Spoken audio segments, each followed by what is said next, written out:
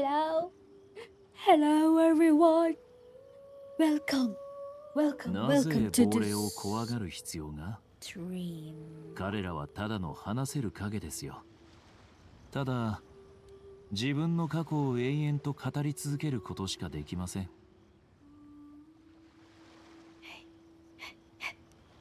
Hello, guys. Hello. Welcome. Welcome to the stream. Is going to be our last stream in Natlan? By the way, I'm right here. Yes, at the edge of this little cliff, or like down here. I just found my last Mondstadt piece. Yes, my last. I just found it. I just found it. Where is it? I just found this. I just found my last one. After what? 6, 人間 7の複 years. 雑さや多様性に Wait, は is it 6? 忍耐 Wait, is 強 it く 5? 接するべきです。 Yeah, I'm not sure. I think it's 5. 少数の Is it 愚かで 5? 卑劣な者たちの行為に Hmm. 憤る必要などはありません。 Anyway, yeah. Keep oath. Whoa, whoa. Celestia. So close. You have extremely important info?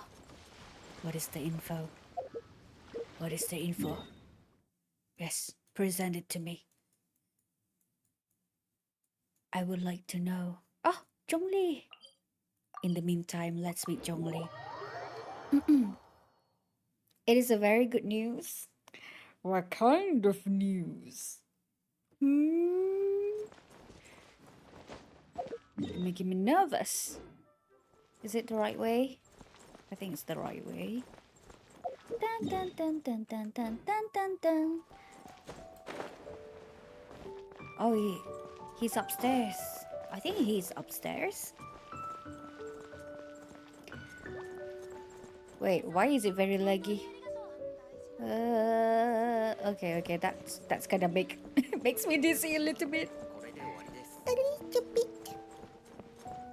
The Lantern Ride event story this year will be permanent.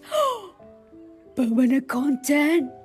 Oh, Zhongli. You know what that means, Zhongli. You know what that means. It means it content. The contents contain a really huge lore, Zhongli, that you've been so secrecy on it to us.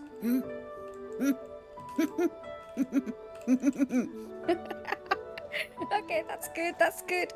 Ooh. I mean, hey, it's about the moon. It's about the moon, so yeah. I'm. Thank goodness. Thank goodness. Wait, does that mean that if we do it after the lantern ride, does it mean that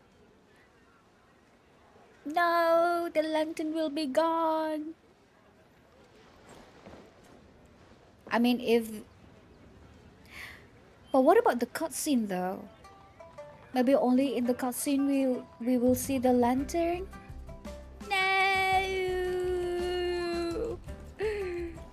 There will also be new game mechanics? New?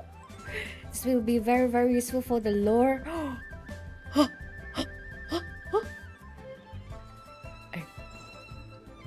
Really? Okay, I have a few in mind. One. They place search button in here. Well, search button? No, search what do they call? Search field? Search content? Yeah, that is one. Another one maybe some yes, logbook for the world quest. Yes, for all the world quest. The third one. Cutscene?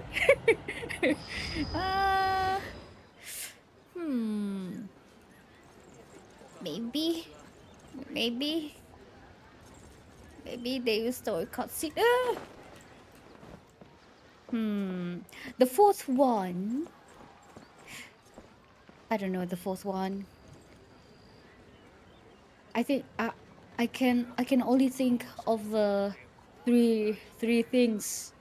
Yes, that came to mind. So we have new Yao Yao and really, it's okay. We'll check later. Find out about it later. I'm not sure how it works yet, but from the looks of it in the live stream. Wait, it's already. Huh? In the live stream? Wait, you guys already have the live stream? I mean, it's already happening? Really? Wait, what? So quick. It will be very helpful. I see. Well, when is the last stream? I mean, the live stream. You guys already. Okay. By the way, Zhongli. Hello there. Let me have a seat in here with you. Would you mind if I have this cup of tea? The osmanthus tea, perhaps? Yoink. この茶葉の味は、いいところに来た。座ってくれ。 Wait, are we really going to have a tea with him?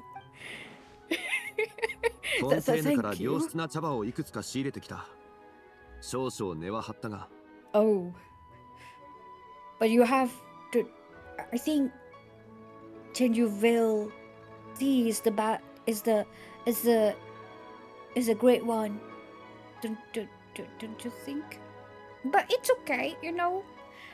It's time to taste the tea from some other nation as well.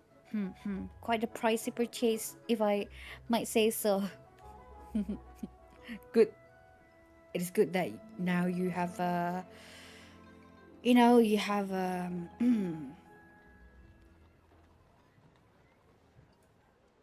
concern about the price. フォンテーヌの土壌と水質はリーウェのものとは大きく異なると聞く。フォンテーヌで育てられた茶葉は一体どんな味なのだろうか。Why don't you also get some water from there? There might be a more interesting approach. I like how Novelette is about the water, like pure water, and Zhongli is about the tea. Are the dragons like this? Like they love liquidy. Well, if I say water, it's too general. Well, liquidy is also. Well, it's the texture is liquidy. Or like. You know what? Anyway. 一理ある。だが、渇水を汲む、すなわちよどむとも言うからな。Living water silt once フォン drawn. テーヌに行って水を汲んでも、戻ってくるまでに本来の風味は失われてしまうかもしれない。すると、茶の味はかえって損なわれてしまう。Is there really that much to getting water? もちろんだ。茶を入れるにも、君臣差しや将兵の戦略は有用だ。いい茶葉を買ったというのは、優れた将に出会ったようなものだ。Zhongli, I have a proposal to you. I would like for you to meet with a guy named Righteously. Yes. だが、水や茶器、天候に恵まれなければ、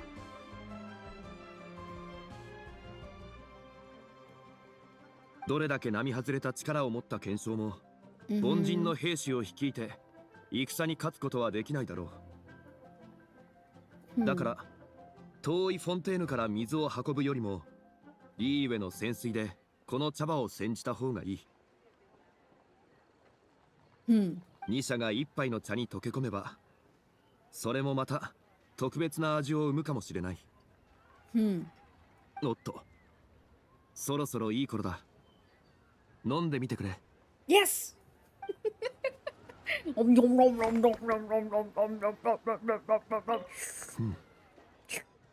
他国の茶もまた格別だな。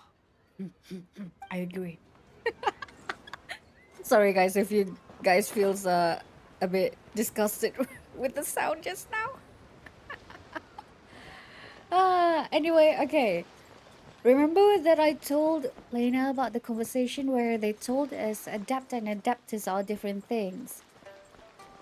So at least for Zebai, the devs just straight up say that Zebai is an adeptus. So I no longer need to care about that. She's also an adeptus, I see.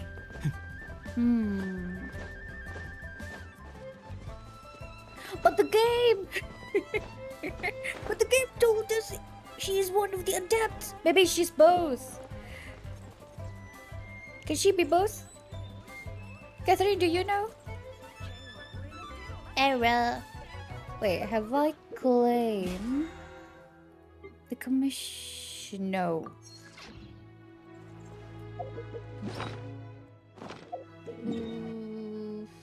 Phew. Phew. Okay. I will, Catherine. I'll come back to you. Okay, later. There's something that I need to do first. Yes. Don't worry. I will do my commission. I will do my job as a adventurer. Yes. Is everything okay? Why everyone's shouting?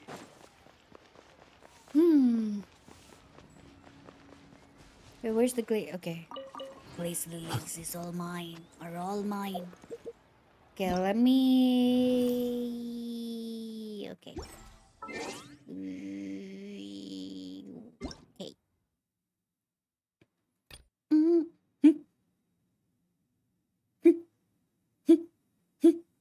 Traveler on a winter's night. Oh my god, there's more. Oh my god, the Torii! Of course, the Torii is here. Oh, this looks interesting. Kinda reminds me of the what is it? The what's her name? Ronova? Yeah.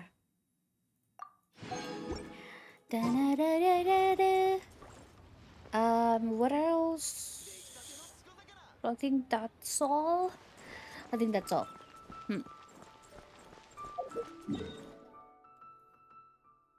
Well, it looks like you guys have to face Dottore, huh? Good luck. Wait, is that mean? Wait, are we? Are we getting a boss fight with Dottore? I mean, Scaramouche is here. Imagine if he becomes the what is it? The weekly bosses. Wait, do you guys have weekly bosses in Nod-Krai yet? What is this? Talent books. Weapon materials. Artifact. Yeah, you guys don't have it yet. Or maybe it's not activated yet. But yeah, don't answer my question though. Don't answer my question. It's just that I like to I like to question, to ask question, but not expecting an answer. But I will expect the answer later. I do want the answer still though, but not now.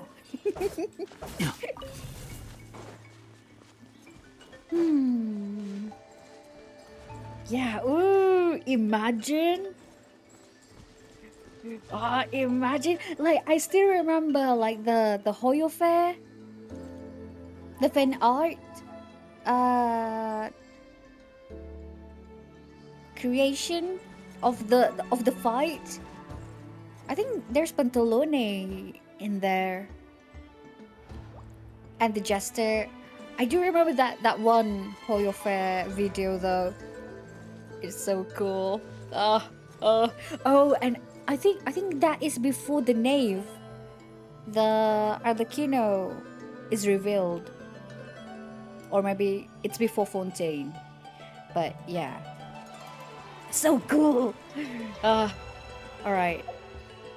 I think the plan for today is no, not yet. Okay, be patient, Lena, patient.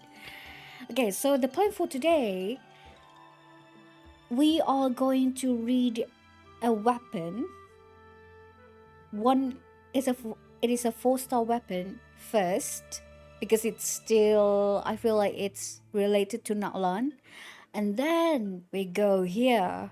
We're going to say our goodbye to our little Tepelisaurus. Then, after that, we are going to watch the 2 lore videos from the CatBlueHat with the blue hat, and also from Ashikai video that last time when we checked it's yeah,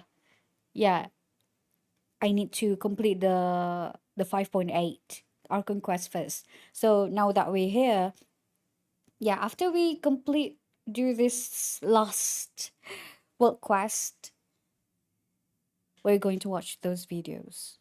Then, after that, we're going to read Ineffa's weapon and also the artifact if we have time. I really hope we have time. So, yeah. Yeah. Yeah, the artifact, the last artifact, since we know the factions well, if I if I still remember. I mean, if I'm not, then I think I'll just go back to the web event that tells me about the factions. And maybe there are some other factions that I don't know that they didn't include in the web event. So yeah. Blazing Sun? Watch Blazing Sun?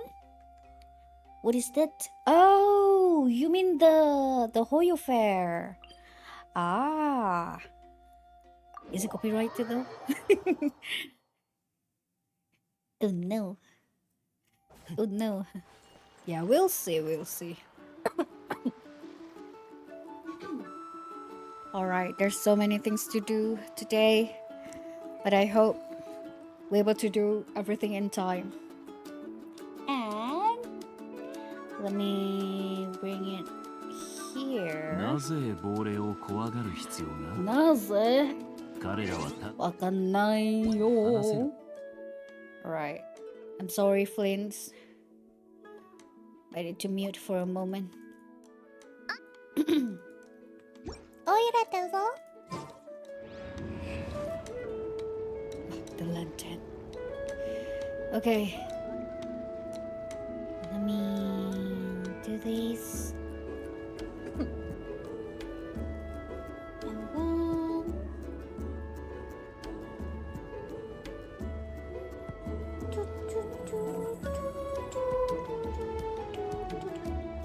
Right here. Okay. This is the weapon. By the way, look at that. Oprikniki Grenadier. They have a grenade now. Well, elemental element. There. Anyway. Oh god. Hello. Are you okay? Okay. Alright. Alright. We're finally here. The last... Well, not the last, but it may be the last stream before we go for Nod-Krai. So yeah, alright. Flame Forge Insights. Wait, should I do this? feel like I should. Yeah. Like for you guys, just focus on this. No moving. What is it? No moving. Moving. Background on anything. Okay. See you.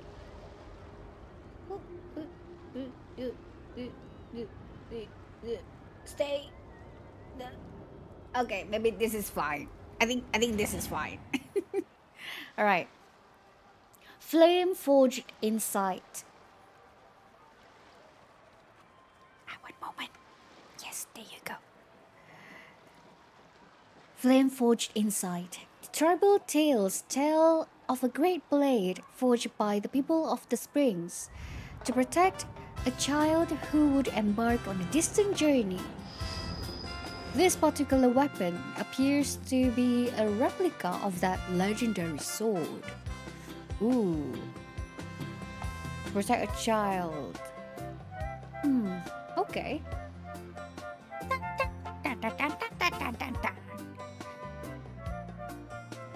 Fairy spray summer. Is the summer resort event? From that. It seems we have to go there. I went to a wrong location. I mean, it's still relate to the people of the springs. Let's go. Let's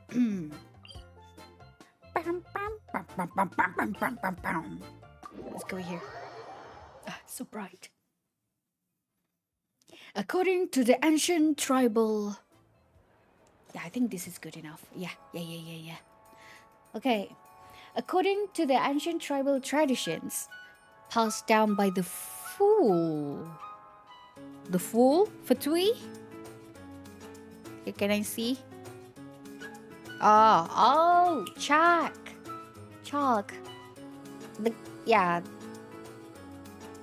The Fool. I think Chalk is a friend of a companion of Shibalanke, if I'm not mistaken. Could be mistaken. Let me check real quick, guys. Having the first human to receive the primal fire from Ubakan. I know that he's with someone.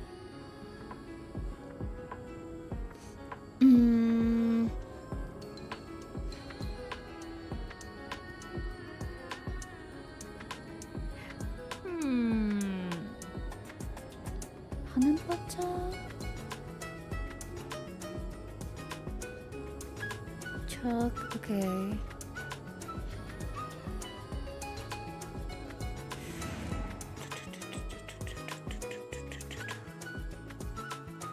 I'm sorry guys, we need to adjourn the reading.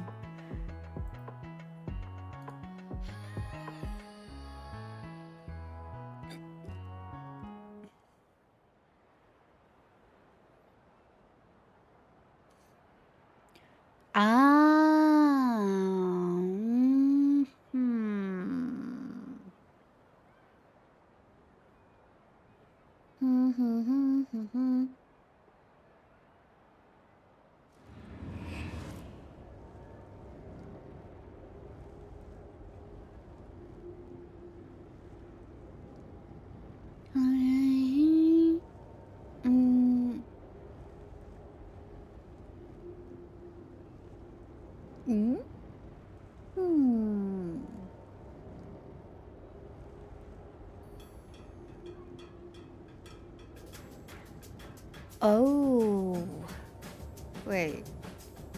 Must receive voice shock. Though one eye is now blinded, you still possess limitless power. With your human body, just how do you intend to contend with him?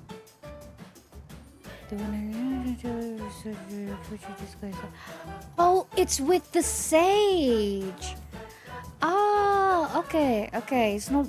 He's not with the Pyro Archon, but with Kukulkan. Okay. Or with him. With him. Alright. Okay. I got my answer. Alright.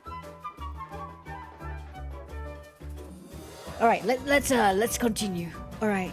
According to the ancient tribal traditions passed down by the fool who cried out to the night.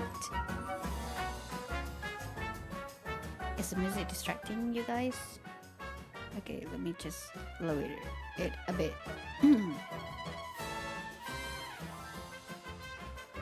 The flames within the chamber burned crimson.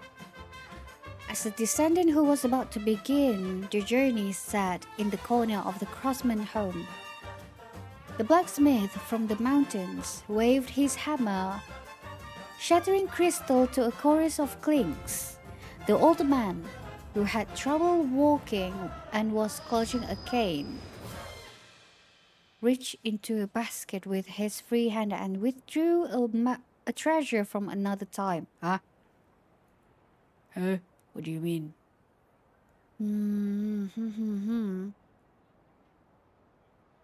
Akamai, the time has come. We're sure to uncover some rich vein of ore or trove of treasure. Indeed, Kao. And when we do, our deeds will be recorded on woven scrolls. Once upon a time, these two youths from the people of Springs had sworn to explore all of Natlan. To them, adventures and victories were a duty bestowed by the Wayap, while stories of mysterious islands and heroes of yore filled their hearts and minds. And so, the young adventurers set out on their journey to perform a pilgrimage on foot. But the legends of bygone heroes seldom record the troubles that afflict ordinary people. And the world contains far fewer treasures than it does intrepid explorers. The ore they dug up was mostly ordinary. The crystals they uncovered humdrum even amongst mundanities. But what of it? The joy remained undimmed, and by the light of their nighttime bonfires, they held up the rocks they had collected. They recalled the scenes and the sentiments they had experienced when they found them. Okay, alright. This was taken beneath the claws of a giant, telling stories while they were passing through crystal-filled mountains. Are you sure that it's a rock? What if it's a egg? Imagine.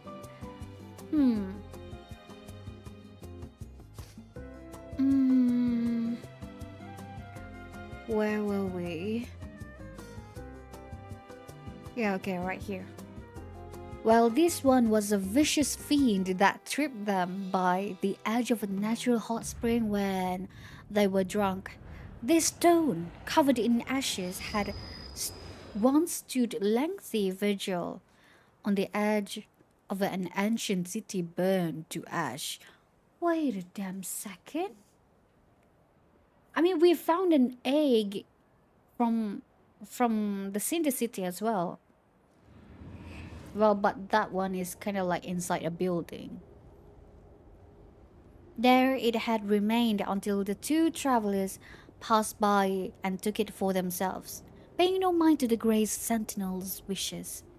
And now, as a forger of stone takes each one and melts it down, the past stirs once more.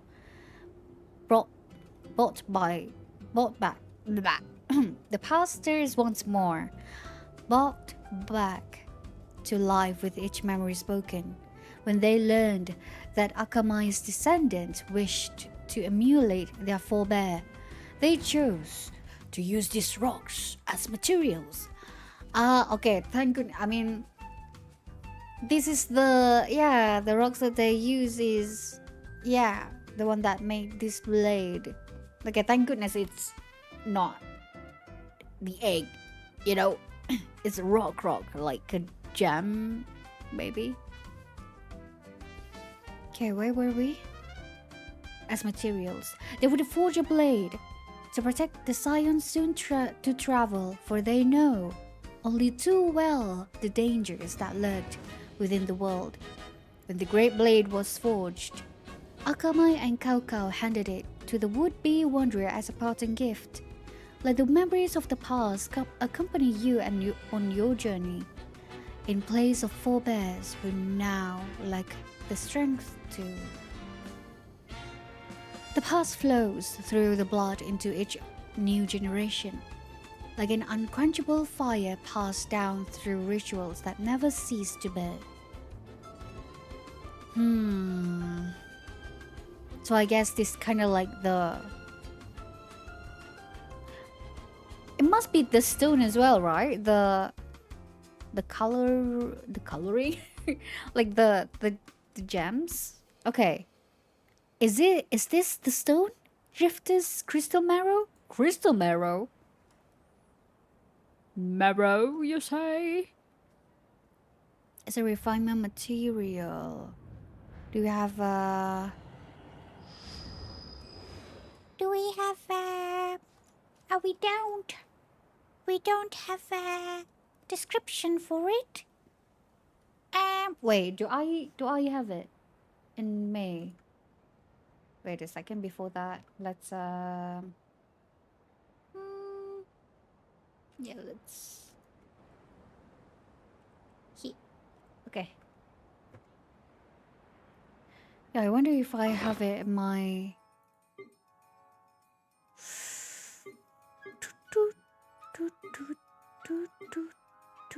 Oh, I do. Okay.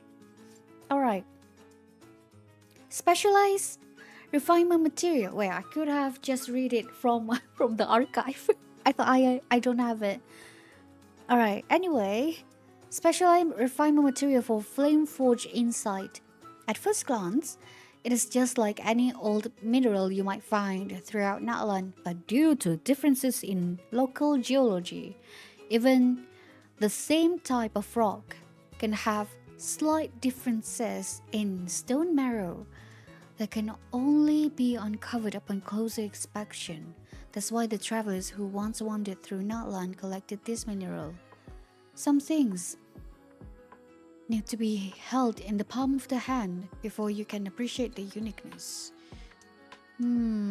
True. True. I would like to have it in my hands. In my hands, on my hand. Guys, grandma is yeah, not my not my specialty. I'm afraid.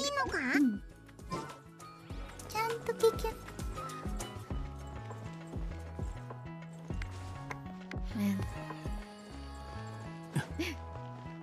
We're here. I mean, it's been a while.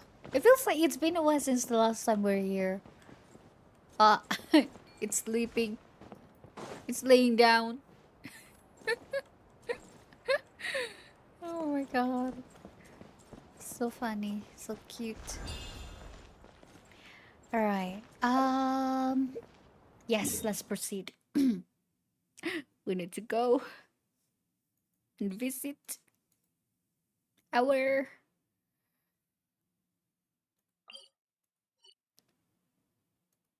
guy.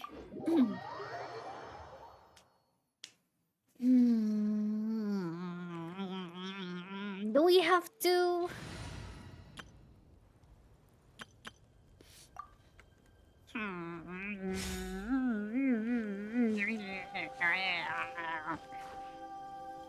Okay.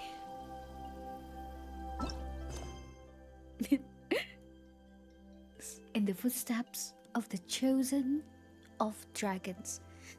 Someday, we all must walk together. Your little Saurian companion seems to have something to tell you. What is it? Is it your birthday? Happy birthday! Okay. That's time. I need to wait. For those who are experiencing ads, Well, the ads may not, yeah, show to everyone. So some of you get the ads, some of you not. But yeah.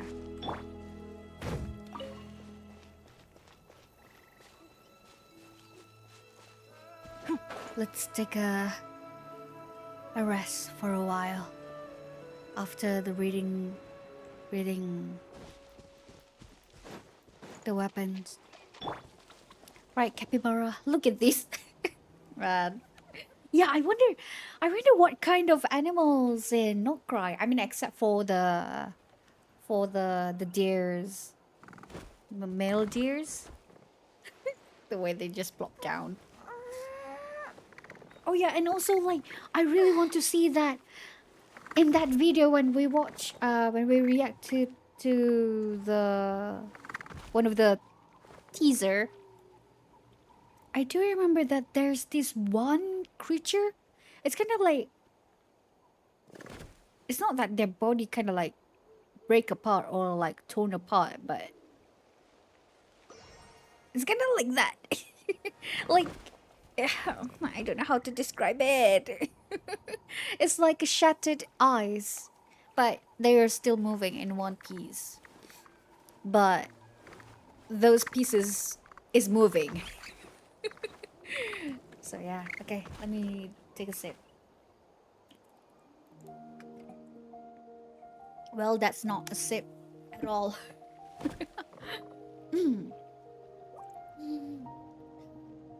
Let me breathe. Like this capybara, look at that.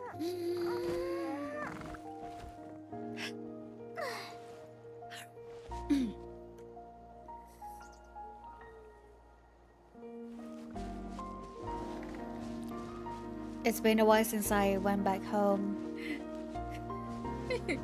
And the moment when we're back here is when it is their last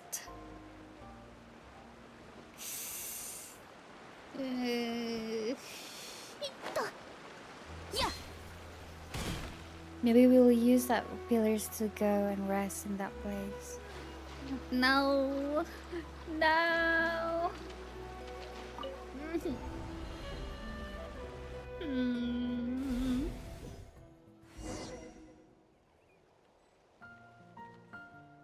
Oh, the camera from that one world quest is here. What else? Oh, we have the core as well. Aethmon, did he get this camera? Wait, are we going to take a pictures before he go? I mean, I still have the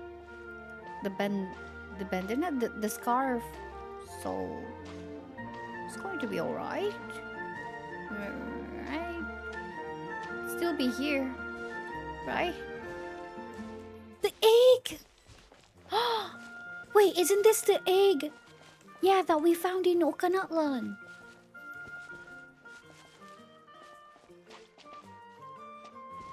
Hi. Shashin? Do you want to take pictures? Aethmon, hi. Cutie. You know what, before you do, I'll take one for myself.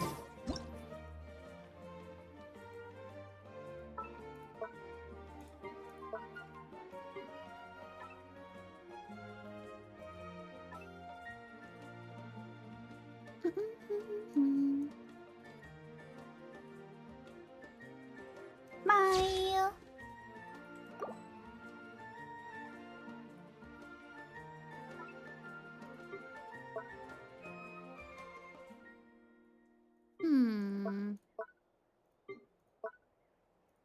Okay.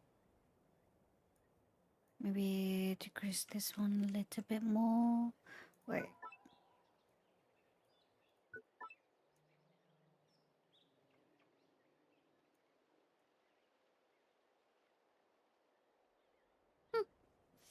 All right. Lumin, look at here. Wait. There you go. Maybe a close up. Yes, a close up.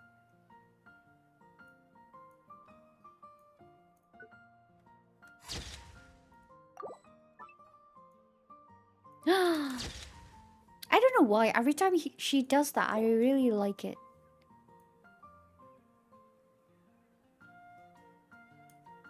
Da, da, da, da. Da, da, da. Da, da, da, da.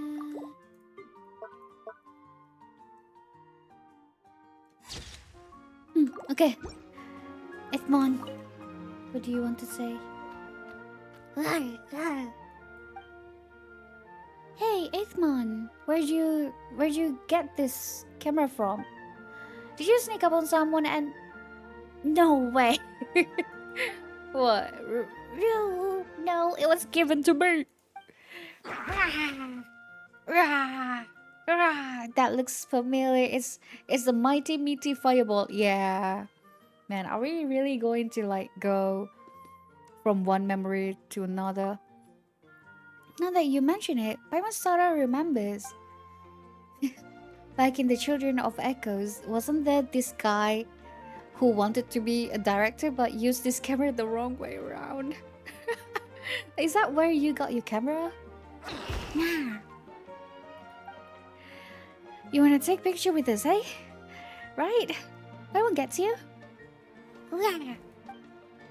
Yeah, we've been adventure for so long, but haven't taken any pictures together.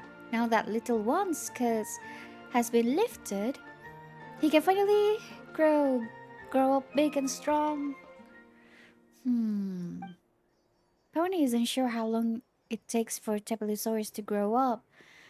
If Aethmon turns into an adult tomorrow, we won't get to see him as a baby anymore. Dot dot dot dot. Yeah, let's take it. Where is going to be my response? Man. Master photographer, Paimon, set everything up. This should be just right. And the camera's definitely facing us. Definitely. Okay, I trust you, Paimon. Everyone say mighty meaty fireball in 3, 2, 1. Mighty meaty fireball. Ah. Cute. Aww. There we go.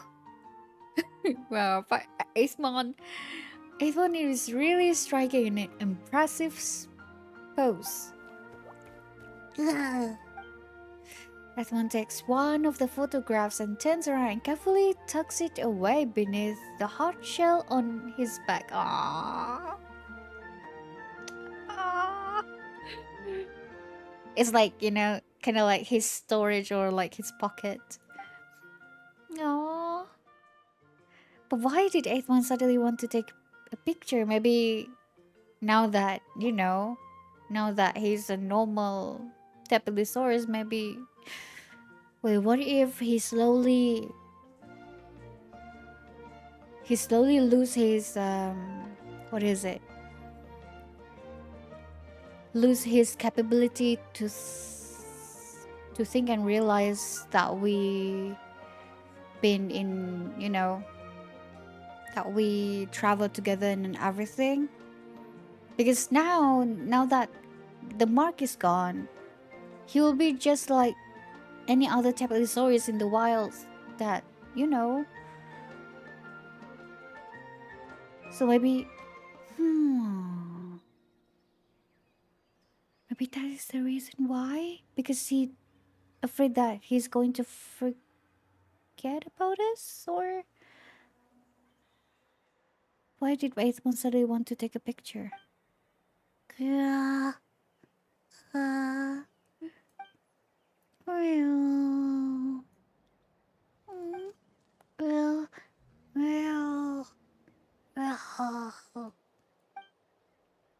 What's wrong, Aethmon?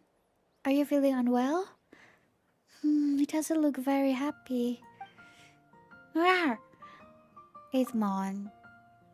Traveler, please notice that the words that, when you both together, the words that you heard when you both together is Aethmon's.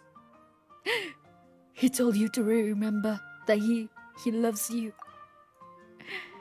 You want to set off on your adventure. Oh. Oh. Huh? Your own adventure? Do you want to keep traveling with us? Did Paimon do something to make you mad? Paimon won't call you greedy again. Please, don't leave us. Oh. But yeah, I get it, though. Paimon. But Paimon knows. Everyone's gotta grow up someday, and everyone has places they want to go. But Paimon doesn't want to say goodbye. Not all of a sudden like this. Don't cry. I can't either. We'll meet again someday. Someday.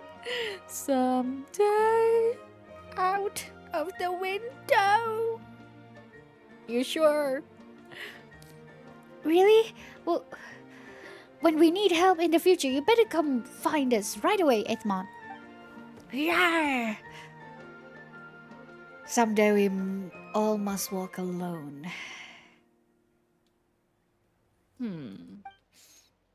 And if you run into trouble on your adventures, Aethmon, you can come find us then, too. Don't try to act tough. Rawr. Don't eat too much and don't pick fights you can't win.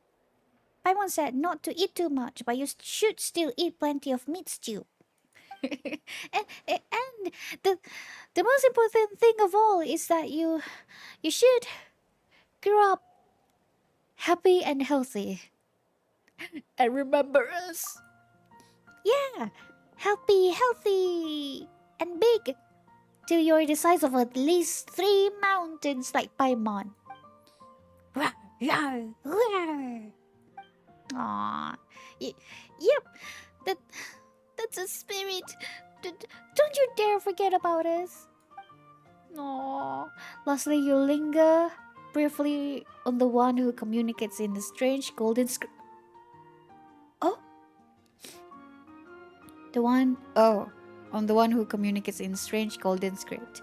As Paimon puts it, he was just using us. He never even showed his face. It makes you think back to the complex mix of emotions reflected in the eyes of your young Saurian companion at the foot of the sacred mountain. Although he is still small, he will surely grow up to become a mighty Saurian indeed.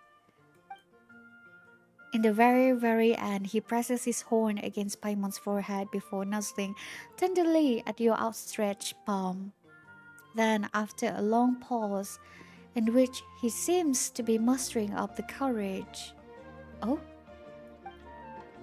the young Saurian resolutely turns around and plods off into the distance.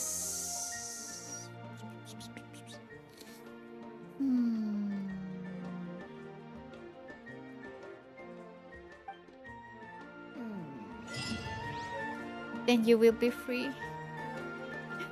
No. Have an awesome adventure. No. It's okay. He will remember his home. He will come back here. And maybe, someday in the future he will come back here.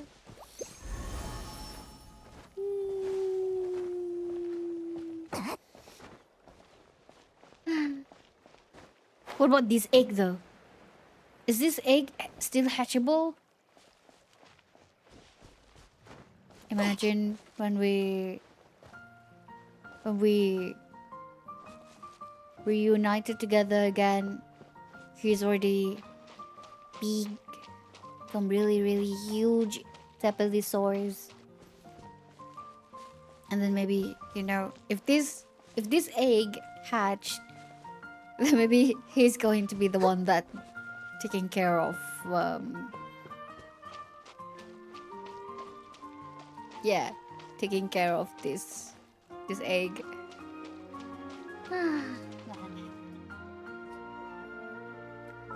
Let me see. Say goodbye to your Saurian companion.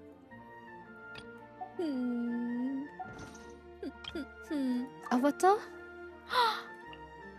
Kawaii. So cute. Till we meet again. Ooh. Okay.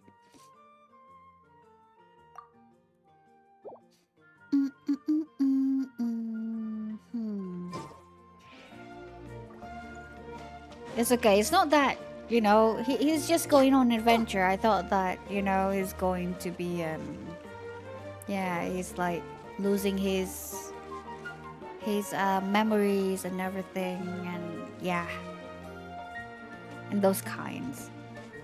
So yeah, let me see, where is it? Is it in here? Yeah. Photo with the travel companions. A photo of you and your travel companions, a memento of a land where humans and Saurians coexist. Through our path may eventually diverge. The memories we create together shall never fade. Yay! True. No.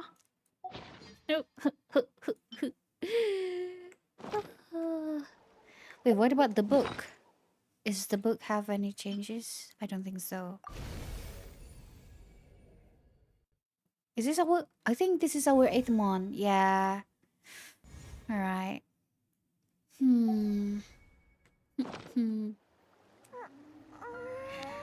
One day we will meet Jet, Rana, Marianne, and Seymour.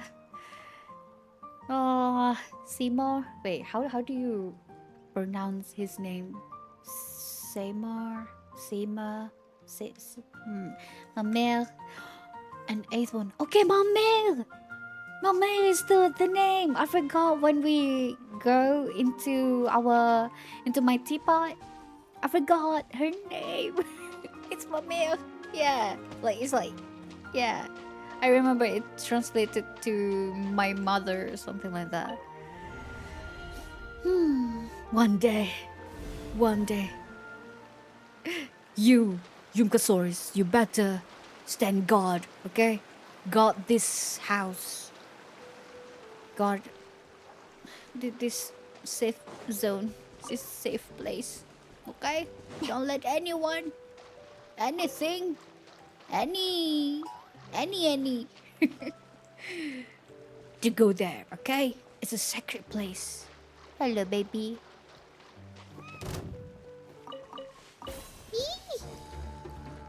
Okay, I will not bother you anymore.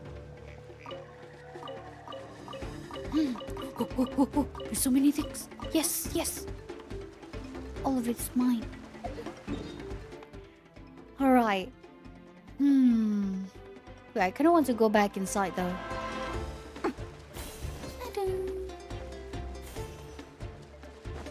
Yeah, let's go back inside.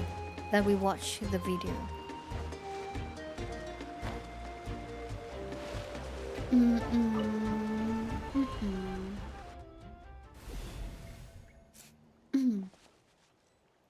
Yeah, let's go here.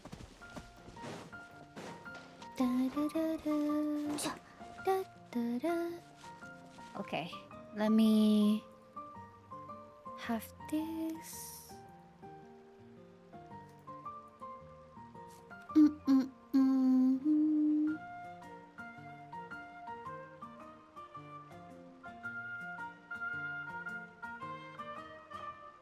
Okay. Wait a second.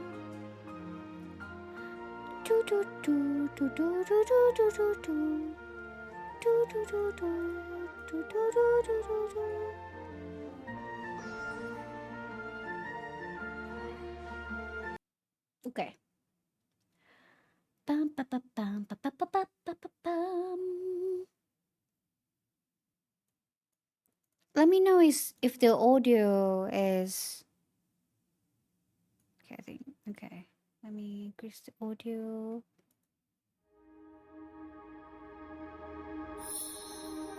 Oh, it's so loud to me. Wait, wait. Okay, is it loud, guys? Or is it good? I hope it's good though. Okay, spoiler warning for those who haven't done the quest yet. They are transferred to a strange way. In here, travel to defeat some rift hounds and attack out taplosaurs. We soon hear a mysterious voice calling us chosen of dragons to indwell a saurian.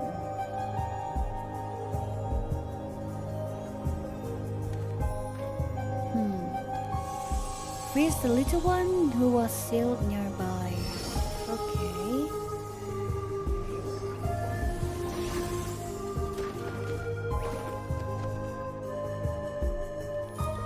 Give him a name and tie red cloth to his tail before leaving. Yes. Okay. By the way, is it loud, guys? Or is it just alright? Is it called the Flame Lord Blasting? The Pyro Dragon Saurian possessed are stronger than the most. However, this power comes from an ancient dragons, and the current Saurians of Natlan can no longer withstand it. All such Saurian in the past with Flame Lord's Blasting were driven mad and killed by it. Over the Night Kingdom of Waryops reject such Saurians. So the people of Natlan took care until they died.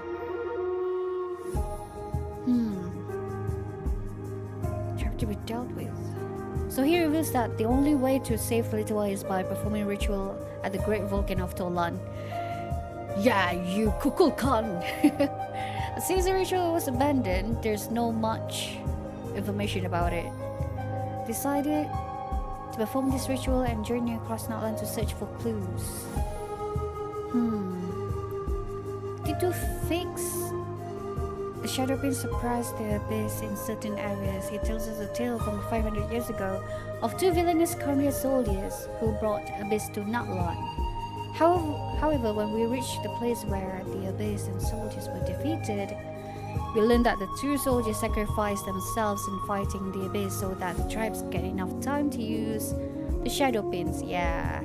At the time, they asked the storytellers to write them as villains so that the future generations stay vigilant against the abyss. We see the two soldiers crystallize in the endless battle against the abyss. The traveler engages them in one final battle, after which their souls are finally released.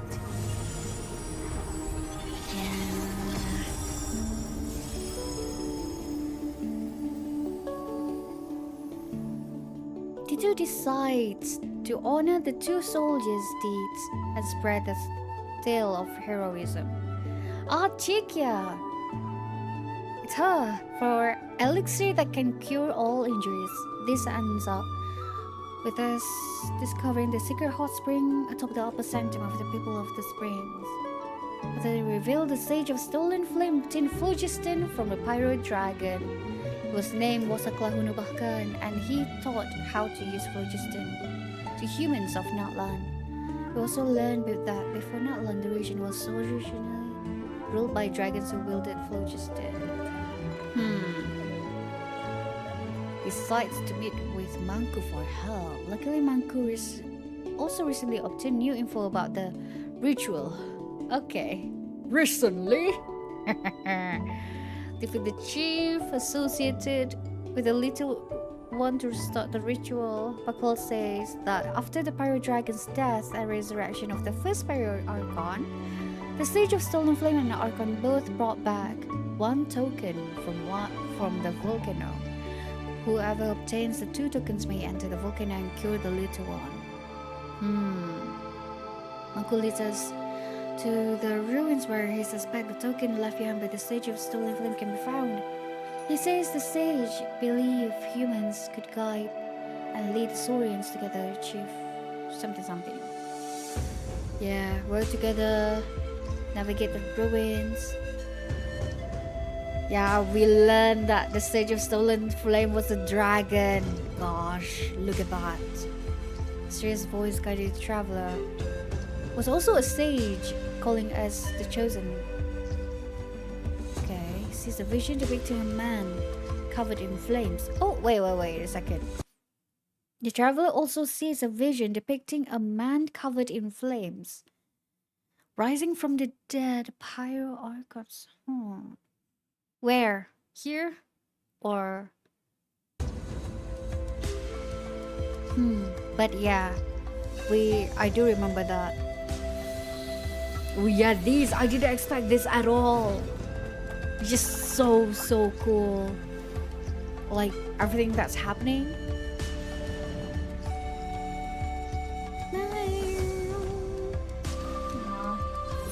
Yeah, this. Then just shoots the lava and made a staircase to that. Imagine you touch it. Would it be burned? Like, imagine you're going down the stairs and then you accidentally touch it.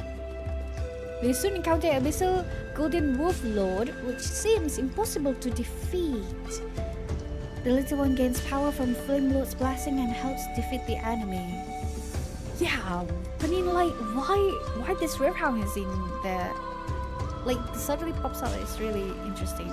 Sages invite us to final sanctuary of his people. The traveler witnesses another vision of Shibalanki, splitting the Pyro Dragon's eye. What disappears beneath the traveler's feet and the other is seen in Natlan. The next location in mind, we head to the Natlan to find the lost golden treaty. Yeah, we were attacked by an evil dragon. Very cool though. A very cool dragon. After seeking shelter, we met with Bona and companion Quick, who's searching for Jade of Return. Jade of Return? Wait a second, Jade of Return. Kinda reminds me of the sovereign ruler's name. When I asked about Adventurers Guild, she claims to have never heard of it.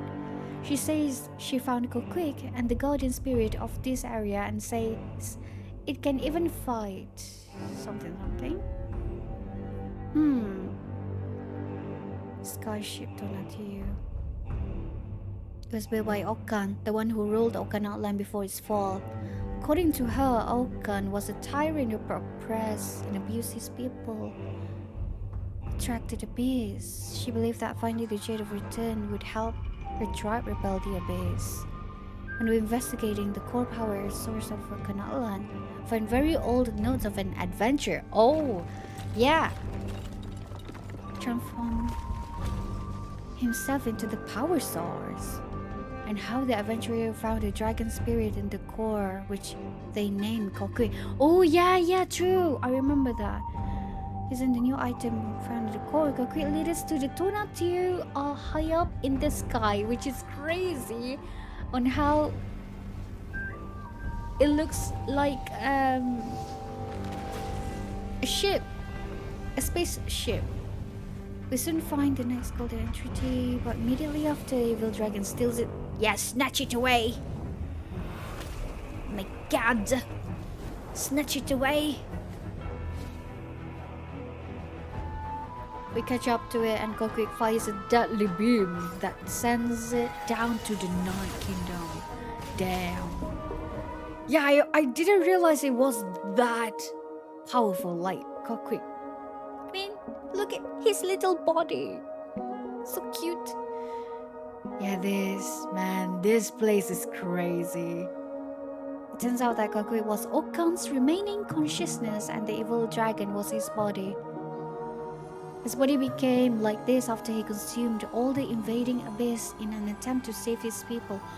Oh, he combines with his body and asks the traveler to purge the abyss to save his remaining soul.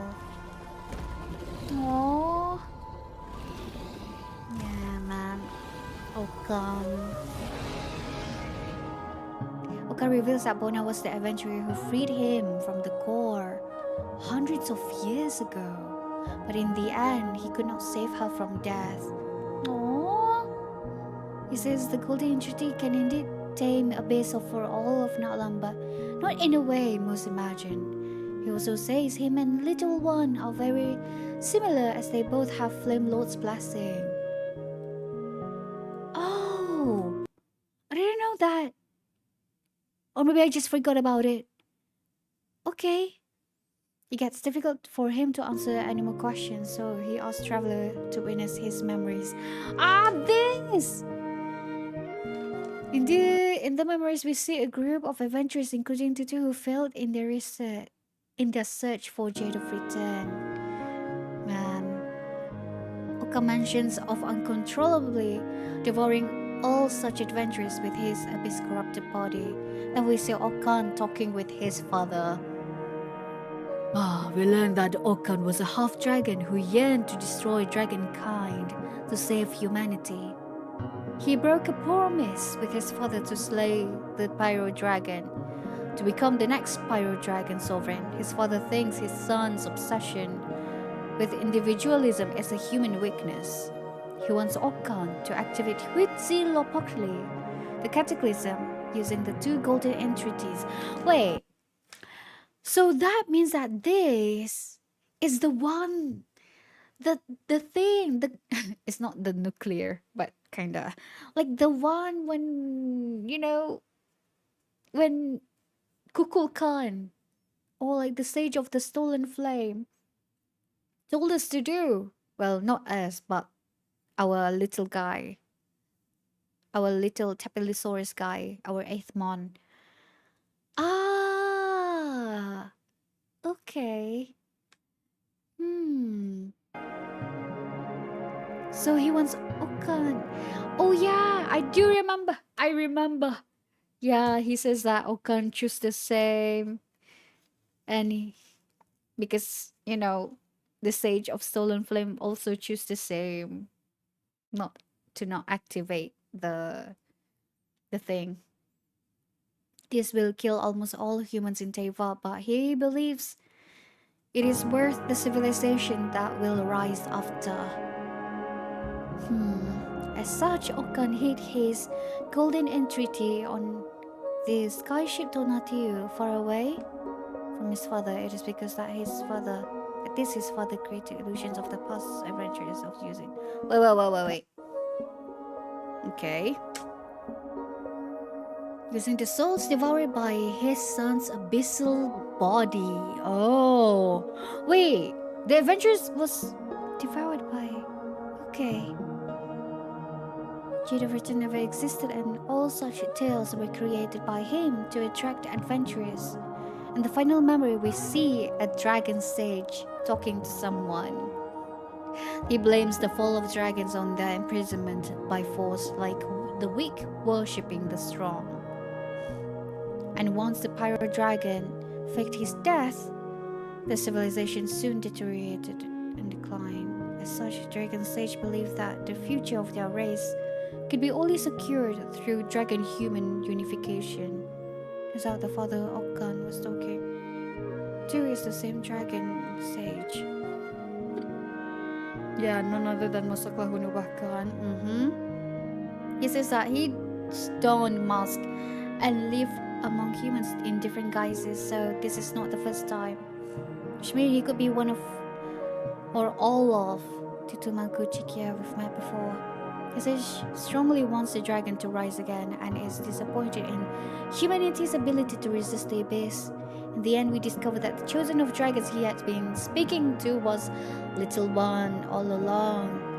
He wants Little One to use the golden entreaties to decide the fate of humans and dragons at the volcano. And since it was all a memory, this conversation between them happened long before the traveler rescued him from the... Wait, what? Really? Oh! By the way, hi! I'm sorry, I was too image in this video. Hi, welcome to the stream. Happy New Year! Genko, hi. 5 stream streak. Wow. Thank you. Thank you. Ah, welcome, welcome. We currently watch the lore about this world quest, like the summary and uh, and like analyze by other people. I don't know how to word it. I'm so bad at at wording my sentences. But yeah, we're checking out the yeah, I feel like this one is kind of it feels like a summary to me. But yeah, it's also like tells me the things that I forgot and looked past by, that I miss. So yeah, here we are.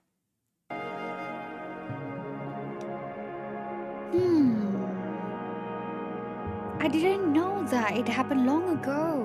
Okay. Before the traveler rescued him. With both the golden entreaties in hand, the traveler arrives at Natlan's volcano.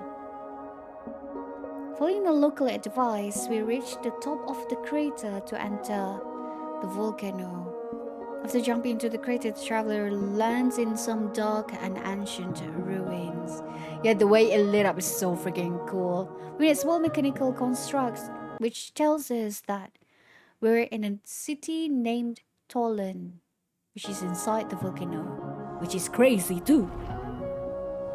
It's crazy how they made this. And light it up. Light it up. Turn on the switch. Who forgot to switch on the light? There you go. My God. Damn. Imagine you go on an adventure and you found this. Ooh, that feeling is so good. Tula was destroyed during the war when the pyro dragon, Sikoto, the master of this city, was killed by Shibalanke. As if knowing why we're here, it tells us to reach the heart of the sacred mountain. Throughout the city, we meet many such servants that are remotely controlled by someone to help us. Yeah. To reach the heart, we start restoring power to the city with the servants' instructions. The celestial exists. At the center of the city is the first that needs to be powered. Explore the city to activate the astral assemblages. For the central axis, during this we witness memories from the ancient times. The traveler sees the pyro dragon creating a city Tolan inside the volcano. Sikoto also creates repository for all memories and wisdom in the city. The ancient dragon used to immerse themselves in repository liquid flow, just in gaining all knowledge and wisdom it contained. The traveler also sees two dragons talking with each other in these memories. A younger brother named Kukulkan can be seen arguing with his older brother. Later we realize that the older brother is actually the pyro dragon. The older brother had created Huitzilopochtli as a last resort to fight against the abyss. Kukulkan congratulates his older brother for creating something equivalent to a celestial. Oh! So, is that what it means by celestial body? Ah, okay. Because it's never crossed my mind. When they say celestial body in my head, it's just like, oh, something that is very mighty, divine, very celestial, very, like a universe, something like that. Okay. Sun or moon. However, Kukulkan is the only one among all the dragons who's against this creation. His older brother forged this weapon to give dragons hope for the future, survival against the abyss. Soon after, we reached the heart of the mountain and clear abyssal corruption from the astral assemblages. Yeah, and then this, gosh, the way it shoots up and then the environment change is so freaking cool. Like, gives you goosebumps. Yeah, the light! I'm blind! Wow, what a scene! Little One and the Traveler present the two golden entities. Combine them together.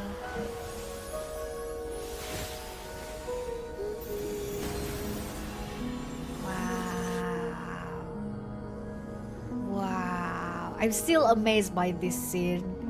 When we reach inside, there's the mecha. A dragon mecha. The Traveler and Paimon are soon locked up.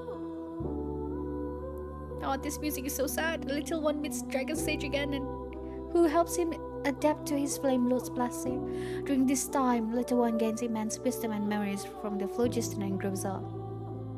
The sage says that the Heavenly Principles took advantage of the dragon's ability to adapt. Damn.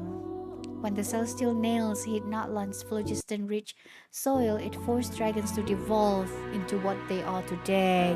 However, their bloodline survived, and the mark on the Little One's horn is the proof. The Pyro Dragon had the same mark, which makes the Little One his descendant. The story of Flamelord Blessing killing the Saurian was half truth. Wait, I'm too immersed in this music. Okay, I'm sorry guys. I love this music so much. It pains me, but I love it. The story of Flamelord Blessing killing the Saurian was a half-truth created by the Dragon Sage himself.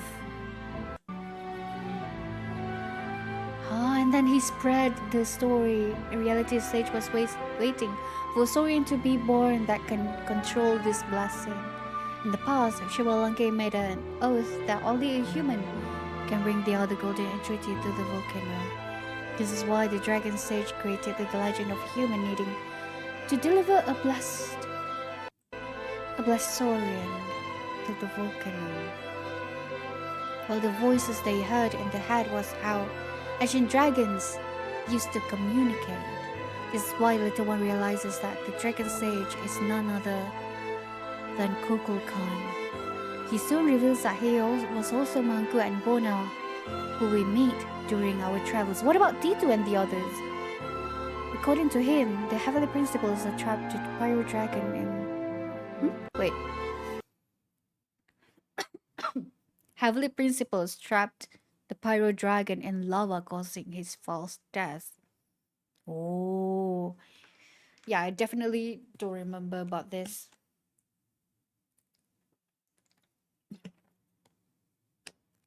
Damn. Okay. Oh, man. The story. It is only when the Dragon King Nibelung returned with the power of the Abyss did he awaken the Pyro Dragon. By the time Nibelung was defeated by the Heavenly Principles at the great cost, I do remember that, the Pyro Dragon, while corrupted by the Abyss, gained brief clarity and saw all of Natlan tainted with Abyss. With that little time he had, the Pyro Dragon created the Huitzilopochtli. Oh! That's why. A device that can transform everything in Natlan into phlogiston.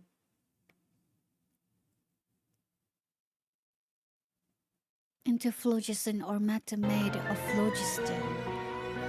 This is possible because phlogiston is an atom, which is a form of computronium. Oh. The dragon could program phlogiston to do what they want using iridescent inscription. This is interesting. Okay. Phlogiston is an atom which is a form of computronium. Interesting. Yeah, that's why they can just, code it. Well, with the iridescent inscription.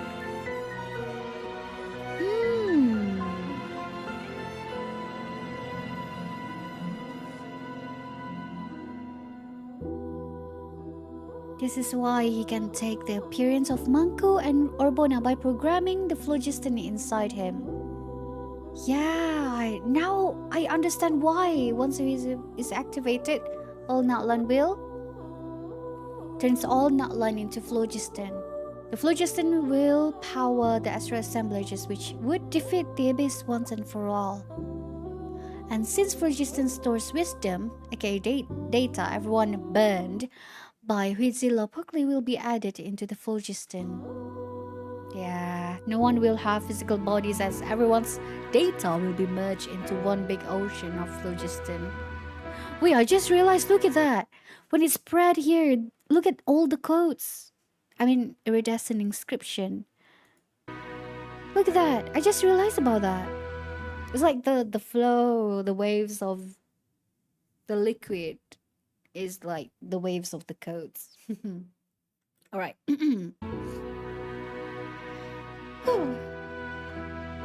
Such there won't be any ley lines, nor there will be birth or death.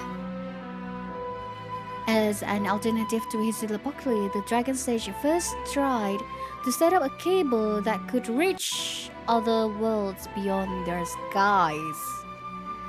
Oh, so that's why. So that is what it meant by the cable. Wait a second. Wait.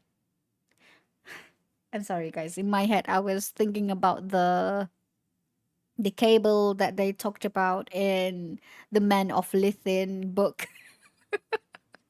I'm sorry, guys. Okay, I completely merged the information together here. Okay, I totally forgot about this one. Well, maybe not totally, but half of it. First tried to set up a cable that could reach other worlds beyond their skies. When you think about it, doesn't it sound like the Man of Lithin book? Well, not exactly, but the idea of it. Imagine if actually the Sage of the Stolen Flame is actually the one that wrote the book. But the book is from Fontaine, author. Anyway. His son, Okan, later modified it into Tonatiuh and lowered it into original height. The Heavenly Principles had created ley lines to defend humans from the abyss. To understand how they work, he created Okan. How the ley lines worked, he created Okan, his son who was half dragon and half human. Yeah, because they said just now, like the ley lines were, like Heavenly Principles created the ley lines to protect the human from the abyss. Hoping that through this merging he could create a race capable of defending against the abyss. He reveals that the pirate dragon, weakened by the abyss, was killed by Shibalanke because Yokoto had used one of his eye. The pirate dragon had used one of his eye to create the control hub. Oh! So the eye is the one that in that red space that we saw. That's why it looks like an eye. Oh! Yeah, I definitely don't remember about this. Okay. He was using this eye to monitor and anchor reality, which became his sole weakness. Shibalanke died along with Siokoto, but was resurrected due to his deal with Ronova. Oh, now I know. Oh, it's because I'm sorry, guys. There's so many O. I thought it's like resurrected because with the blood of the dragon something or something. So it's because of the deal he made with Ronova. I I never think of that. Because we learned about the deal they made during the Archon quest as well. They talked about it, but it never crossed my mind. Kukulkan. Kukulkan was Shibalanke's ally at the time, since he's also didn't want to activate Huitzilopochtli. Hmm. This is why he split the golden entreaties into two and gave one to Shibalanke for safekeeping. At the time, Kukulkan believed that humans can create more glorious civilization. But as years passed, all he saw was humans fighting among themselves. They couldn't unite themselves and leaned on their Archon like a crutch in a false sense of unity. They couldn't forge weapons to defend against the Abyss, and all they cared were their stale heroic stories. After thousands of years, his patience had run out, and his belief in humans crumbled. His older brother once told him that he would follow the same path as him. The path he once strongly opposed now seemed to be his only choice. Activating he now wants to witness little one's choice. As the little one's about to activate the mechanism, he remembers the traveler and his adventures with them. Now I feel like I understand more about this book quest. He cancels the activation to protect the traveler. Aww. The sage replies that the traveler might not think the same about him. Hey, don't you dare! Little one answers he doesn't care what the traveler thinks of him, but only what he thinks of them. Kukulkan argues that the little one will lose all their Flame Lord's power, an ability of speech he had just gained with. How will he inform that the traveler of what he experienced and the choice he made here? To which little one replies they don't have to know about something as silly as this. Aw man. Little one returns using the Flame Lord's blessing and takes down the dragon Mac. I will remember that you love me. Loses Flame Lord blessing and reverts to his original self. Back at the area, we see Kukulkan talk about the end of his sustenance functions, and praising his older brother's technical skills which let him live this far along, finally revealing that his older brother was none other than the Pyro Dragon himself. Thinking about his own choices, he realizes that he never stopped believing. If he had truly wished to activate the array, he would have raised little one inside Tolan, teaching him to hate the world. Yeah. Instead, he let him be raised by humans outside. And in the end, he still made the same choice as he made back then. Even his son Okan made the same choice of believing in humans. Man, this part is tearing me up. My king, my elder brother, O Lord, who gave me life on the day you yourself were born, you once said that in my final moments you would understand. I would understand your desire. But it seems that on this point alone, I cannot concede. Soon, the system that was keeping him alive also runs out of power. And outside, the traveler checks on little one's mark, which no longer feels warm. After many adventures and finally being cured, the little one asked to take a photo with us. We just did it! He says of his own adventure, and the traveler promises to meet him again one day. One day! Promise! Promise me! Okay, man. Wow. What a quest. Man.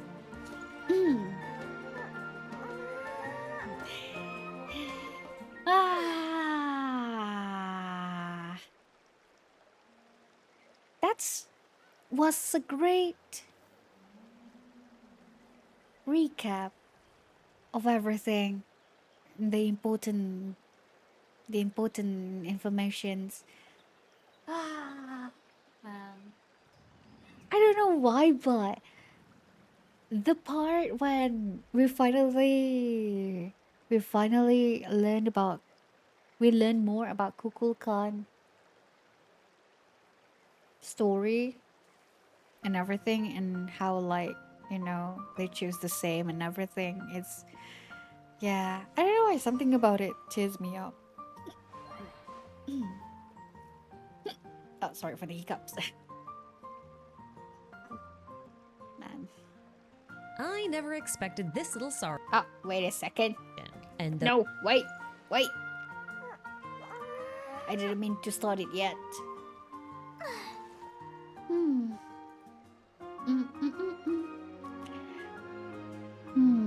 But before we watch Ashikai lore video, we're going to take a break. So, yes, I'll be right back, guys. I'll be right back.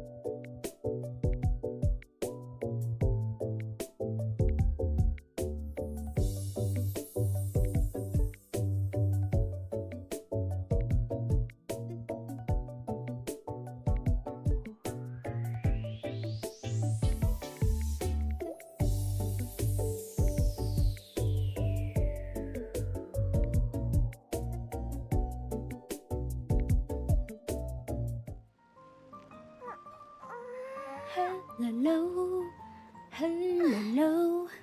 I'm back. All right. Dun, dun.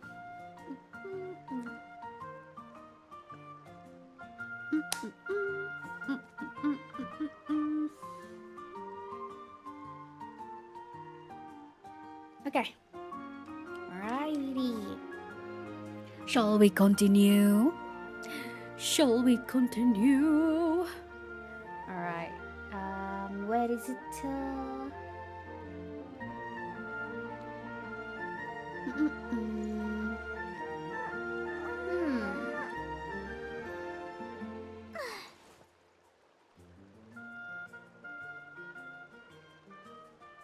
Okay. Alrighty. Let's see. It is time. It is time for Ashikai. Ashikai video. It's been a long time. I don't even. I think the last time when I watched her video is about Kaya, I guess, related to Chondria, something like that. This was like a long time ago. So yeah, here we are. Little ones mostly. Complete guide to Natlan's history. All right. Oh, this is everything, huh? Well, it's oh, you guys can't see it. The length of this video. Wait, where is it? There you go. Can you guys see it? It's 1 hour. Almost 1 hour. So, yeah. Let's see. Did you guys get your food? Okay. You ready? Just sit back and relax. Both you and me. You and I. Yes. All right. I never expected this Let little me know Saurian if to the play audio such is a okay. big role in Natlan. Sure, he wasn't part of the Archon quest, but his story touches every corner of Natlan's history, and that's just as important. And since our time in Natlan is finally coming to an end, I thought now would be a great time to look back over his quests and summarize everything that we've learned from them in one nice, neat little package. So that's what this video is gonna be. Now do note that there are two sides to the Little Buddy quests. On the one hand, we have all of the literal events of the quests themselves, and these are pretty short, straightforward, and easy to remember, but on the other hand, we have all of the lore, both optional and required, that came with the quests. They provide a lot of context, but they're not technically related to what's going on in the quests directly. But they're still critical points of information when it comes to understanding Natlan's history. And I want to cover everything we can find in these quests. And I think the best way to do that is to tell the entire story of Natlan and the little guy chronologically. So we're going to be starting everything at the world's creation and then continuing forward in time until we reach the present day, where we'll shift gears and talk about the events of the little guy quests specifically. I really think the quest content will be easier to digest this way, so hopefully you agree. I've also done my best to keep this video as accurate as I possibly can, but I'm only human and Hoyo doesn't always fill in every blank, so just be aware that there could be mistakes or some slightly wrong assumptions somewhere. So make sure you check out the pinned comment when you're done watching this video, because that's where I'm going to be putting all of my corrections and my notes. Y'all. I also want to quickly thank Sabotai Productions for letting me use some clips from their upcoming Hoyo Fair animated short featuring Shibalanke and Ochkan. I'll leave a link in the description to the full animation once it releases on September 20th. Now, while this video is very retrospective, I'm betting that a lot of you are very excited to play through the latest region of Nod-Krai, especially if you've been looking forward to new characters like Llama and Flynn's. I can't help you with the Nod-Krai stuff yet, but Loot Bar can. Loot Bar is a third-party top-up site that offers safe and affordable ways to gift in-game currency to very anxious type of these. There, used when they have a full user ID can eat thing to get to pet the sword, the chatter, and responsibly. So, okay, well, we have a lot to cover, so let's cut the chatter and dig into it. Get it? Dig in? Because the little guy is a Tepetlosaur? Okay, I'm just gonna start the video. When the world of Teyvat was born, a dragon was born alongside it. This dragon was called Nibelung, and you can think of him like the spirit or guardian god of the world. After his birth, many other dragons appeared across the globe, the most powerful of which became known as dragon sovereigns. Each sovereign ruled over both an aspect of the world at large and a geographic region, and also an element. But that's less important. The sovereign that we're most concerned about in this case for this video is I'm sorry, guys. For your information, I'm going to pause and rewind back. So bear with me, guys. Okay.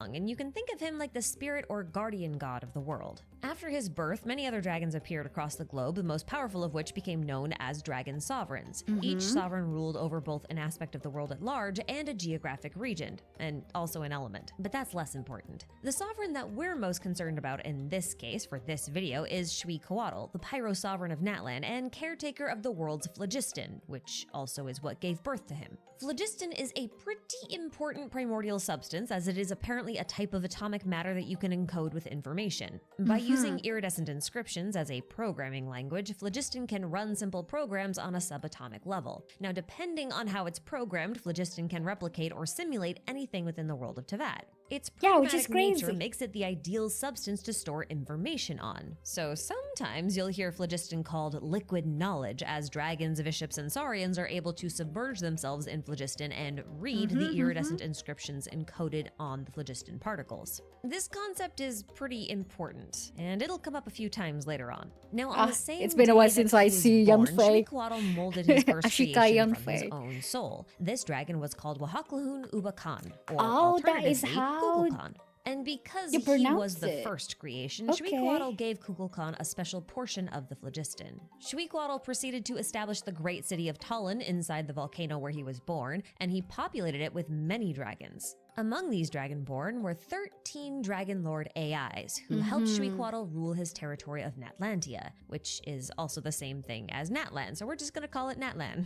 Everything was going swimmingly into that Natlan during this era of dragons, until one day, a space traveler named the Voyager met Nibelung and made him both curious and worried about what could be lurking in the depths of outer space. So he decided to investigate it for himself. But he couldn't leave the It's a world he. unattended, so he Wait, I thought the Voyager is a he. I mean, it's a she.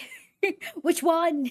At first, I thought it's a he, and then later, in the is it the book or the weapon or the and then or the artifact? I think it's the artifact, and then later it's a she, and then raised 3 moons from the earth to rule in his place while he was gone. He may have also left behind instructions for Oh, yeah, dragonkind to create a genderless. space Okay, program okay. so that eventually Nibelung could just take all the dragons into space. Now, the 3 moons that Nibelung left behind were ruled by Wait a also second. space. Let's go back. Let's go Natlan, back. So we're just gonna call it Natlan. Alright. Everything was going swimmingly into that Natlan during this era of dragons. Swimmingly, until get one it? day, a I get space it. traveler named the Voyager met Nibelung and made him both curious and worried about what could be lurking in the depths of outer space. So he decided to investigate it for himself. But he couldn't leave the world unattended, so he raised 3 moons from the earth to rule in his place while he was gone. He may have also left behind Oh. instructions for Wait a dragons. second. Should I move the captions up here? Or maybe just up a little? Oh, that's a little. It it goes even higher. All right. Okay. Wait a second. I think. What about that? To create a wait. space program. He couldn't Okay. Let's see. Let's see. Dragon Lord All right. AIs who helped Shui-Coatl rule his territory of Natlantia. Is that which good? Is also the same. Wait. Maybe let me subtitles. The background. Okay. Let me just because it kind of like overlap with the Thing as Natlan, so we're just gonna call it dialogue. Natlan. Everything was going swimmingly into that Natlan during this era of dragons. Okay. Wait. Let me up a little. Okay. Maybe Until that's good. one day, a space traveler named the Voyager met Nibelung and made him both curious and worried about what could be lurking in the depths of outer space. So he decided to investigate it for himself. But he couldn't leave the world unattended, so he raised 3 moons from the earth to rule in his place while he was So gone. Nibelung He may is have the one also that left behind instructions for raised dragonkind the to 3 create moons. a space program so that eventually Nibelung could just take all the dragons into space. Now, the 3 moons that Nibelung left behind were ruled by 3 moon sisters, who the dragons considered to be their goddesses. And these goddesses had their own class of followers called the Seelies, or angels. And once again, the kind were ruled by 3 moon sisters, who the dragons considered to be their goddesses. And these goddesses had their own class of followers called the Seelies, or angels. And once again, everything was they going are pretty well for a classes, okay. time, until a reaver arrived from beyond Tevat's borders and shook things up a bit. They forcibly seized control of the 3 moons and the sisters who governed them, then subjugated the Seelie race, declared themselves the Heavenly Principles, and then went to war against dragonkind with the help of 4 additional shades that they created. It's not quite clear if the Moon Sisters were coerced into helping the Reaver, or if they were forced into servitude, but nonetheless, dragonkind considered this shift in the Moon Sisters and Seelie's alliances from their King Nibelung to this invader from beyond the sky to be an unforgivable betrayal. And without Nibelung, the Moon Sisters, and the Seelies on their side, the dragons lost the war against the Heavenly Principles decisively. This is when the Heavenly Principles encased Xuequatl, the Pyro Sovereign, in lava, and then imprisoned him in the depths of the abyss. The dragons of Natlan retained somewhat of a hold over their territory, mostly because they were on the borders of Tevat and the ley lines there were already pretty weak. But everywhere else, dragonkind just went into hiding or fled into the Dark Sea in order to escape this new world order imposed into line. Somewhat of a hold over their territory, mostly because they were on the borders of Tevat and the ley lines there were already pretty weak. But everywhere else, dragonkind just went into hiding or fled into the Dark Sea in order to escape this new world order imposed by the Heavenly Principles, a world of Seelies and humans. Now, part of the establishment of this new world order involved these celestial nails. Apparently, regions that were rich in primordial draconic substances like phlogiston created the holy soil phenomenon. In other words, an environment that was excellent for dragons but terrible for humankind, as it seems to make stuff like farming extremely difficult. So the celestial nails basically repress the primordial forces of the land and allow humans to thrive. And in Natlan, at least, this meant that phlogiston no longer proliferated the soil, and without phlogiston, the dragons began to lose access to their knowledge. You know, because phlogiston contains a lot of encrypted. At least, this meant that phlogiston no longer proliferated the soil, and without phlogiston, the dragons began to lose access to their knowledge. You know, because phlogiston contains a lot of encrypted knowledge on it. Because of this and dragonkind's extremely powerful ability to adapt to their immediate environment, many dragons in Natlan began to devolve into the Saurian species. Saurians were still very powerful compared to humans, but far less threatening than their more evolved ancestors, partly because they were considered less intelligent. Knowledge is a kind of power, after all.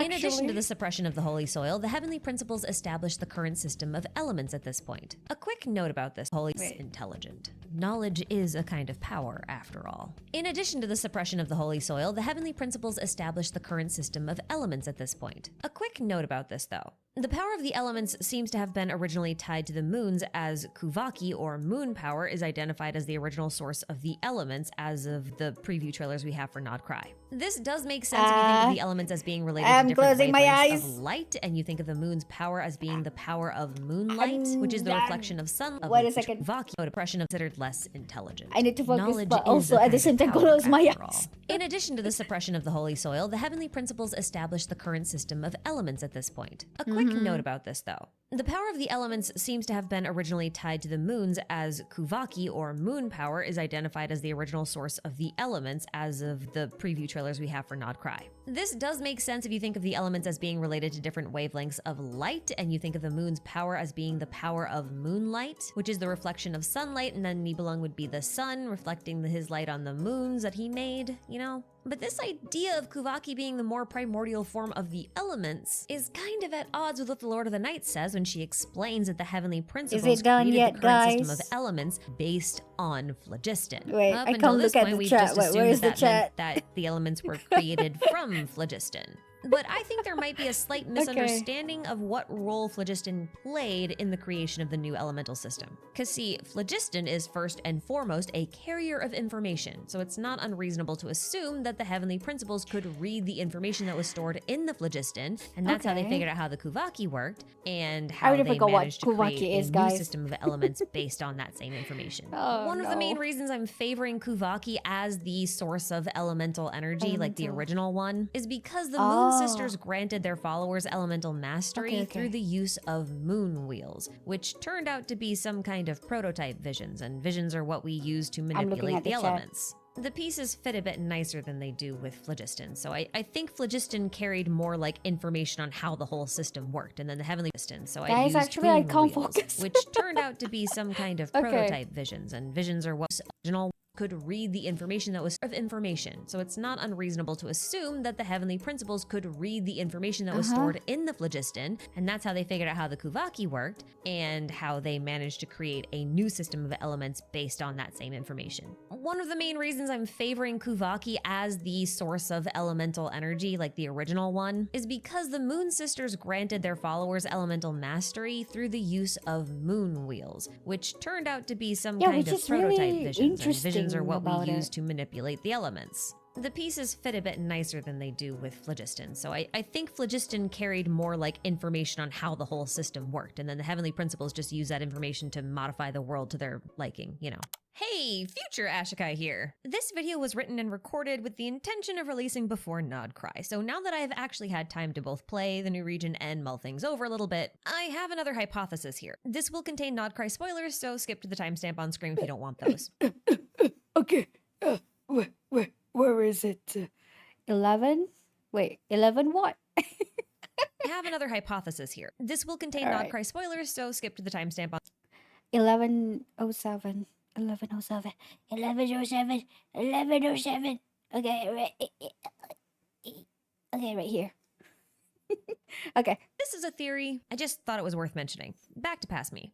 Anyway, at some point during his absence, Nibelung's space-traveling friend, the Voyager, returned to Teyvat, and they were distressed to find the world conquered by an outsider. Yep. So they descended into the world, formed an alliance with one of the Seelies, and incited a rebellion against the heavenly principles. Around this same time, Nibelung returned to Teyvat and tried to use forbidden principles into second. the world, formed an alliance with one of the Seelies, and incited a the rebellion Seelies. against the heavenly principles. Around this same time, Nibelung returned to Teyvat and tried to use forbidden knowledge that he found in the depths of the abyss to overturn heaven's new ruler, with many dragons joining in on this great war of vengeance, including Great War Shwikoatl, of who escaped his Vengeance. prison of lava in the abyss. This Never heard of war that. appears to have destroyed the moons, decimated the Seelie population, and obliterated the landscape with abyssal power, forcing the heavenly principles to mend the land of a great war of vengeance, including Shwikoatl, who escaped his prison of lava in the abyss. This war appears to have destroyed the moons, decimated the Seelie population, and obliterated the landscape with abyssal power, forcing the heavenly principles to mend the land again with their celestial nails. Natlan's ley lines were severely damaged and unable to be repaired with a celestial nail, so one of the surviving Seelies, Yuhal Tekutin, aka the Lord of the Night, followed the instructions of Renova, the Shade of Death, and used her own body to convert the fractured ley lines into the Night Kingdom. Despite their incredible losses during the Great War of Vengeance and the death of the Dragon King Nibelung himself, Natlan remained a sort of stronghold for dragonkind, at least for a time, because their sovereign didn't escape the war unscathed either. All that time Shwikoatl spent locked in the abyss made him corrupted and unstable, with only brief bouts of clarity that grew shorter every day. So Kukulkan Khan took up the responsibility of leading the dragons in his brother's place, becoming the acting regent of Natlan. But not all the losses were on the dragon side. The heavenly principles also took some serious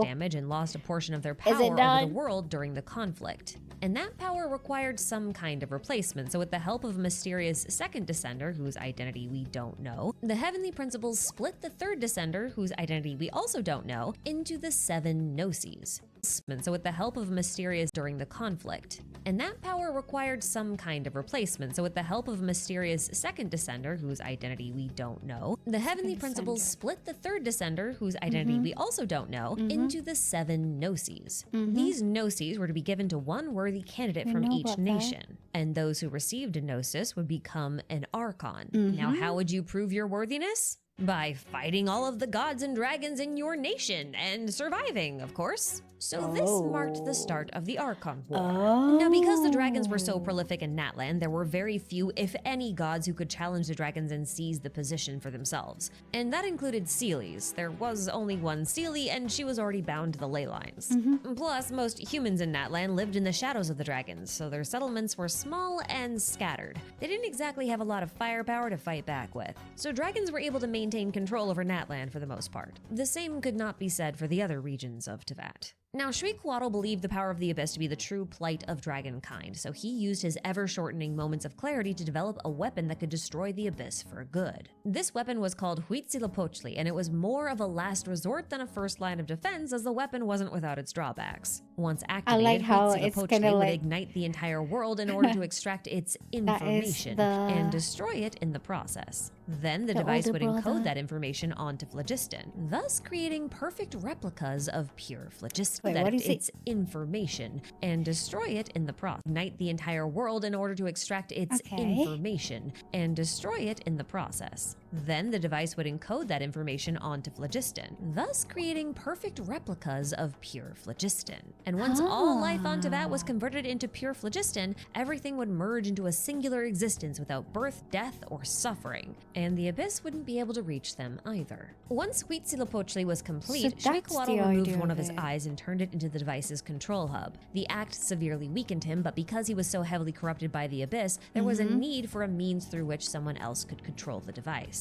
So yeah, this was the dragon's original plan to defeat the Abyss, should no other options reveal themselves. But I do think the decision makers are a little bit biased here, because Natlan was governed by 13 dragon lords in addition to the sovereign and Kukulkan, and those dragon lords were AIs born of phlogiston. So a phlogiston-based existence was already familiar to them. Now Kukulkan was the acting regent of that time, and he was not a phlogiston-based AI, so he was rightly horrified at the prospect of this entire plan, and he wanted to find a more reasonable solution to save his people and potentially the rest of the world. And with a little time, he discovered a new possibility existing within the human race. See, the actions of the heavenly principles and the loss of the holy soil seems to have cut off the path of evolution for dragons, which forces them into an evolutionary dead end, meaning they can no longer truly adapt to their environment in a way that would become conducive to existing alongside the Abyss or even defeating it.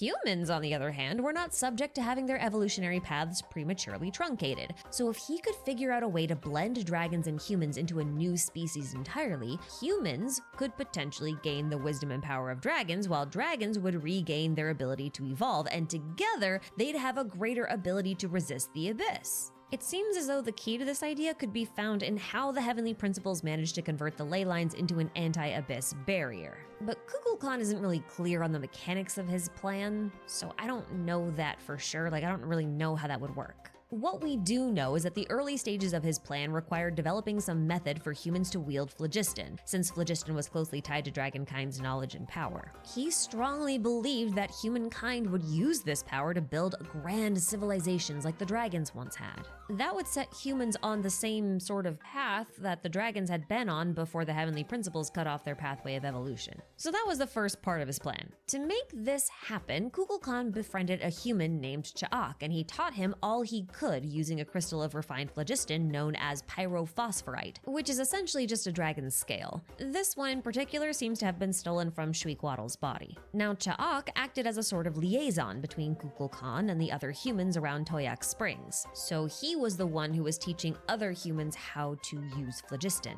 To attract as many humans as possible, Kukulkan lifted chunks of the land in the area into the sky to form the Upper Sanctum, which could be seen from very, very far away. Humans who indulged their curiosity and traveled to Toyak Springs would eventually develop a settlement and learn how to use phlogiston from Cha'ak. At some point, Cha'ak and Kukulkan appear to have had a falling out of sorts, and then they went their separate ways. It's not clear as to why they fell out, but it's very possible that it was because humans with knowledge of phlogiston had no interest in developing an advanced civilization, and instead, they used their power for acts of war and violence. This was Yeah. not the result that Kukulkan wanted, so he vanished in order to reevaluate his plans. Without guidance from Kukulkan, Cha'ak and his fellow humans sought guidance from the Lord of the Night, who was a Seelie and thus someone Kukulkan disliked because of the whole Moons and Seelies betrayed dragonkind fiasco. This eventually led to more permanent established settlements across Natlan. Near the end of Cha'ak's life, he allegedly climbed to the top of a tall mountain, maybe Tolan, maybe Ochka Natlan, and lit a torch with a phlogiston-derived flame. Now this appears to have created a sort of really? link between Natlan and the Night Kingdom, allowing didn't the know people about of that. Natlan to hear the Okay. sounds of the first Waya being born. These Oh, to more wait. permanent established settlements across Natlan.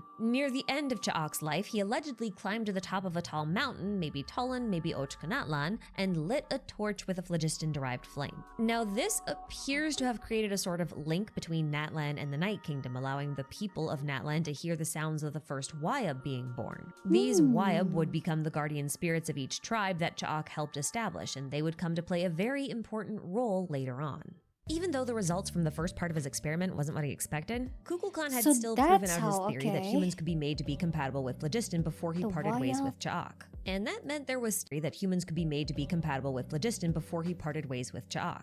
And that meant there was still hope. So while the human tribes were busy mastering their newfound powers, Kukulkan moved on to phase 2 of his plan, which involved properly fusing humans and dragons together, or this- at least prototyping it. Kukulkan had this hypothesis that a child born of both humans Oh, and God. dragons would be the perfect candidate to unite both species politically, socially, and culturally because they would accept and understand both species. But for this to be possible, the child would need to be accepted by both humans and dragons. Gaining the acceptance of dragons was very simple. They'd just need to defeat Shwequaddle in battle and seize his throne. Then the dragons would bow before him unquestioningly because that's just how they do things.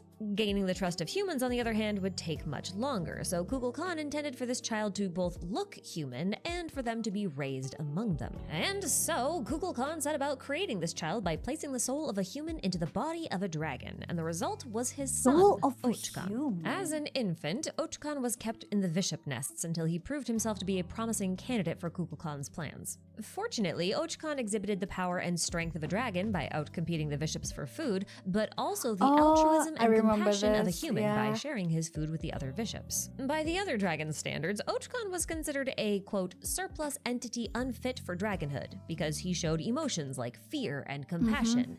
Surplus implies that there could have been other kids like him, and it doesn't sound like they were treated particularly well. Or maybe those other kids were just bishops. It's just that the way the experiment log reads, Ochkan may have been really afraid of what he saw the dragons doing to the others in his nests, whether they were like him or just bishops. And so he attempted to escape the nests, and he succeeded. Now, I have to make a couple of assumptions here because this part of Ochkan's life is not elaborated on in any texts that I could find, and it certainly wasn't elaborated on in the Little Guy quests. So my assumption is that while Ochkan was deemed a failure by the other dragons, he was the perfect result for Kukulkan's purposes, especially since he bore the mark of the Flame Lord, another name for Shwequaddle. This is the same mark that Little Buddy has, so we can probably think of this as like a mark of royal lineage. For those reasons, I think that after Ochkan escaped the nest, Kukulkan caught him and reported him dead so that the other dragons wouldn't continue to search for him. Then Kukulkan would be free to do whatever he wanted with him. Now, we know that Kukulkan intended for his perfect candidate for dragon-human fusion to be raised among the humans, and we know that Xbalanque showed Ochkan great compassion at some point and allegedly rescued him from a dragon prison. But because there are no records or hints of Xbalanque invading Tulin to get Ochkan, we can assume that Xbalanque was not responsible for Ochkan's initial escape.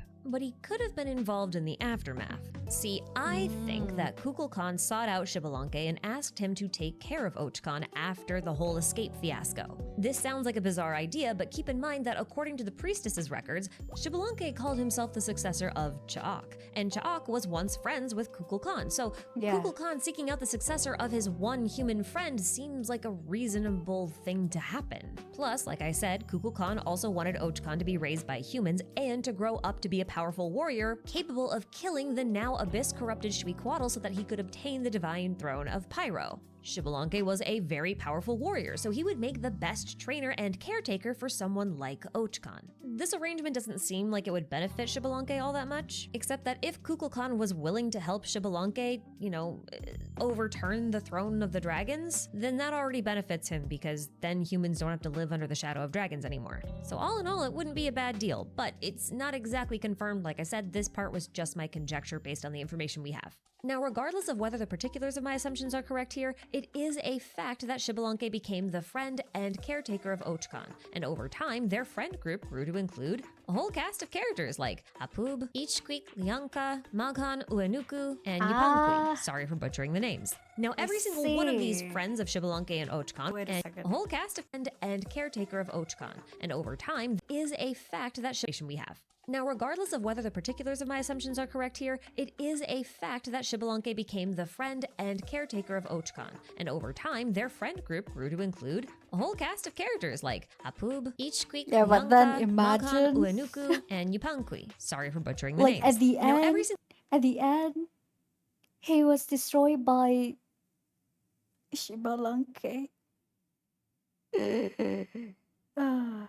All right. Well, one of these friends of Shibalanke and Ochkan went on to become the leaders of their respective tribes, except for Uenuku. I mean, it's possible that Uenuku became the tribal leader, but it's actually very unclear. As far as I could tell, it was never confirmed anywhere. At the very least, though, we should consider him an important representative of the people of the Springs. Now, with the help of his companions, Shibalanke was able to unify the tribes of Natlan under a single banner by winning countless battles against the dragons. It did help that Ochkan was able to take advantage of his draconic lineage and decipher iridescent inscriptions, because he could use those as weapons against the dragons that he hated, which gave them a very significant advantage on the battlefield. And this is kind of where Kukulkan's plans with Ochkan went a bit awry, because Ochkan had grown up to really hate dragons and he really liked humans. Not exactly the best attitude for a figure who's supposed to unify two species, is it? Anyway, once the human tribes were united, Shibalanke set his sights on Talon. He intended to challenge the corrupted Pyro Sovereign and claim a decisive victory in this war against the dragons. Now, one of the reasons I suggested that Kukulkan sought out Shibalanke's help earlier is because I suspect that Kukulkan may have had a hand in helping Shibalanke's army infiltrate Talon so that Ochkan would be able to slay Shwequaddle and become the next Pyro Sovereign. There isn't much evidence for this, apart from the fact that it would be in Kukulkan's best interest to do so, but it's very possible he did not assist them at all. Talon's defenses were already pretty weak due to a really bad abyssal infestation, so it is very possible that Shibalanke's army just forced their way in.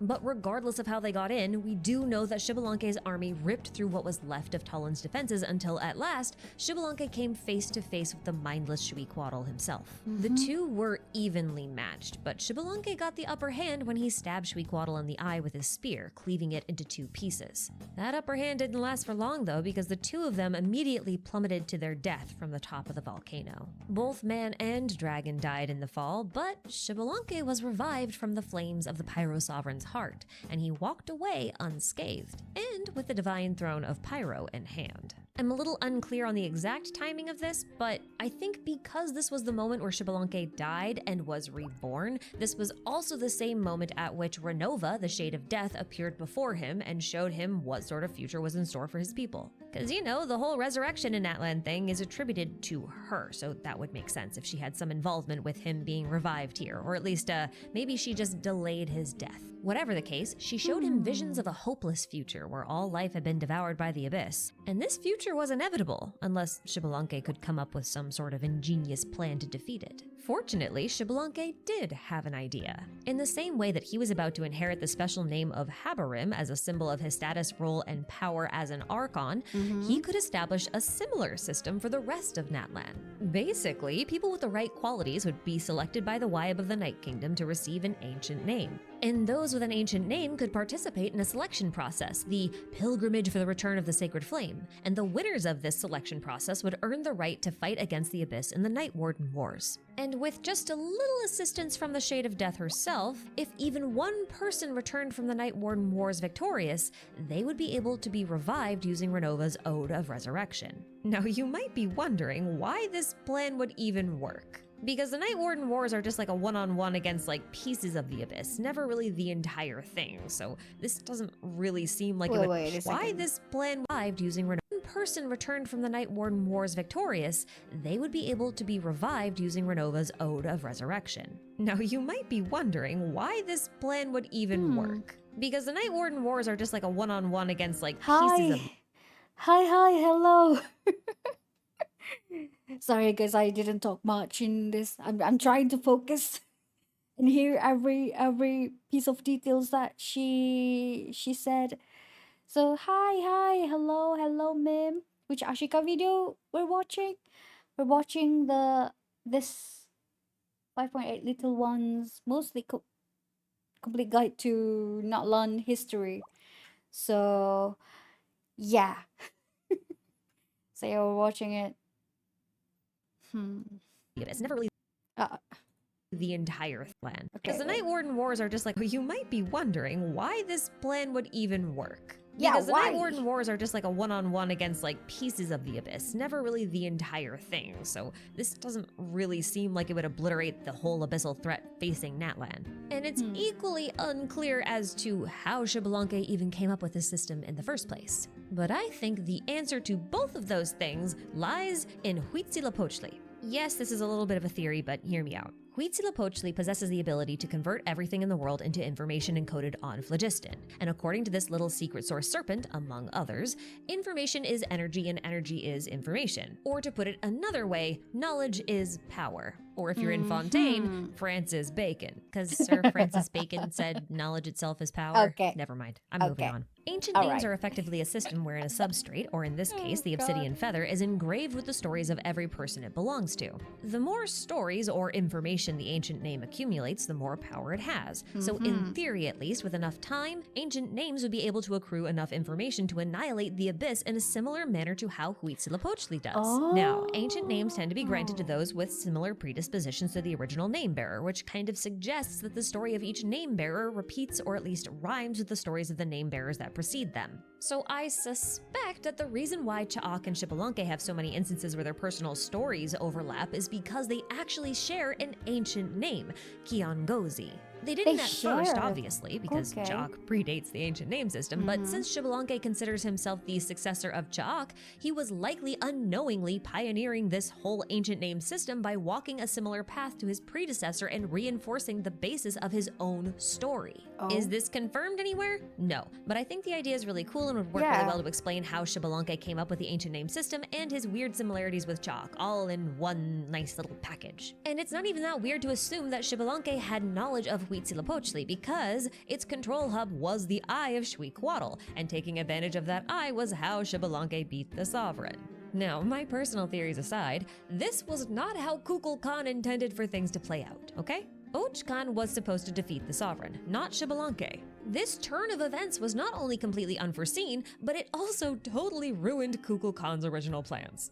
So it was time for him to improvise a bit. At this point in time, Kukulkan did not want to activate Huitzilopochtli, how many years so was he that? approached Xbalanque and struck a deal with him. The specifics of this deal are not super clear, but what we do know is that they both agreed to keep half of Xuequatl's eye, the Golden Entreaties, so that Huitzilopochtli could not be activated at all. During this time, Kukulkan would be entrusting the whole defeating the Abyss and finding a new future for humans and dragons mission thing to Xbalanque. But if Ochkan should fail in his mission to unite humans and dragons, or if Xbalanque failed to unite humans in the fight against the Abyss, then Kukulkan reserved the right to reclaim the Golden Entreaties and activate Huitzilopochtli. With the agreement made, the two parted ways, and Xbalanque led his people to the ruined dragon city of Chichen Uktoka, upon which they would construct a brand new city for humans against Pochtli. With the agreement made, the two parted ways, and Xbalanque led his people to the ruined dragon city of Chichen Uktoka, upon which they would construct a brand new city for humans, a symbol of Natlan's newfound unity,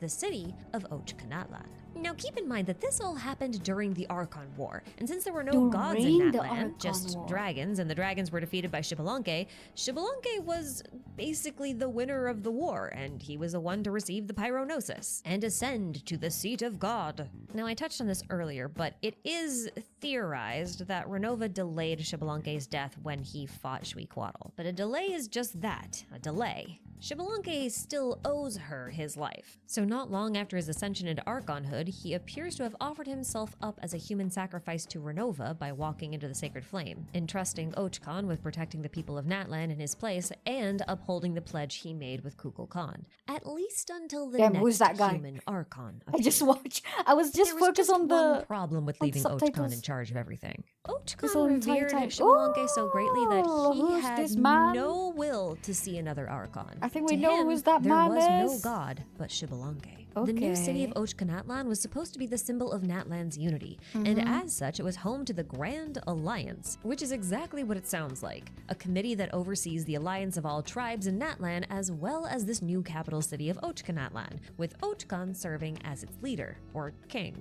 Things were going pretty okay for a while, but trouble began brewing once Ochkan really started flexing his leader status. See, part of the deal between Kukulkan and Xbalanque that Ochkan was supposed to uphold because Xbalanque entrusted it to him was to create a world where dragons and humans could peacefully coexist. With most of the old dragons dead, sealed, or in retreat, this deal kind of only applied to Saurians, so Natlan was supposed to be a city for humans and Saurians to coexist peacefully in. But as you may recall, Ochkon hated dragons and greatly favored humans, so it didn't take long before he began persecuting anyone who was sympathetic to dragons or Saurians. And because he had convinced himself that Xbalanque was the only god that humans would ever need, he also forbade the people from following the Lord of the Night. His choices will lead to consequences. Now remember, Natlan was built atop the ruins of the dragon city of Chichen Uktoka, which initially belonged to the 9th Dragon Lord. During an excavation expedition beneath the city, Ochkon found the 9th Lord submerged in a very deep well. It was around this time that one of Ochkon's former companions, Lianka, the leader of the Flowerfeather clan, withdrew from the Grand Alliance, citing Ochkon's blatant abuses of power as her main reason. And because of this, she also refused to supply any more workers from her clan to assist with the excavation, which led to the even worse treatment of the current workers. Now, Lianka had actually been adopted and raised by the 8th Dragon Lord, so she was actually very sympathetic to dragonkind and disapproved of Ochkon's actions as a whole. This was actually one of the reasons why the 11th Dragon Lord approached her. The 11th Lord's consciousness had been split into two, one hostile towards humans and the other merely longing for a new home now that Natlan no longer belonged to the dragons. The hostile side tried to trick Lianka into sealing the more compassionate side, but Lianka saw through this ruse and eventually sealed the 11th Lord's hostile side instead and gave the other side a moon wheel that used to belong to the 8th Lord, her mother, to serve as part of her core on a moon wheel that used to belong to the 8th Lord, her mother, to serve as part of her core on her journey to find a new home. The 11th Lord would then wander to that for 2,000 years before Aina would find her in Nod-Krai and give her both a new mechanical body and a new name, Ineffa, which is a really funny name to me in context because Natlan is often called the ineffable city. Although outside of the loose ties to Lianka, Natlan doesn't actually have any relationship with the 8th or 11th Dragon Lords, just the 9th. This city belonged to the 9th Dragon Lord. And speaking of which, Ochkon did manage to finish excavating the well regardless of Lianka's resistance, and he managed to wake the 9th Dragon Lord. Surprisingly, she was quite fond of Ochkon at first, recognizing him as Kukulkan's son and part of his plan to unite human and dragonkind. So she shared information with him freely, whether it be about the Dragon Space Program, the fall of the Three Moons, or the secrets of how her city functioned. Now, while the 9th Dragon Lord was very fond of Ochkon hated the 9th Dragon Lord. The story she told him only solidified his belief that the dragons should be eradicated entirely. Unfortunately for him, he needed her alive for the time being because the city's functions could only be operated by her power. I remember so he the trapped her inside the old core of Chu-Ulel and forced her to power the city until he could find an alternative. And this, of course, made her very angry, so she resisted him and grew more and more difficult to control over time, forcing Ochkon to find a new solution way ahead of schedule. Through his research, Ochkon realized that theoretically, anyone with dragon blood or lineage could operate or power the machinery in the city. And since he knew of his own origins, of him being half dragon and all that, he decided to split himself into two parts, a human part and a dragon part. The dragon part would be imprisoned in the new core of Chu-Ulel so it could power the city indefinitely, while the human part, I don't know if he really had a good plan for. Before he went through with his plan, he imprisoned the 9th Lord in a statue beneath the city and split her heart into 3 pieces. Now, Kukulkan had apparently maintained some level of contact with his son over time and was very, very disappointed in him. He'd not only violated the pact made between Kukulkan and Xbalanque by persecuting the dragons, but he'd also released the abyss from beneath the city due to his careless excavations of the 9th Lord. The pact made between Kukulkan very, very disappointed in him. He'd not only violated the pact made between Kukulkan and Xbalanque by persecuting the dragons, but he'd also released the abyss from beneath the city due to his careless excavations of the 9th Lord. Yeah, I didn't really get to mention that part. But let's just say that his human subjects were not happy about the current state of affairs. And dissent was growing louder by the day. Ochkon's choices had created a massive rift of ideals within the Alliance, and it was starting to create some internal conflict. A scarlet-eyed boy from the Flowerfeather clan who was very Obviously not Capitano, but I already used Xbalanque possessing a child for Xbalanque himself, so just as okay, all right. was starting to create some internal conflict. A scarlet-eyed boy from the Flowerfeather clan who was very sympathetic towards the Saurians started leading a rebellion against Ochkon's empire. Those who sympathized with the Saurians fought alongside these rebels, while those who didn't sided with Ochkon and his army. One of Ochkon's friends, Yupankwi, sided with these rebels, eventually stealing the sacred flame's turnfire from Ochkon and lighting both the army and himself on fire. That fire burned right through the ground and landed in the Night Kingdom, and with all those who didn't sided with Ochkon and his army. One of Ochkon's friends, Yupankwi, sided with these rebels, eventually stealing the sacred flame's turnfire from Ochkon and lighting both the army and himself on fire. That fire burned right through the ground and landed in the Night Kingdom, where it still burns to this day. So on the one hand, betrayal and death. On the other hand, misunderstanding. Wait a second.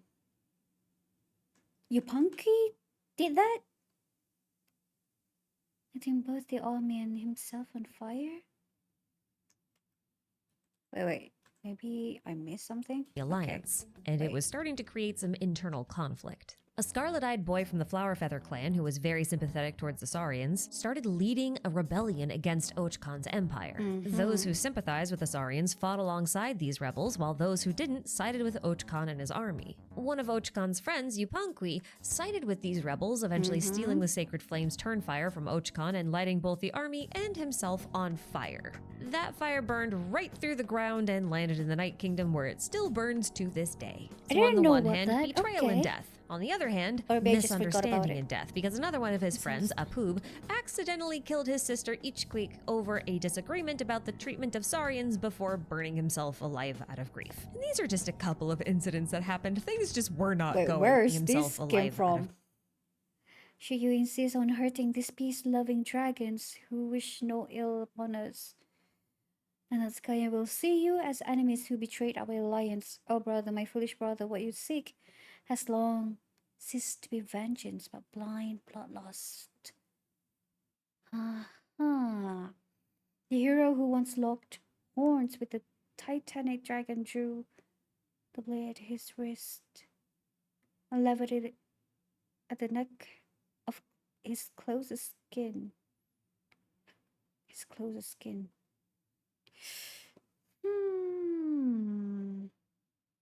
Yeah, I do remember where this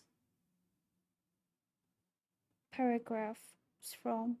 Grief. And these are just a couple of incidents that happened. Things just were not going very well for Ochkon. Or Kukulkan for that matter, because Kukulkan believed that his plan had failed, and this was evidence. So as per his contract with Xbalanque, Kukulkan planned to seize the Second Golden Entreaty and then use it to activate Huitzilopochtli, just like Xuecoatl had said he would all those years ago. But Ochkon had hidden the Golden Entreaty upon the Tonatia, and he refused to tell Kukulkan where it was. And to add insult to injury, Ochkon had also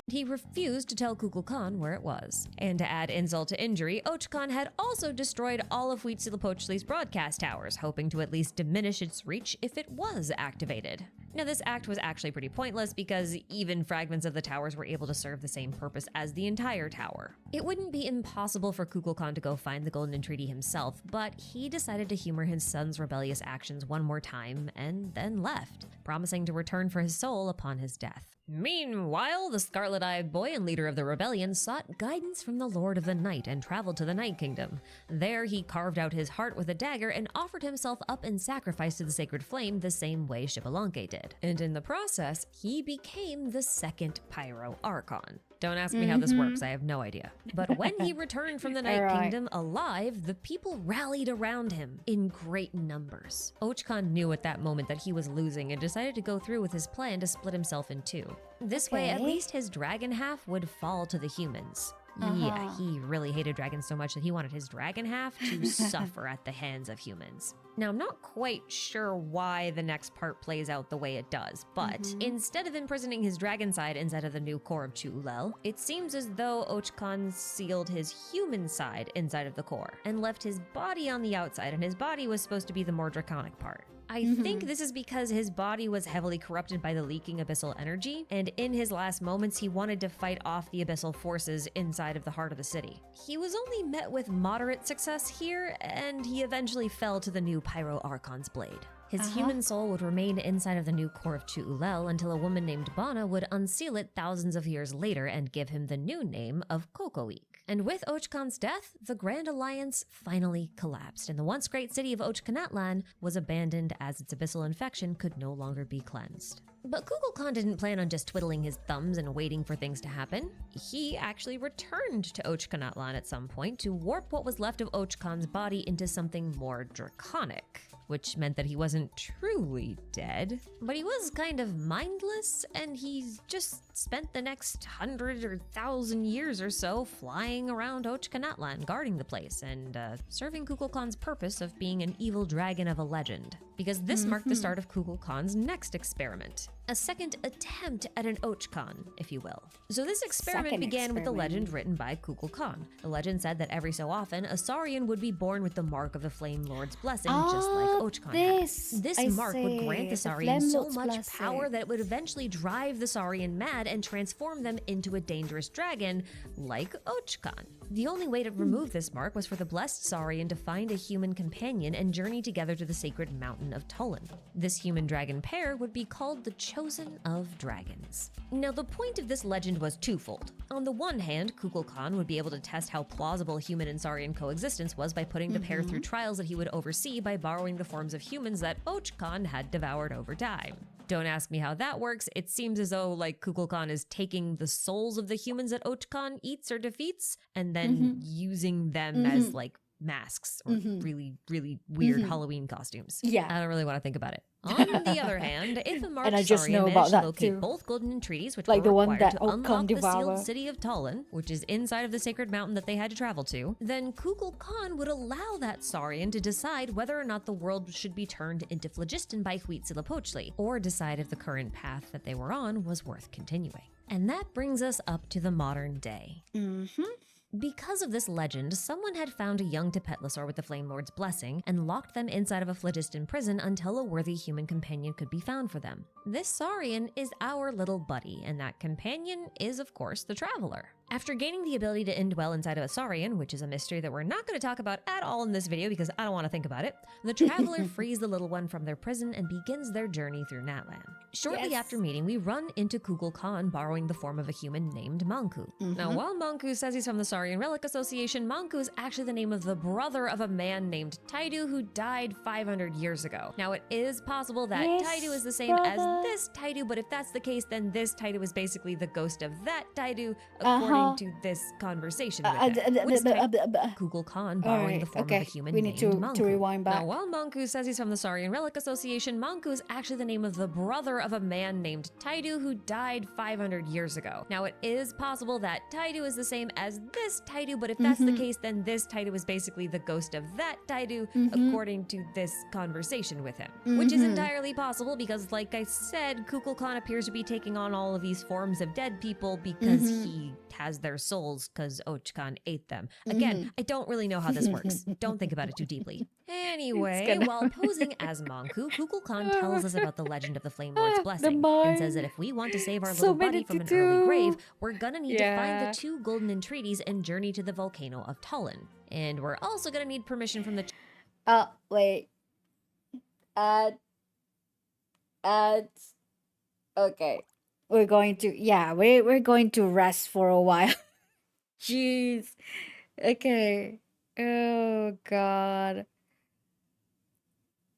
First of all, what a quest. Damn. That is such a huge, when you think about it, it's so huge. Like the story itself and everything, the events that are happening is so huge, it's so deep. Like the time span and everything. Oh god. This is what I like about Ashikai. She doesn't make things up. Yeah, because she just like going through all the materials and everything, dig all them up and make this, really structured presentation for you to understand the whole thing. If something doesn't make any sense, she just say it. Yeah. Oh man. This part kinda funny though. Like at this part, like these two, well, is a ghost from that Titu, and yes. Ah, man. Yeah, it's kind of, it's so, I don't know why, it's so interesting to me. Like this whole entire thing, this whole story, like this world quest. Today was the Genshin live stream for Luna 4. Hopefully you can catch up. Oh, it was today. I see. I thought, okay. I thought it was like, what is it? It was like maybe sometime in the future and not today. Ah, well, can I catch up with Luna 4? I mean, well, in your opinion, I think it's going to take a while.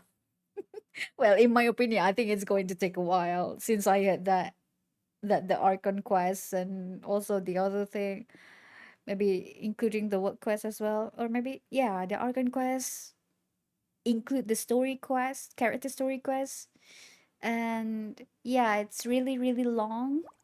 So yeah. A lot of spoilers. Have a picture will be floating around Twitter. Oh yeah, I think I'm not going to open the Twitter then. Or maybe I open Twitter just, like straightly to my profile and post some things. uh Man, it's better not to rush for the sake of catching up. Hey, I'll try. I mean, I don't like to rush, but at the same time, I really like to catch up to the current version. So, yeah, I will try. But I think for now, I think it's great. We cover everything, well, almost everything, in trying to yeah, understand the whole thing too. And like right after this video, we're going to read about Ineffa weapons, signature weapon, and also the night long night's oath artifact. So yeah, I just hope that we have time for that. So and I'm about to go to the washroom again, but maybe after this, maybe, okay, hold it. At least it doesn't need to rush for the Lantern Ride event because it is permanent now. I wonder if it's just Lantern Ride for this, like this time Lantern Ride, or also like in the future Lantern Ride. So yeah, I think we we have to see it on the next year to see if it's what is it?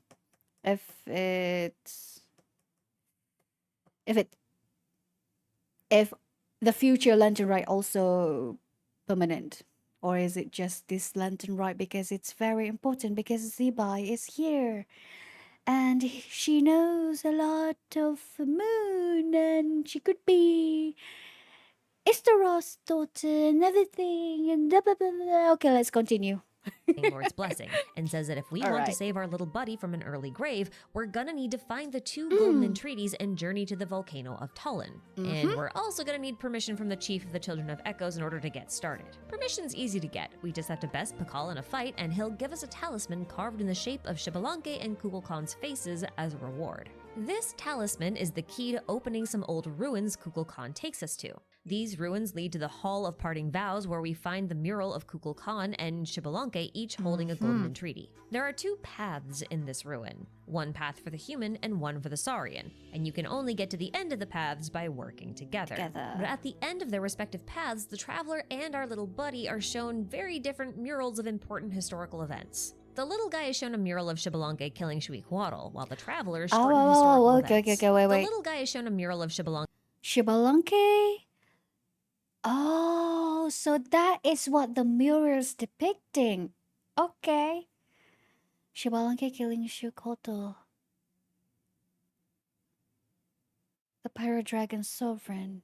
Okay. killing Shweekwaddle, while the Traveler is shown a mural of the abyss-corrupted Dragon King Nibelung attacking the It's Nibelung. Oh, I thought it's, well, mm, some other dragon. I don't remember what I thought at the time though. Anyway, let's continue. Attacking ley lines. So this is ley lines. It does make sense though because it's of the tree.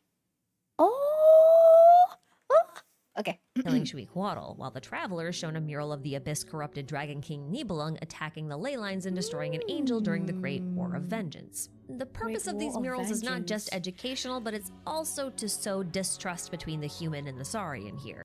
Okay, sorry for pausing again, but where do we hear about the great? What is it again? Great War of Vengeance? I feel like during this video, I feel like it's my first time hearing that. Great War of Vengeance. When is the first time? Was it from the game? I mean, I don't remember. Yeah, I really don't remember where it first mentioned about the Great War. Like the title itself. Yeah, like the title itself in the game. It's not just educational, but it's also to sow distrust between the human and the Saurian here. But it doesn't work on our little guy or the Traveler. They are still best buddies. So together they make their way down a golden staircase into what feels like the center of the earth to face Kukulkan's final trial, a fight against a golden wolf lord, which is a weird choice when you think about it. Yep. Boundary eroding beast from beyond. And during the battle, the little guy goes Super Saiyan, and our reward for beating the Golden Wolf Lord is our first Golden Entreaty. 1 down, 1 to go. Now, on the way to get the second entreaty, the one Ochkan hid in Natlan, there are actually 3 optional trials you can complete. And yes, each one is still operated by Kukulkan. He's a good scientist, and every good scientist oversees their experiments personally. So if you go to the ancestral temple behind the Scions of the Canopy, you'll meet Legba, someone we also see in Ochkan's memories of 500 years ago. So we can assume that this is actually another disguise of Kukulkan and another human soul being devoured. We even see him break character briefly. On this leg of the quest, our little buddy gets a little too excited and steals an obsidian stone statue from inside of the temple, which could anger the Wyab that lives there, so it's pretty important that we return the statue to where the little guy found it. But when we do, we're forced to fight a manifestation of the Wyab, and upon victory, we're transported to the Night Kingdom, where a consciousness stored in the obsidian tablet tells us straight up that Kukulkan is not trustworthy and that we shouldn't do what he wants. Now, because the Wyab here is talking about the Sacred Mountain, we can assume that their biggest issue with Kukulkan is the fact that he kinda wants to activate Huitzilopochtli now. And based on what we know about the device, yeah, that's a pretty fair warning. So one ominous warning later, we are off to the next stop, which is Tequamecan Valley, where we meet Taidu, who is once again Kukulkan in disguise. Probably. He tends to break character a lot here, but like in really funny ways, like in this instance where he's talking to the little one like he can perfectly understand what he's saying, and then he vehemently denies it. Now, Taidu is supposed to be a storyteller trying to create a new legend to record the history of the Shadow Pins. The myth of this area says that the Shadow Pins were once used to pin down the Volcano Lord that was terrorizing the region 500 years ago during the Conrian Cataclysm, but the real story is that the Volcano Lord was likely an abyssal mimic of a dragon, kind of like this guy, and that's what was terrorizing the area instead. If it actually is Gosoithoth pretending to be Shweekwaddle again, then that's super funny because technically Shweekwaddle is the Volcano Lord because, you know, he was born in a volcano. Anyway, apparently 2 Conrian soldiers were trying to fend off the Volcano Lord on their own, and they were losing ground really quickly during the Cataclysm. Fortunately, the children of Echoes and their Tepetlosaurs managed to fashion 4 pins made out of solid phlogiston that could seal the abyssal mimic underground. These shadow pins were the only way to defeat the Volcano Lord. So with no other options, the 2 Conrian soldiers acted as bait and lured the Volcano Lord underground, knowing full well they wouldn't survive. The children of Echoes sealed the Volcano Lord and the Conrians underground with the shadow pins. But no seal lasts forever, and after 500 years, this one's a little bit loose. So it's up to us and the little guy to reset the pins by forcing the iridescent inscriptions back into the solid phlogiston. But the final pin and seal fell underground, and that's where we find the ghosts of the 2 Conrian soldiers still trapped in an eternal fight against the abyss in their minds. The least we can do is to lay them to rest for good, so we do. And then we're once again warped to the Night Kingdom, where a ghost cat thanks us for returning the lost souls to where they belong, and they leave us with another vague warning about Kukulkan's plans. There's just one last stop to make before we go to Natlan, and that's Hanan Pacha, aka the Upper Sanctum in Toyak Springs.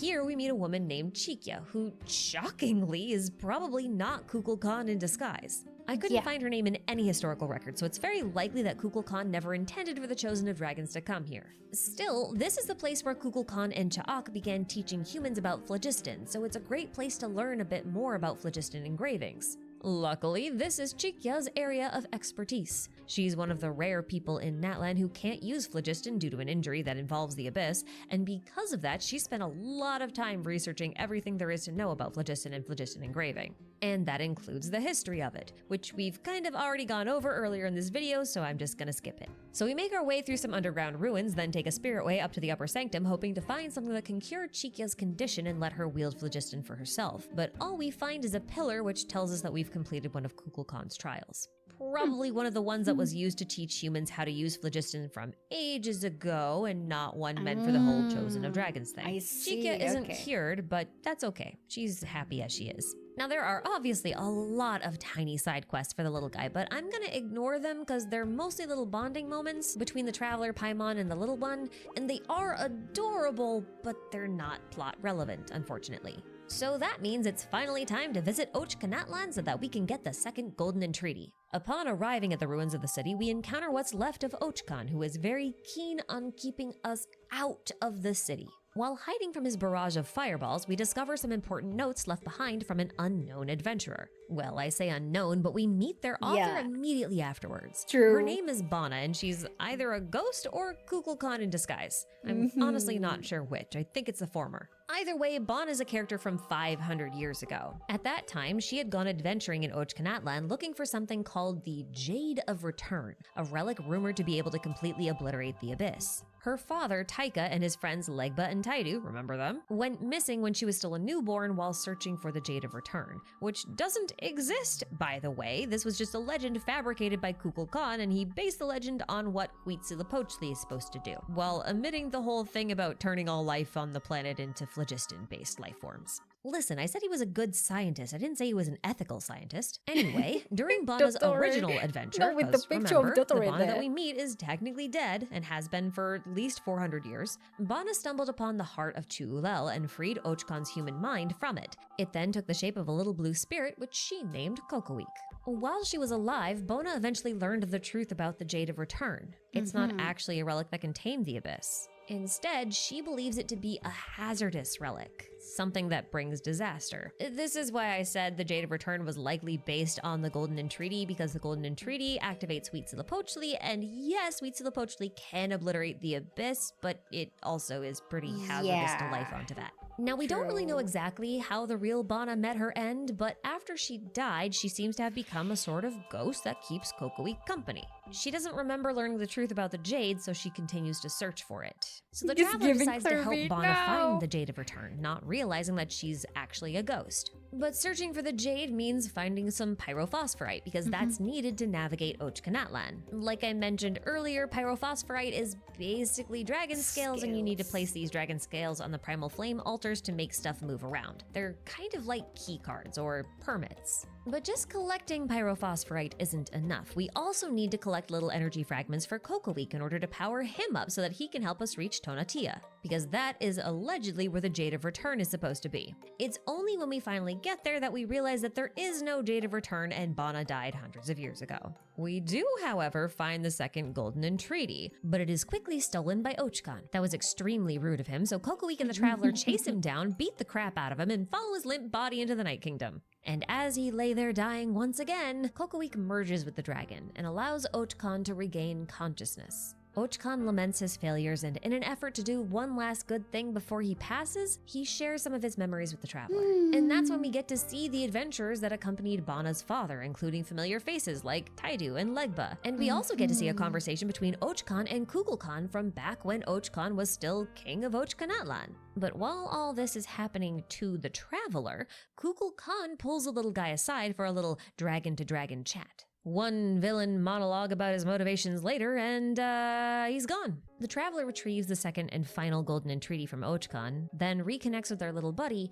and sets their sights on the sacred mountain of Tulin. The entrance to the sacred city of Tulin is through the mouth of the volcano, which means that we've got to climb up the whole mountain to get there, or take a shortcut, and then dive right into the volcano. Fortunately, that doesn't land us in a pool of hot magma, but a pitch-black room with a tiny mechanical dragon statue, a secret source servant that goes by the name of Ehekatl. Unsurprisingly, Kukulkan is actually the one piloting this body, as he does with basically all other dragon statues that we're going to run into. After activating the device that functions as a seal, the dark sleeping city becomes brightly lit and the gateway into it opens. Kukulkan instructs us to break the seal on the other two astral assemblages so we can activate the central axis and reach the heart of the city. There are only two of them, one in a pool of phlogiston and another atop a hill, so activating them doesn't take too long. After returning to the central pillar, we ride the celestial axis elevator down to Tullin's lower levels, which have a lot more abyssal stuff mucking around that needs to be disposed of before we can reach the heart of the mountain.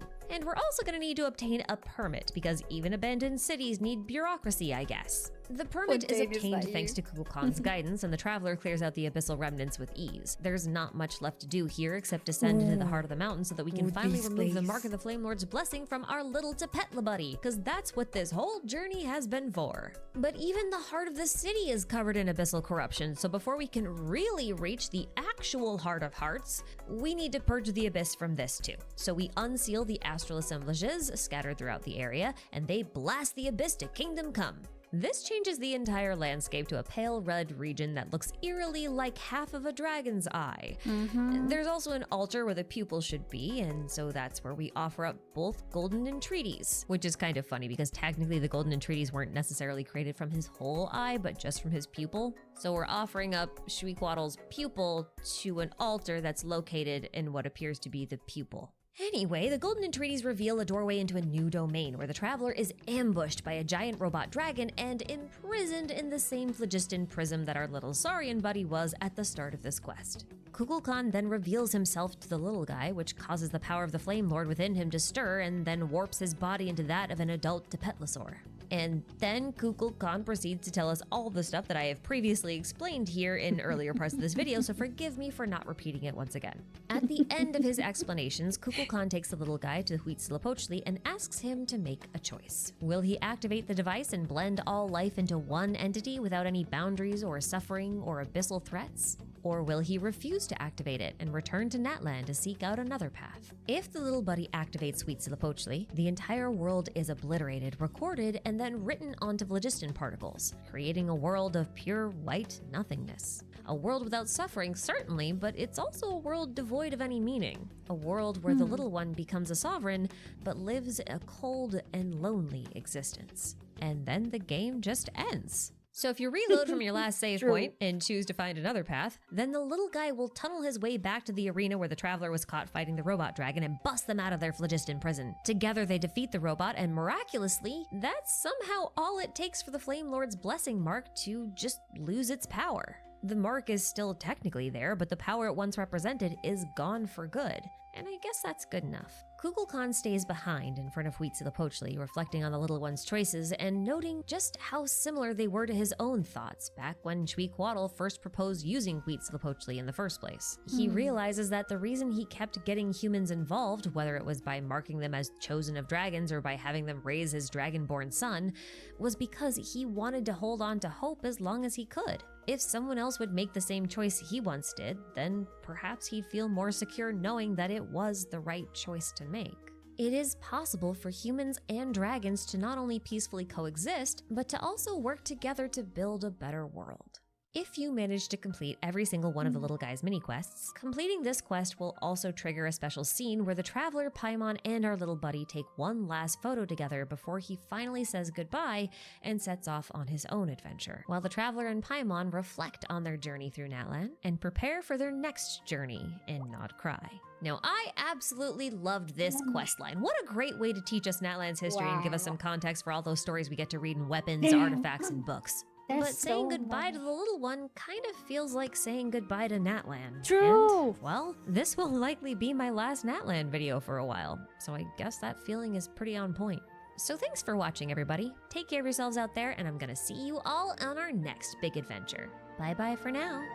Yeah, man. Ah! And yeah, we're seeing all this, we've done all this. At the end.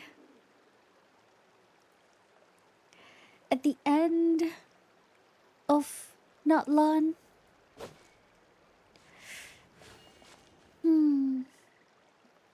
So how are you guys feeling?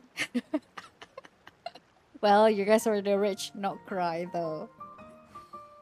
And for me, ah, are we really about to leave Natlan? I'm really excited to, I mean, to you know, to continue my journey to Nod-Krai, but at the same time, you know, looking back and everything. Wait, huh? Did he took the core with him? Huh? Did our little guy Aethmon took the core with him? There's used to be a core here before we talked to him.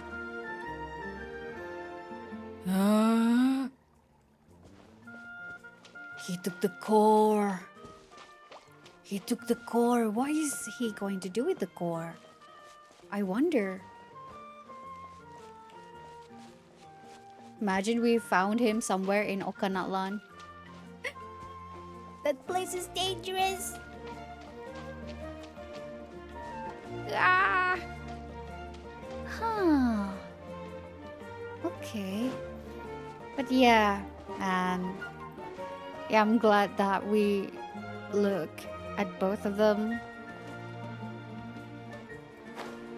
So it's kind of like gives us like a good recap and everything, and all the informations that we missed, that that I don't remember anymore. And yeah, and our little guy, he's a big guy now. He set on his own adventure. It's crazy. Yeah, like you know, I just found out today that the phlogiston is like a computer uranium, something like that, and like the reason why they can change their appearance, Wasakal Hunobakan can change his appearance, is by, you know, by modifying the code. And yeah, ta-da! He have someone else's appearance. She's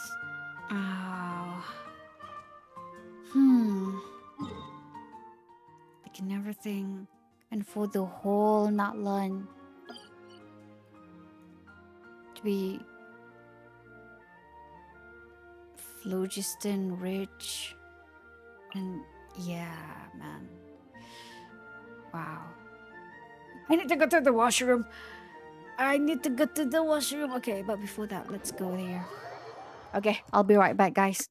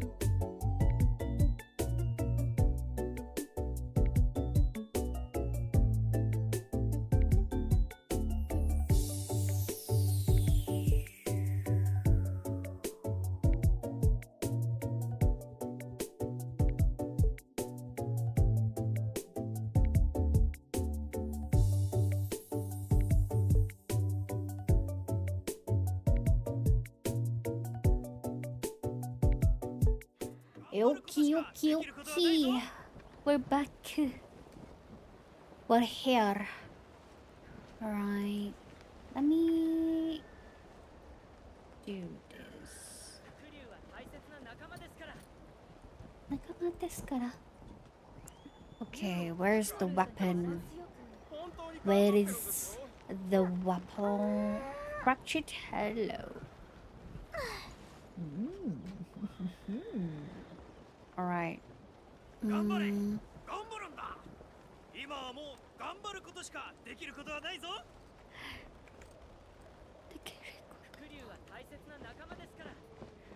where should we go? Wait, this is alright. Right here, right? Oh, that's a... Okay, that's a huge one. I mean, kinda caught me off guard. Alright. La la la la la la la la la la. Alright, here and then. Okay. Fractured hello. Hello. Wait, how do you pronounce this one again? Hello. Hello. Ooh. Ooh. Oh, who's that? Wait a damn second.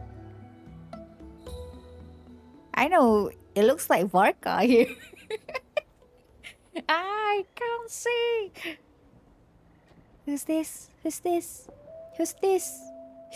This one though, kinda looks like Nicole from the trailers that we've seen. Okay. Yeah, we need to not to see much of that. Okay, let me move it here. Okay. I wish we can just hide it though. Alright. Okay. Here we go. Fractured hello. Spinning mechanical blade produced by the Klankrumkake craft shop that seems to hide secrets from a bygone era. Ooh, secrets from a bygone era? Oh, is it the Hyperborea era? Ooh, okay.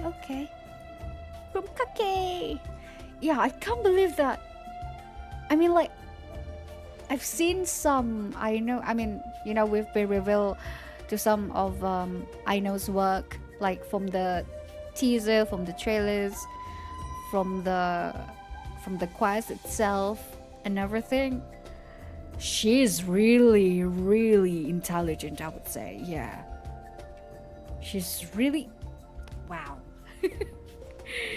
So yeah. Okay. Description. That was an age unsung by even the most learned birds of today, of the long-lived species of old.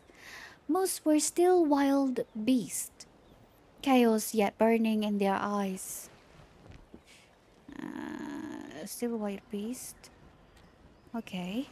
The claws of the ruler who once held dominion over all had long since threaded their way through the pale drifting dust. Are you saying the dragons? The king who sought the world beyond set the moons aloft. Oh, I think this is Nibelung, right? Nibelung, because we learned from the video just now, we learned about what is it? About King Nibelung. They rise the three woods. Yes. I'm trying to find like the correct word for to say it. Is it rise? Well, yeah. Okay. Anyway, let's continue. The king who sought the world beyond set the moons aloft to govern the cycles in their stead.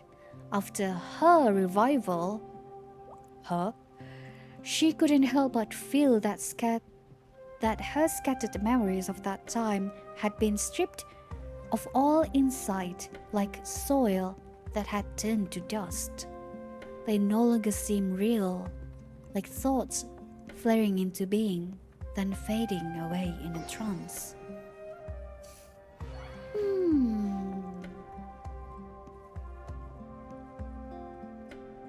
Scattered memories. You mean her revival? Okay. She had once followed the Master of Light and Flame to visit the moon-dwelling wills on their 3 lunar thrones of jade. By that time, the king's own throne sat vacant, and shadows poured over the sky, while each dragon lord acted as they pleased. The Master of Light and Flame had sought their help, hoping to pick up the trail of the king who had stepped into the fog between the stars.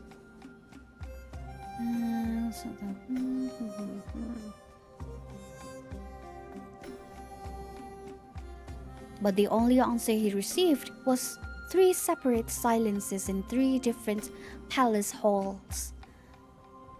From that time on, even the endless snowfields turned to blackened earth, while the volcanoes became clogged with ice, and still they did not, or could not, speak, though that was an age when 3 were still 3. Ah, damn. 3 were still 3. Wow. It's... Can you guys see it? No, you guys can't see it. Okay, it's... at her. After her revival. Oh, Ineffa! Ah, okay. After Ineffa's revival, she couldn't help but feel her scattered. Okay. Scattered memories of that time. They no longer seem real. The thoughts flaring into being, fading away in a trance.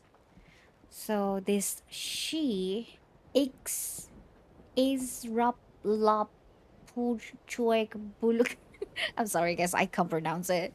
Oh, you guys, yeah, you guys can't see the Harvard name, but I think Buluk. Oh, it's the 11th. Okay, the 11th Lord. Okay, yeah, because she right here is the name of the highlighted one. It shows the 11th Lord name. Okay, let's let close this one. All right. So the 11th Lord had once followed the Shukoto, the Pyro Dragon Sovereign, to visit the moon-dwelling wills on their 3 lunar thrones of jade. By that time, the king's own throne sat vacant and shadows poured over the city, while each dragon lord, I think it's the 13th? Wait, dragon lord. I think it's the 13th sovereign. Alright. Okay. Yeah, each dragon lord, the 13th dragon sovereign, acted as they pleased. But the only answer he received was 3 separate silences in 3 different palace halls. The Silver Palace, that is what I'm assuming. Alright, let's continue right here. Yeah, this is literally like the, you know what Ashikai told us. Alright. The river from beyond the sky, the heavenly principles, replaced the primordial creator and gained possession of the vows upon which the 3 caused the world to turn. But when the king returned, now corrupted by the abyss, by the darkness, the forbidden knowledge, his fury knew no bounds, and so When the master of light and flame, when the pyro dragon sovereign answered his old master's call. Waking old master. Oh, Nibelung. Okay. Alright. When the pyro dragon sovereign answered his old master's call, waking from his long, faint death, he stopped the lords and the regent, Kukulkan, from their exploration of the stars and their attempts to replicate the great miracle of moon forging. Moon forging. Replicate the great miracle of moon forging. That's interesting. But had the jade-crowned goddesses truly betrayed the dragon-born kingdom with such ease? Unfortunately, none who knew the answer would survive that war. These vague snapshots are all I can recall. She explained to the girl, I know. Oh, this is what, kind of like what Ineffa told to Aino. These vague snapshots are all I can recall. She explained to the girl who had refashioned her body and forged for her this weapon. But the girl was cleverer than she had imagined and suppressed her inquiring gaze. From that day forth, it was her secret to keep that on the day the heavenly ring shattered, the jade plate fell from the sky. The dragons jeered cruelly for the death of the moons that had once betrayed them, but to her, it was a reminder. She recalled how the silent shadows in their palaces among the stars quietly concealed the moon's remnants that fell before them. Silent shadows in their palaces.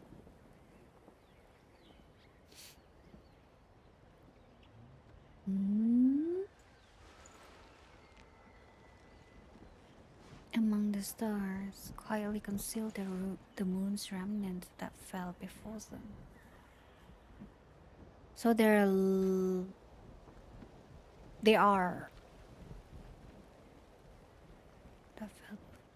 are other moon before the 3 moons? Or am I understanding it wrong? The remnant now placed in the center of the cyclonic mechanism, hidden where no one else will ever know, kept safe to this very day.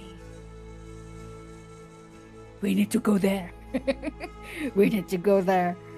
Remnant. Oh. Wait a damn second. I wonder if that is what the Tory is investigating. But it is hidden. No one else will ever know. But this girl, no. I know about it.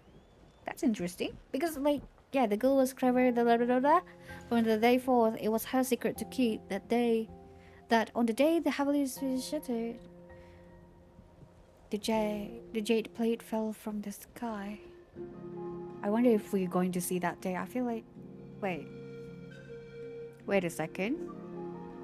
On the day forth, it was her secret to keep that on the day the heavens shattered, the jade plate fell from the sky. I think it's already happened. Right? Because it's past tense, no? The death of the moons.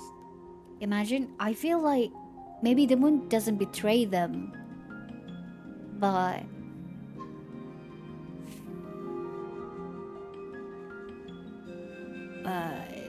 maybe they have to? They were forced to? We don't know. We need to... Wait, can can we just ask Lord of the Night? Maybe she too don't know. Maybe they don't know. Hmm.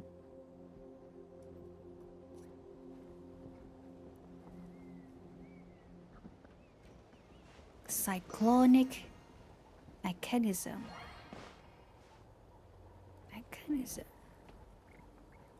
Cyclonic mechanism. What is a cyclonic mechanism? It's like a cycle, like a mechanism that is cycling? Huh.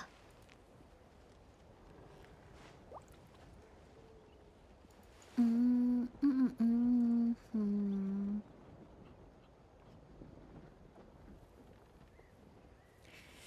Santa. I mean, all that I can think of right now, it's either, but it was hidden. Because at first maybe it's inside that one, this thing right over here, but I'm not sure about that. Or maybe it's in the, yeah, the Hisi Island, where I said like it looks like there's like energy emanating from that, from between those pillar. I mean, it's in the center. So I could be wrong though. But yeah, maybe we'll find out later, or maybe maybe not even in this what in this version, up to the current version, so maybe it's not been revealed yet. But yeah, let me just revert back, okay, to its original size. Okay, man. Main, no main.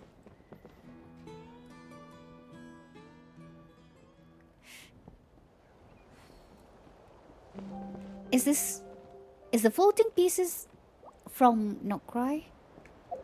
Well, what place is closest to Nod-Krai? Okay, let's go here. This is crazy.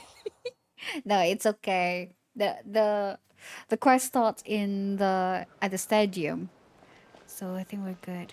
Ooh, so that is the thing. Okay. Ooh, that is Fontaine. Damn.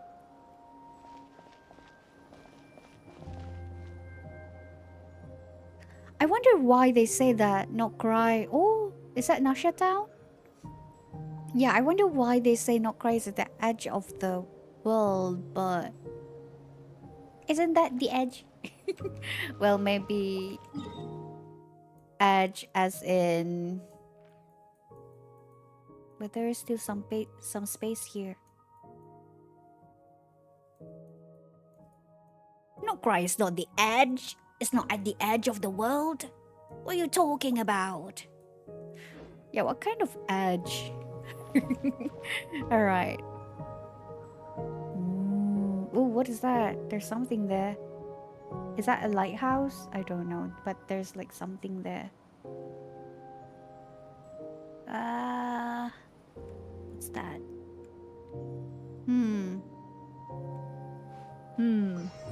Wow. Man, I can't wait to go naked. I feel like I want to fly. Okay, patience. Okay.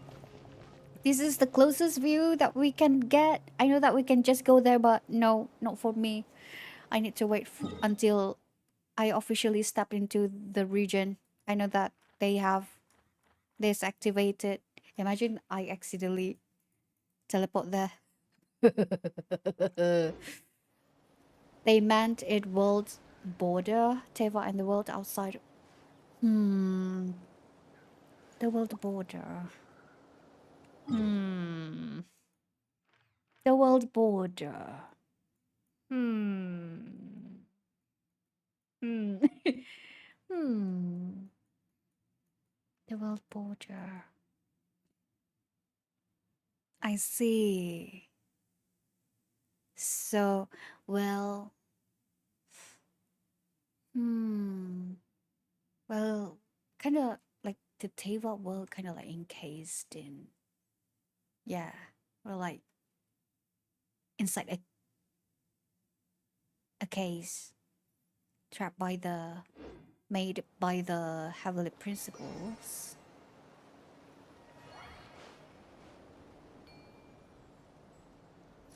Hmm.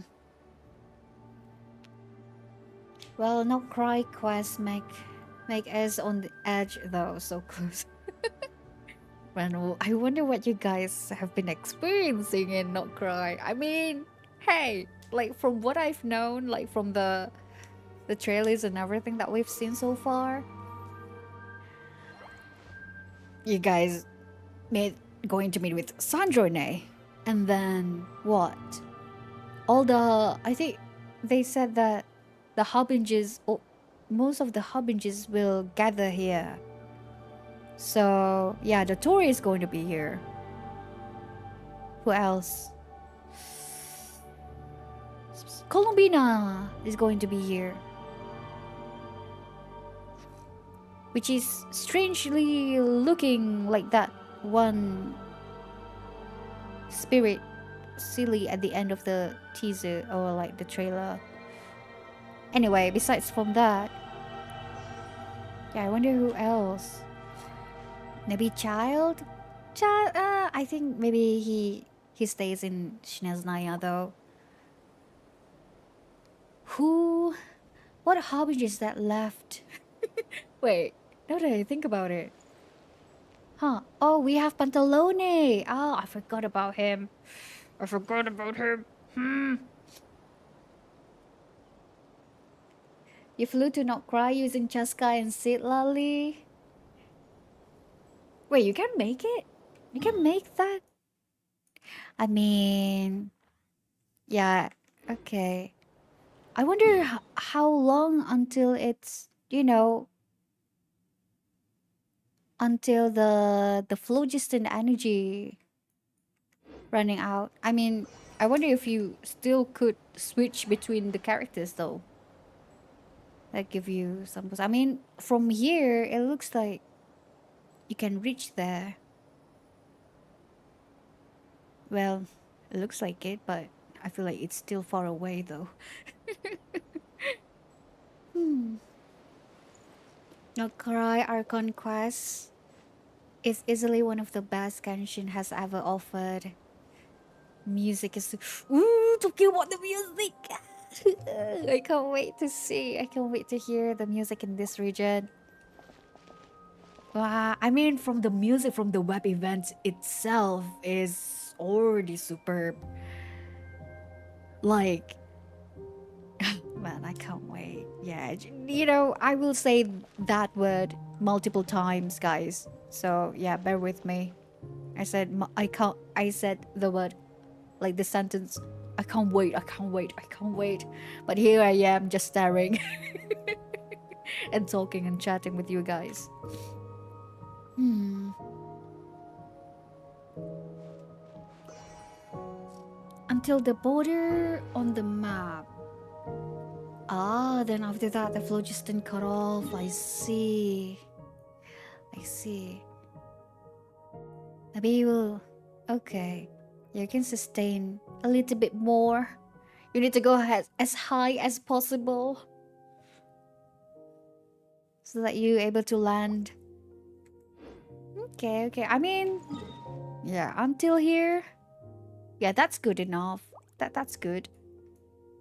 Yeah. No cries of getting expansion. I'm not there yet. No, no, no, no, no. I'm not there yet. No cry. Well, what you guys are right now? Right now is Luna 4. Yeah, it's been 4 updates. So, yeah, it's time to get expansion. But me, I just reached Luna 1 or Luna 0. Is there a Luna 0 or just, just Luna? Yeah. Version 6.0. But yeah, I get why. Yeah. They're cooking with. I mean, they're Nod-Krai story quests, Archon quest is going to be really big. Especially it's related to the deep lore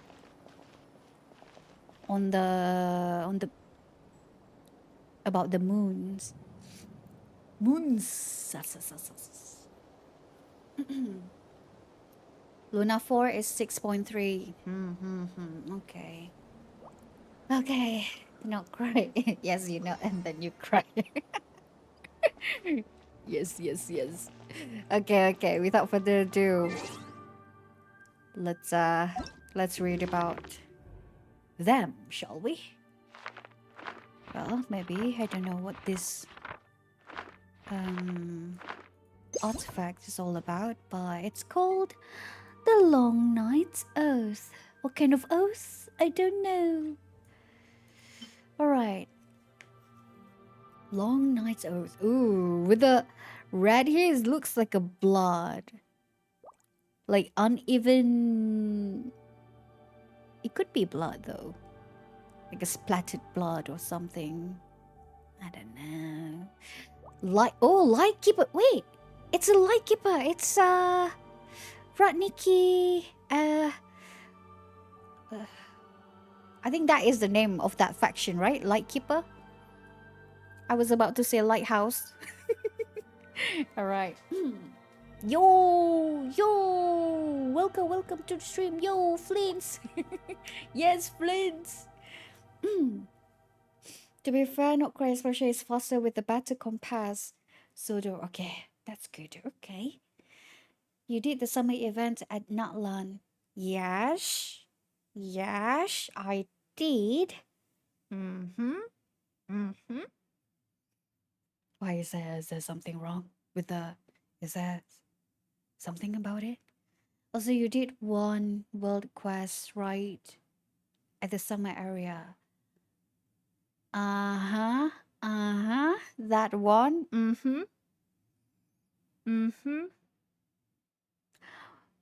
Ah, what is the grandma is all about? What is she talking about? Just checking. I see. Okay. Making me nervous there. All right. Okay. Let's continue. But first, let me take a sip.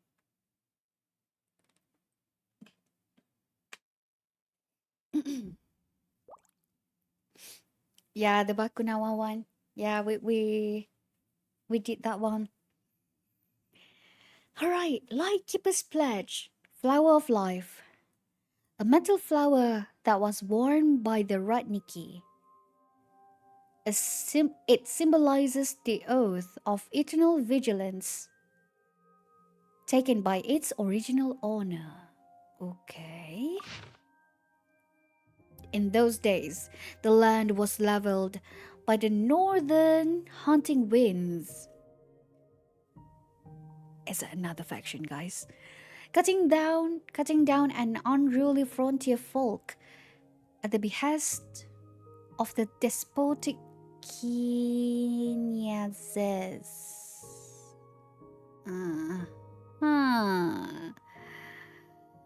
And in a bid to seize the power left behind by the heavenly moons, a mad monk who spoke in strange tongues presented a treacherous plot of the Tsar of all Fae.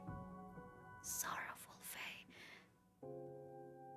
We do know that this is related to the the Bali Tsar, maybe to the first Cryo-Archon. Tsar of all Fae. The Spirit Fae. Or are they talking about the Snow Fae? I wonder if like the Spirit Fae from the finale of the Deep Galleries artifact and the Snowland Fae from the trailer are the same. I feel like it could be the same, but I don't know. But yeah, okay. In In a bid to seize the power left behind by the heavenly moons, a mad monk who spoke in strange tongues presented a treacherous plot to the Tsar of all Fae. Yeah, it's kind of like the queen of all the spirit of all the, yeah, of all the Fae. Okay, I'm trying to understand. All right. Thus were the moon children. I mean, of course they have moon children. I mean, we have sun children. Of course they're going to have a moon children. Thus were the moon children hidden in their mountain forests, scattered sisters driven by fate down divergent paths. In the end, even that pretentious lunatic could not break free of the celestial shell and was consumed by the bedeviled sky at the edge of delusion. What? Huh. Bedeviled sky? But all this took place before the paradise, quote unquote paradise, had even come into being. For at the time it was no more than a daydream. A fantasy shared by two children beneath the moon's glow. Beneath the moon's glow, it was not until many years later, when one of them was executed as a notorious bandit, infamous throughout the nations, that the other finally realized the true meaning of those words that had left behind as if by accident. Alright, wait. It was not until many years later when one of them was executed as notorious bandit. I wonder if it's Reed Miller. Infamous throughout. But he was executed though. Like one of them was executed. That the other finally realized the true meaning of those words that had been left behind as if by accident. What followed, we all know. When the long night fell, oh, why now? Okay, guys. Yeah, let's take a 3 minutes break. It's ads. Well, the ads, some of you guys might not receive them, but some of you guys will. So I'm going to wait for a while and see the previous information that we have. Well, for now, maybe it's kind of confusing because I'm not sure what kind of order we should read for this artifact. But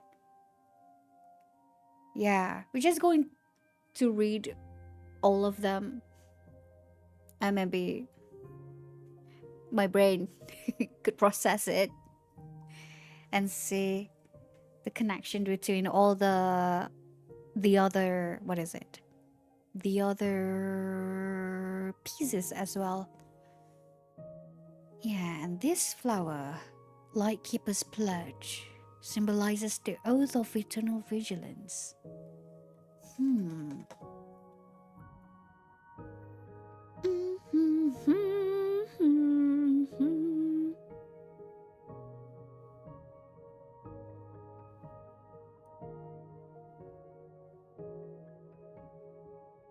Northern hunting winds.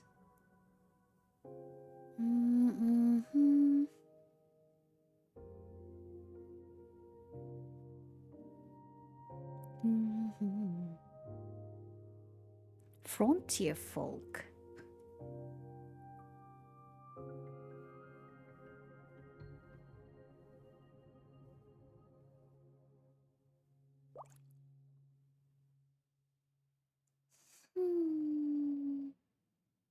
Pretentious lunatic. Celestial shell.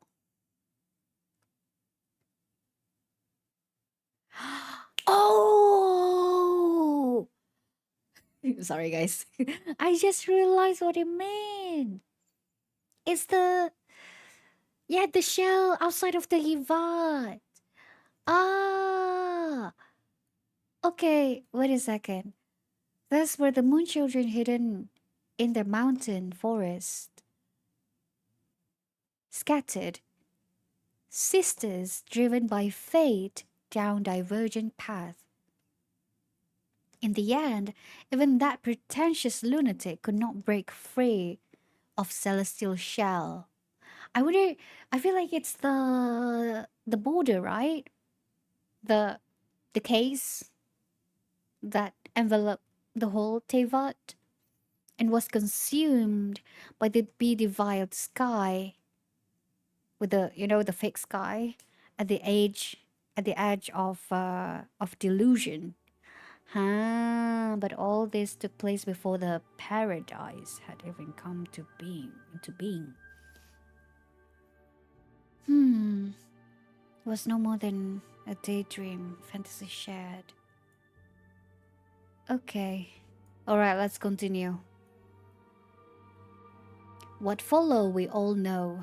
When the long night fell, the royal court of the north could no longer mind the remote borderlands, beyond the snowy plains. And so the horde of pitch-black beasts tore across the barren land, destroying all traces of past civilization. Man, this abyss. Or maybe, the Wild Hunt as well. It was not until borrowing power from the priestess of the Moon Children, the original torch forger, raised that first beam of light. Oh, the original torch forger raised that first beam of light, and in the name of the moon, banished the darkness to those lightless ruins, burying it deep down alongside the nightmare-torn souls. When all was over, the survivors raised a lighthouse atop the mountains, gazing far out towards the new ruler of Snezhnaya. I guess this one is the Tsaritsa? To preserve his dear friend's pure childlike dream. The survivors raised. To preserve his dear friend's pure childlike dream, the torch forger did not shy away from defending it before the Tsaritsa's court. And though he received the royal edict he sought, he also took upon himself an oath of vigilance and sacrifice, and thus began the history of paradise known as Nod-Krai. Oh, interesting. Quote-unquote paradises. Nod-Krai. There must be another meaning behind Nod-Krai, right? Well, in this case, it's quote-unquote paradise. Moon children. So I guess they are, they all from the Snezhnaya. The land was leveled by the northern hunting winds, cutting down the unruly frontier folk at the behest of despotic knyazes.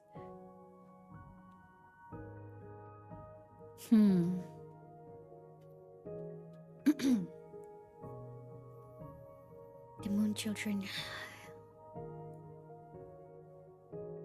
hidden in the mountain forests. Okay, the mountain forests.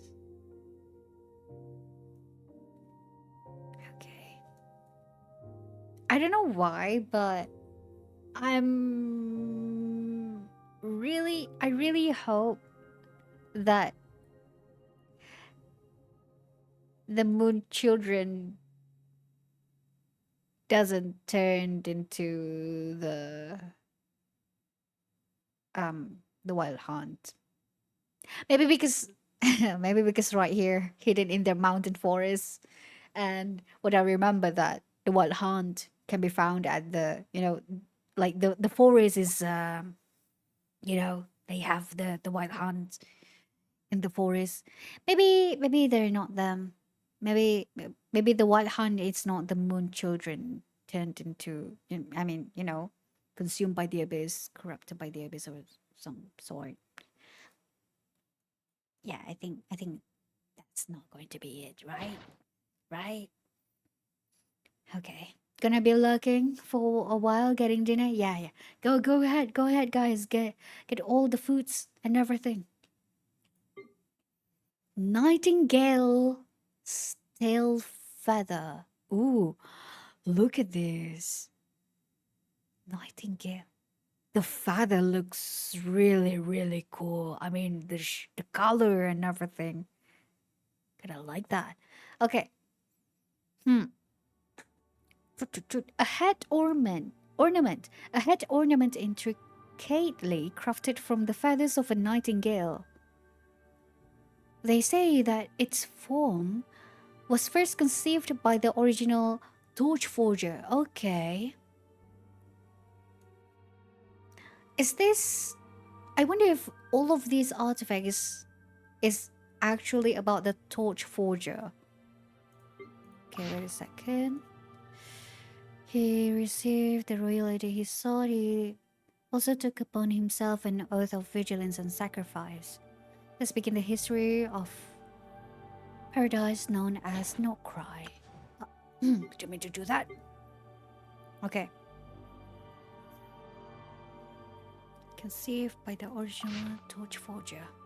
Why? Is there like a fake torch forger? Or maybe, I think what they meant by original is like the first torch forger. Alright, here we go. Legends told of a nightingale carrying an amber in its beak that flew only on moonless nights.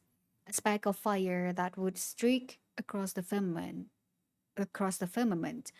like a shooting star, a light in dark times. Oops, sorry, I hit my mic.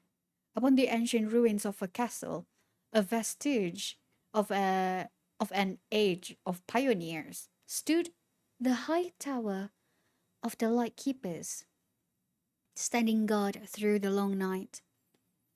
Centuries had passed since their ancestors had stood before the Tsaritsa, swearing an oath of eternal fidelity. And the people living in paradise in Nod-Krai, people living in Nod-Krai believed that so long as their lighthouse stayed lit, they could live in freedom.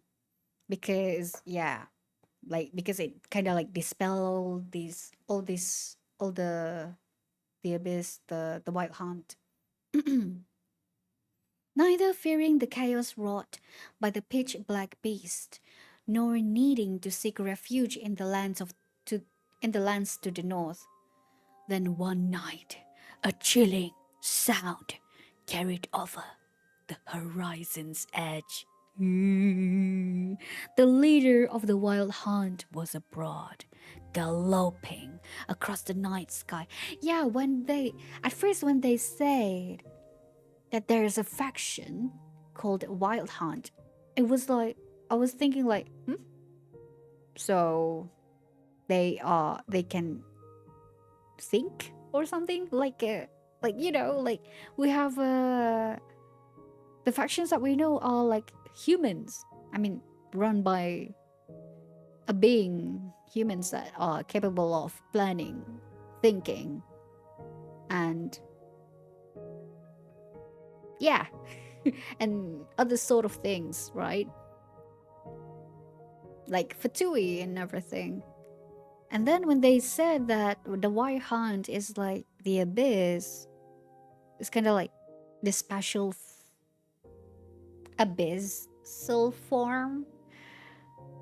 Just like, I wanted to say the abyss order, but not really. But yeah, I would say it's a special kind of abyss. So yeah, it's interesting. And the color of the wild hunt is also like different. Hmm. Okay. Then one night, a chilling sound carried over the horizon's edge. The leader of the wild hunt was abroad, galloping across the night sky. As ever, the night watches. The night watchers lay down their great animal skin cloaks. Yet that day, the sun rose not. Oh no. Oh no, no, no. Wait, I wonder if these are the moment when the cataclysm happened like 500 years ago. And we know that Nod-Krai is the first or one of the first to get hit. I think it's one of the first to get hit by it by the by the abyss. I'm not sure though. Mm. As the rallying horns echoed through the hills, warriors formed ranks at the high tower's foot, awaiting that momentous command to march south in fulfillment of their ancient vows. Yet in the great mead hall, the current shiner, stars that shy. I'm just I'm just guessing. Stars or Starshina? Starshina? Lina? Okay.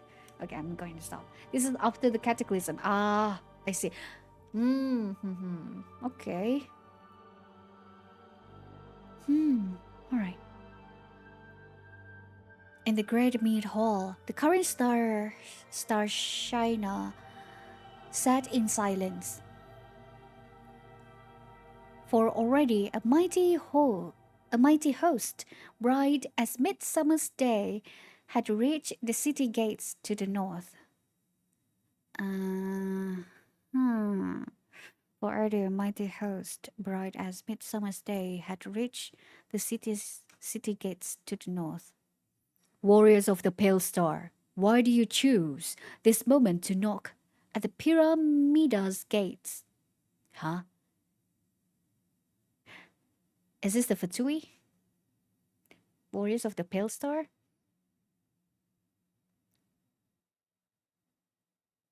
Why do you choose Pyramida? Knock at Pyramida's gates. Even you have no right to revoke the sacred powers bestowed upon us by Her Majesty, the Tsaritsa.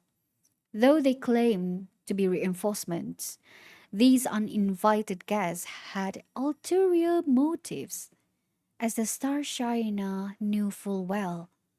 But to yield at this juncture would spell the end of the autonomy they had upheld for centuries past.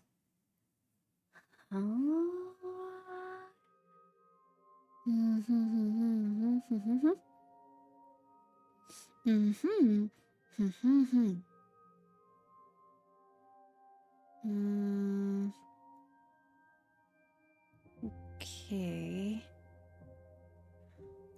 And you have no right to revoke the sacred powers bestowed upon us by Your Majesty, the Tsaritsa.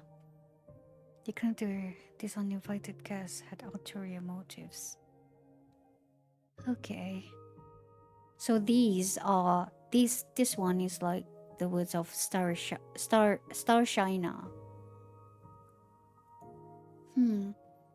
But to yield at this juncture would spell the end of autonomy they had upheld for centuries past. From beneath the lead officer's mask. Yeah, it's definitely the Fatui. From beneath the lead officer's mask came a voice, low and a cold, and in its wake a mocking laugh from parts unknown. That is where the calamity began. Remember, Snezhnaya cannot bear the weight of your defeat. Warriors of the Nightingale, fight with all your might, yet should none of you return, then we will take care of the aftermath. Quote unquote aftermath.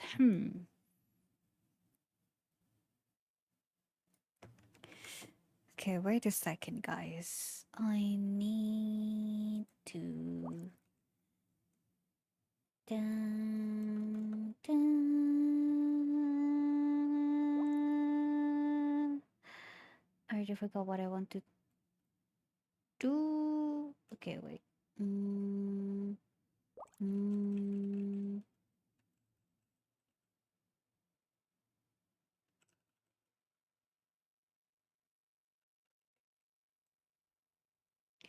This is the one. Don't try too hard to get everything. I'll try not to. I'll try.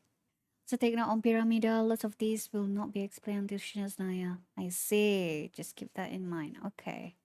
Pyramida. Yeah, Pyramida's Gate. Which is very interesting.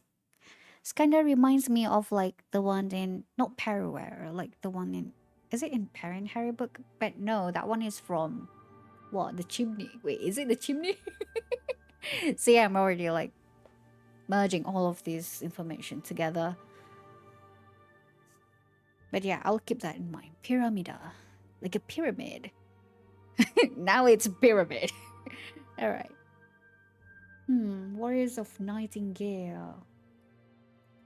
Okay. I just want to see something. Right. Da, da, da, da, da, da, da. Come on. I just need to see what do they call the Fatui members. Okay.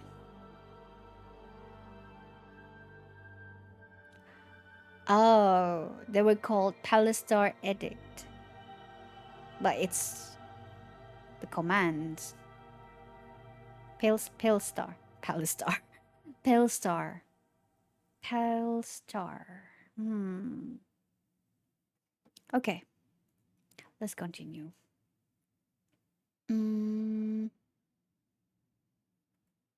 Okay.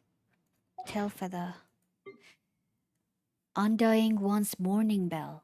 Oh, it's a bell. Oh, okay.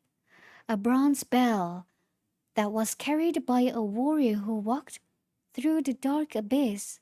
Its peal can be heard on pitch black nights. Oh, okay. Who died?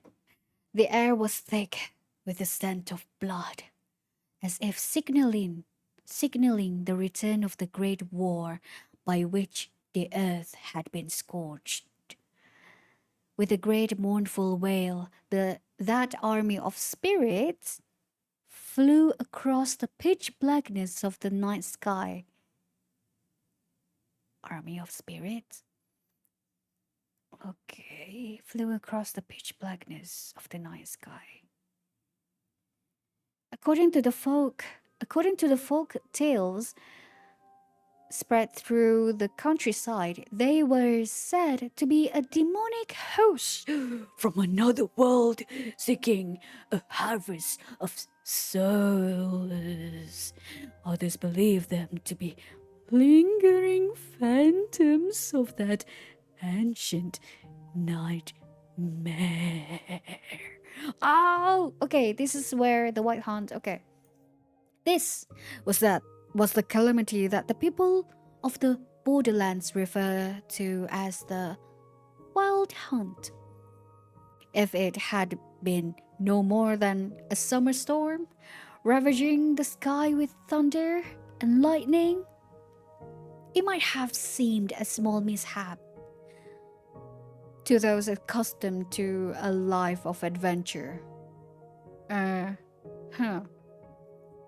But when that tempest, the likes of which had not been seen for a century, poured down upon the earth like a black blood rain, only then did the people realize that these terrifying legends, which had been passed down by their ancestors, were not mere stories meant to frighten children, but born instead of a terror that coursed through their very veins.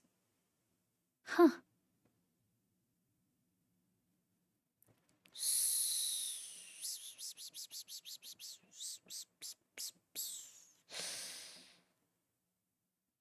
I wonder if they are actually abyss. But no, they're not. They're not abyss because we've seen what abyss is. Like the the, the ones in Natlan. But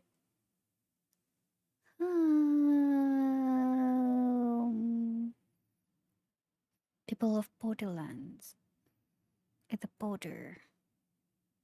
People of Nod-Krai refer to as the wild hunt. But when that tempest, the likes of which had not been seen for a century, poured down like earth like blood rain. Okay. But in the end, it was a terror that someone had to face, lighting the way for the souls wandering through the boundless dark.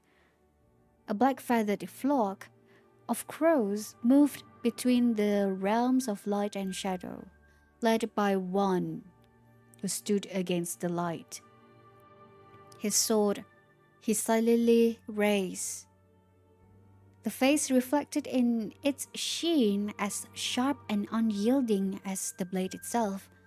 Onward pressed the oath-bound legion, though they knew they were as moth to a flame, marching onto that battlefield from whom none would return.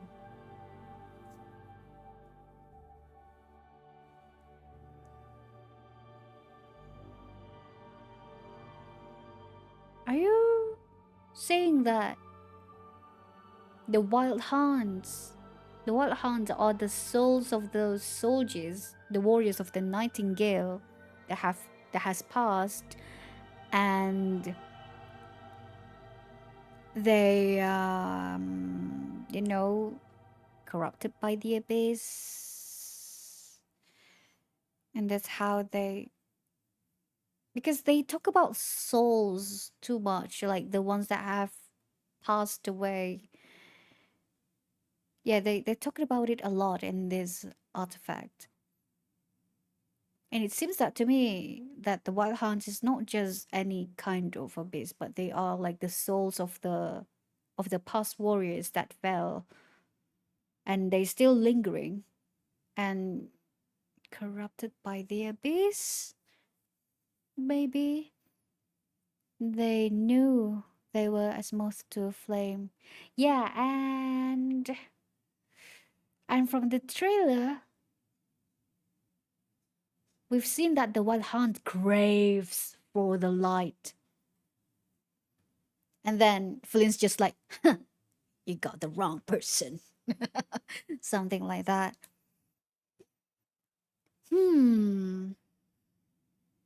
Yeah, moth. They were as moth to a flame. Interesting. Okay. Maybe we will learn more when the lore reading session on for Nod-Krai enemies in the future. Okay. At the end of the path, only the one who held the dark blade still stood. He knew that deep within the forest lurked the foul force by which the wild hunt had been summoned forth. Foul force. Ooh. could it be? Just a little more, a little further, and he would have saved the land he had sworn to protect. Lost in his thoughts, he failed to notice that his body had already been torn asunder, and that the warning bell he carried rang out hissing amidst the tearing of blood and black muck. Yeah, when I see this artifact, it does kind of looks like those wild hunt person, humanoid wild hunt being that we've seen in the character trials. Yeah, it does kind of like resembles them a bit, like their outfit. I could be mistaken though. But anyway, let's continue. Where were we? Yeah, the warning bell. Oh, the warning bell. Oh, so that is how it works. How the bell works. The warning bell he carried rang out hissing amidst the tearing of blood and black muck. Perhaps frightened by its unsettling chime, the carrion feeders around him faltered, frozen in their tracks. Oh, okay. Thus was he left to walk alone in the abyss, to fulfill an as yet unfulfilled oath. As many years went by, a new addition was woven into the folklore of the land, that whenever mournful bells toll, it is a sign that the one who swore to hunt down the wild hunt is approaching. Oh. Okay. I see. Can we still hear the bell though? You know, can we still hear the bells toll? I wish you could. Maybe some special, maybe in some world quest, like we need to ring the bell. I don't know. I don't know how they're going to do that, but anyway. Okay. A horn unwinded.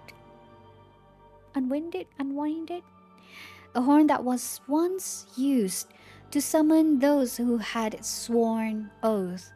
It has long since lost its purpose.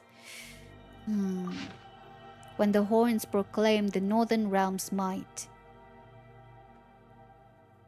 thunderous footsteps shook the earth. Yes, sir, yes. We're here to obliterate the wild hunt, like iron rails stretching across the frozen tundra, sending pale flames shooting across the land.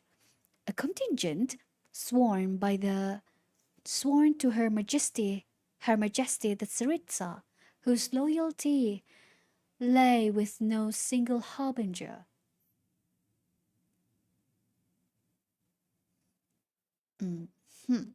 Vowed to forge a pure new world beneath the white, glimmering stars. Even those dwelling in the borderlands, even those dwelling in Nod-Krai, autonomy being bestowed upon them, remained children of the motherland. For in her boundless love, the Tsaritsa abandoned none who chose to follow. Since his earliest years, the Praporshchik. Yes, Praporshchik. I hope that is how you pronounce his name. So I wonder if this Praporshchik is the same guy in this piece of artifact. Okay. Since his earliest years, the Praporshchik who led this border squad had held this conviction firm until until he hovered before the very gates of hell and glimpsed those souls unloved by any. Ooh, gates of hell. Where do they talk about the gates again? Pyramida? Pyramida's gates. Interesting. Star Shiner.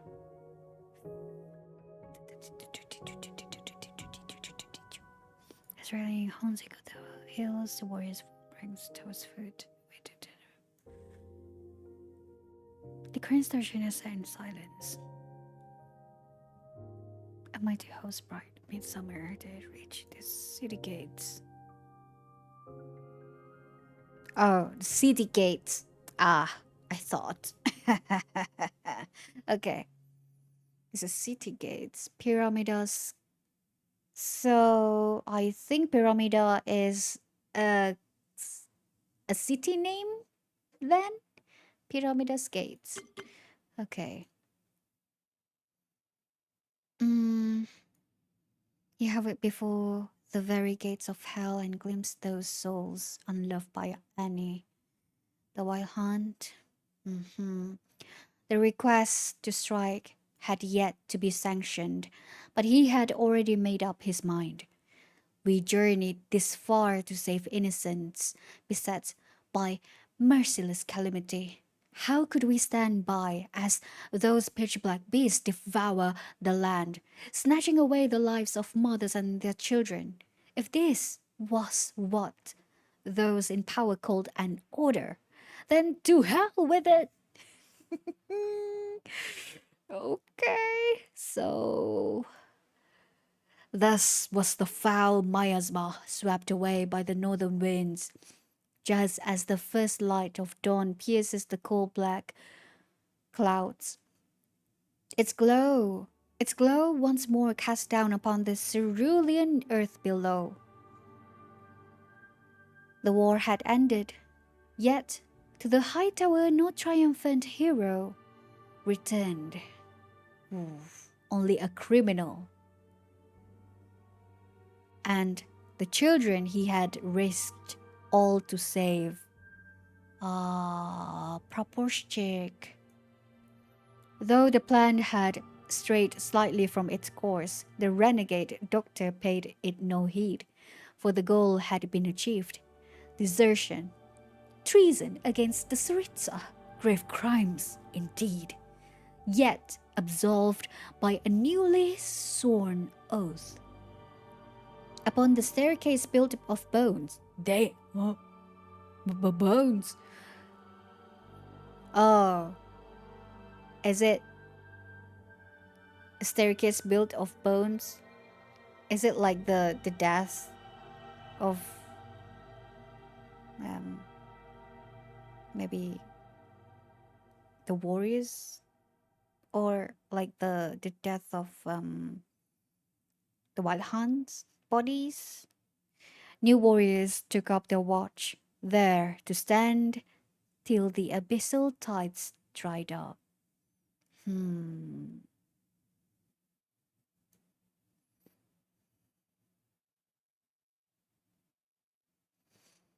I mean, I'm kind of with him with this one because he worried about the, like other citizens' life.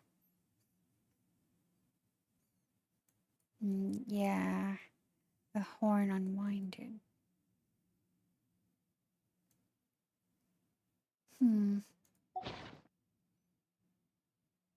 Unfortunately, he labeled as a criminal. Dyed tassel. Looks really cool though. Dyed tassel? Which one is dyed? This or this? The red. Okay. An ancient heavy helmet. It is an heirloom that bears the mark of a venerable lineage of the northern warriors. Okay. It is said that the first said that the first torch forger hailed from the wintry city of the furthest north. Wintry, okay. From the Snezhnaya, they assuming. The nightingale's emblem, a mark of his illustrious heritage. Originally engaged as spies, the family was elevated to the gentry by the Winter Tsar, and thus did this man of humble origin step into the royal palace, now mingling among the fey dignitaries of the court. Huh. When the nations found themselves swept up by that calamity, the frontier regions, once the locus of high hopes during the pioneering age, found themselves bereft of the gods' protection. In Nod-Krai's darkest hour, from the north came only a single rider clad in dark silver armor. It's proportion. I'm sorry, guys. Proportion. Man, just a single warrior. Damn, what a hero. I mean, yeah, he died after that, but still, he stood by it. You know, he wanted to protect them. In Nod-Krai's darkest hour, from the north came only a single rider clad in dark silver armor. As if knowing why he had come, the Maiden of the New Moon lit a beacon to dispel the darkness. On the eve of their departure for the Lempo Isle. Wait, I've heard of Lempo Isle before. From the previous reaction we did, but I don't remember. Is Lempo Isle the ones that have the tavern that looks like a whale? On the eve of their departure for the Lempo Isles, to the south, a grand banquet was held for the warriors in the great mead hall. Okay, so this one's supposed to be the second artifact to read. Like the flower is the first, and then the crown is the second, and the feather, where we read about the star shiner. Okay.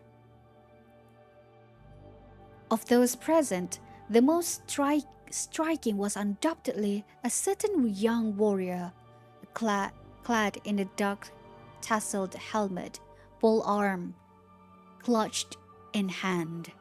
Among the Ratniki of the time, few are those who still wore such archaic, cumbersome armor, for it symbolized their bloodline as descendants of those warriors who first fought alongside the Torch Forger to repel the Black Tide. Despite having neither fief nor noble title, they continued to uphold the oath of their ancestors, for they believed that somewhere out there, the Lord of all Fae, Tsar, and erstwhile protector of all Snezhnaya watched over them still. Amidst the sludge surly tundra, now soaked too in the blood of heroes, the young warrior knelt among the bodies of his fallen comrades. So the staircase of bones is actually his fallen comrades. Okay. Sacrifice had always been the Ratniki's fate and honor, but if he could save one more soul, rescue just one other, then all the better. And so, like his ancestors before him, he prayed to an old god that no one now called upon, as well as to the knyazes he had once held dominion over. Huh.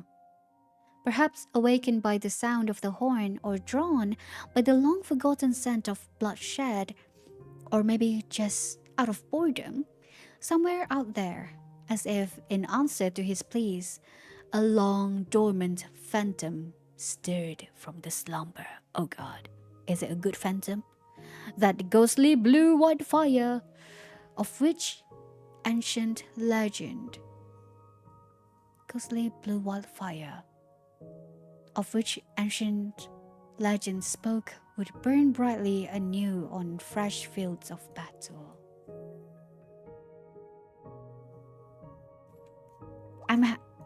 It's interesting how this guy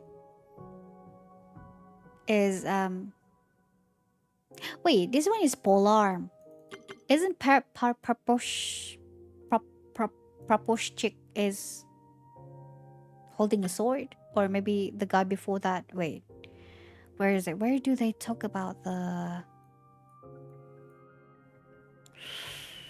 Where is it?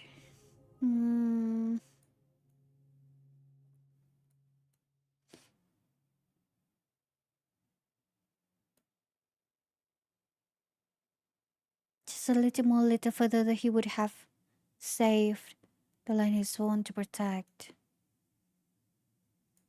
Wait, maybe up here. Dun dun dun.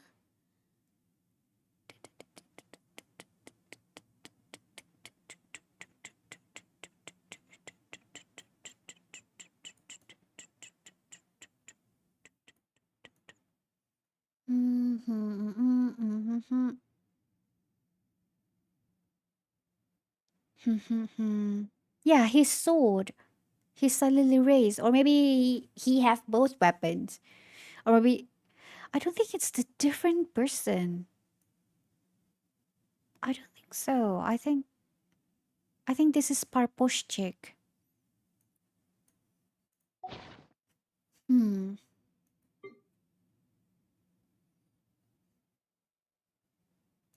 So if you guys want to read, I think this might be the correct order. First one is the flower. The second one is dyed tassel. The third could be, yeah, this. The feather. And the fourth, no, not this one. The fourth is, yeah, the fourth is this, the goblet, because he's mad at the order, and then he rode off. He went to Nod-Krai to save them, and then this is the last one. I think that is the correct order.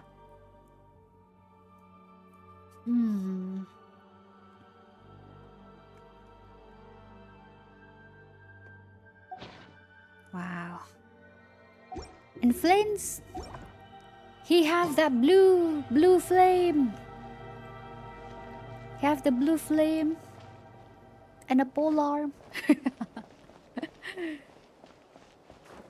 And he also I guess since he is a light keeper, he is a Ratniki, right?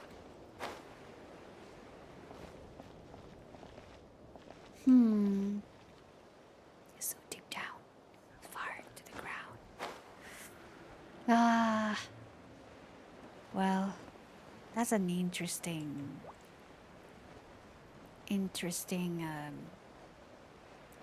lore related to Nod-Krai.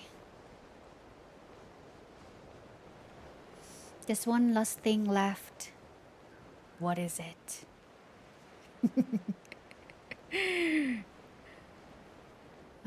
Well, for me, it's to glide to Nod-Krai now. No! Imagine I will get trapped into to a world quest. Da, da, da, da. Oh, Capitano. Wait, can I even make it?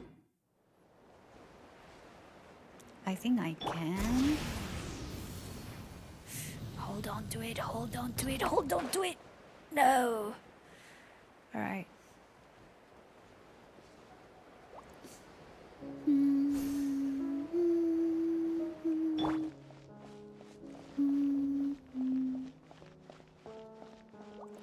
Blazing Sun.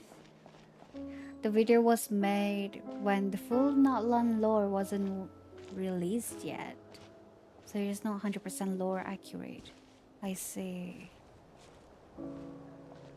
I'm not sure though. Because it might copyright the whole stream. So... yeah. Like the visuals. It could be the audio as well.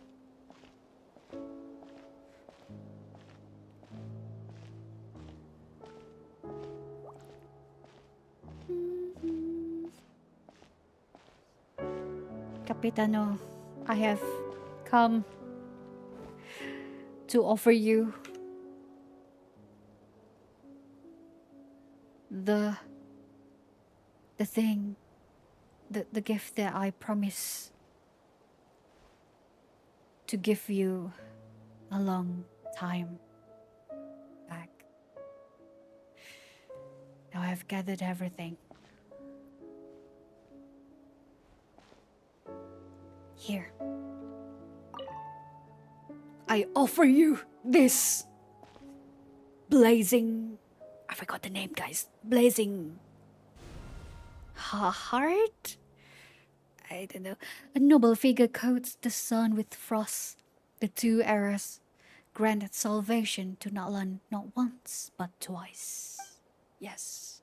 Offer the blazing flint ore. Flint ore gets its name from the reddened glow it harbors. When grasped in one's hand, one can feel the fiery pulse thrumming within the stone, perhaps one day, held high against the starry sky. It might emit a gentle gleam that illuminates the night. Offer up the blazing flint ore to the Lord of the Night to strengthen your connection with the Night Kingdom. All right. This is my love for you. The first flint lights up the distant past and the land of journey's beginning. We call it home. The way back may be no more. Yet, when you and I embrace the night, pure as a mirror it remains, and forever shall it stay. The second flint lights up the juncture of setting forth, and the day the journey began, we call it farewell. And its departure, the unchanging world betrays us. Yet, still, some try to grasp its shadow. The third flint lights up a daytime of celebration, a moment when hearts are opened up. We call it friendship. This journey is far from a solitary trial, not only the winds, but human hearts too embraces along the way. The fourth flint lights up a tempestuous night of rain-soaked despair and a sea of anguish descent. We call it failure. Fighting against the rising tide, a little boat is very nearly submerged. Yet, thankfully, it cannot prise the oars from our hands. The fifth flint lights up those days of pushing onward, and the stones with which tall towers are built. We call it determination. Higher we climb, higher and higher, until at last we glimpse at the destination we have long dreamed of. I thought we glimpse back down. Like we look back down how far we've become, how far high we are. The last flint lights light up, lights up the moment of arrival and the seats upon which we may evermore rest. We call it a miracle. Together, we have brought this journey to its conclusion. Yet, instead of an ending, let us see this as a new beginning. Oh. Oh. Oh! That is how it's going to look. Huh? What? Huh? Constellation 1? Starfire? Didn't I already have a constellation? Primal Fire Resonance complete.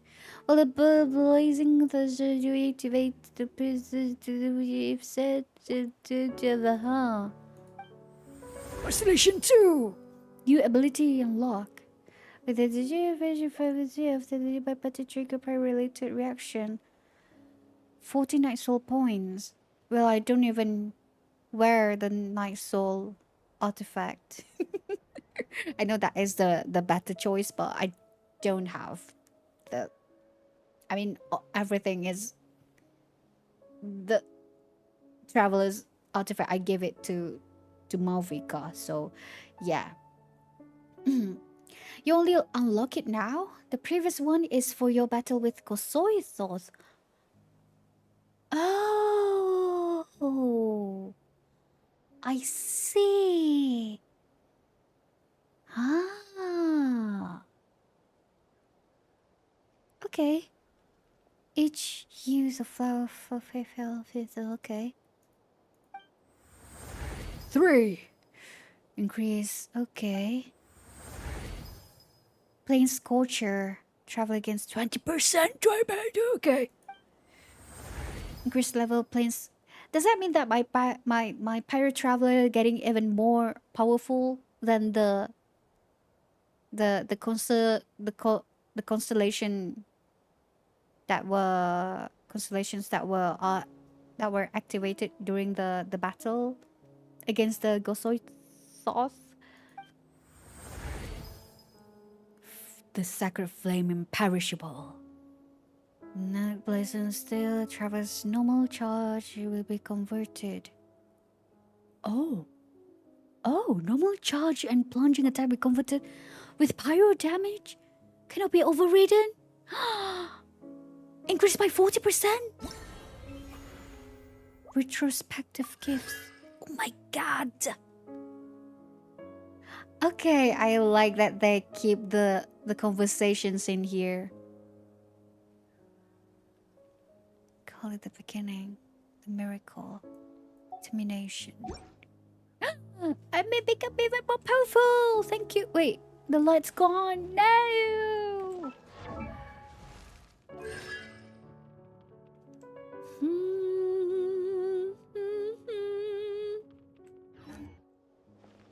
Thank you.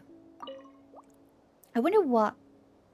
Are we going to have any other kinds of conversation? Maybe not. Yeah. Offer. We don't have anything to offer. Rest well. Capitano. Mwah.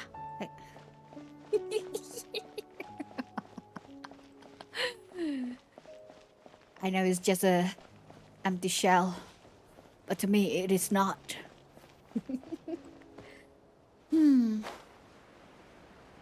It was stronger during the battle. The battle has some unique effects. Huh. Yeah, true. Wait, does that mean? Wait a damn second. I don't want to try it out, but I don't have, yeah, because I died last time. Don't do that. My heart almost... almost stopped. Like that. Do-do-do-do. Okay, let's try. Okay, give me.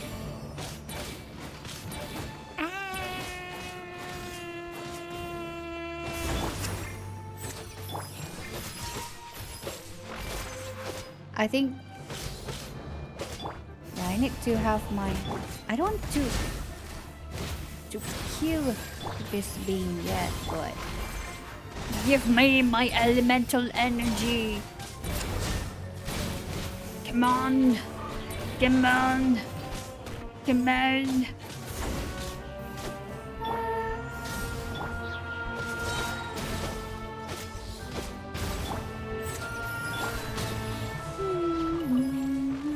Okay, there you go. Okay, let's try. I'm still kinda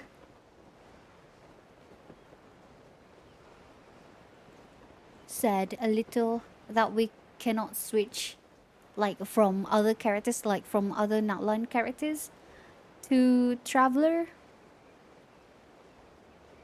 Like, you know, when we switch to Morvika, it will turn into like this, right? But then we can't switch back to the Traveler. I mean, yeah, Traveler is not made of, I mean, not from this world. And also not from Natlan, but I just wish that we can turn into them. Right.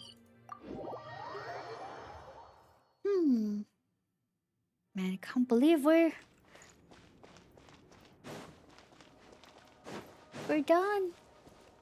Well, not yet.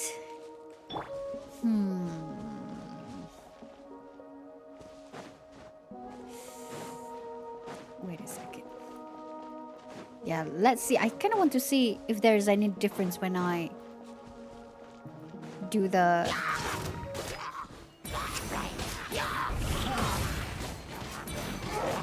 Is it in...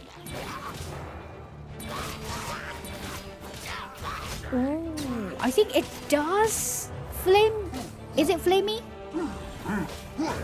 Okay, back. It turns back to physical damage.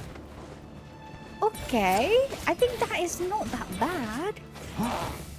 Well, I don't even realize if like in the previous battles that we have with, you know, using Lumin, using the biotrap, the ultimate does that.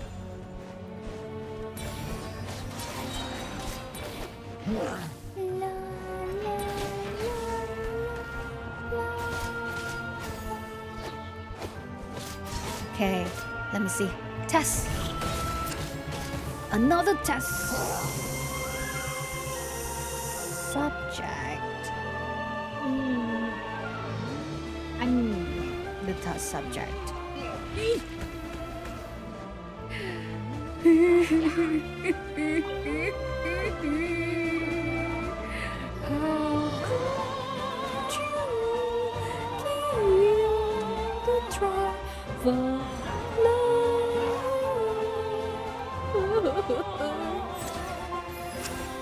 Run! Okay. Yeah, I kinda want to end the stream with... I mean, I do want to watch the Blazing Sun someday. Like the Hoyof during the... maybe... like somewhere in the future when we reacted to Hoyo Fair. But yeah, when is that future? I don't know. I'm not sure yet.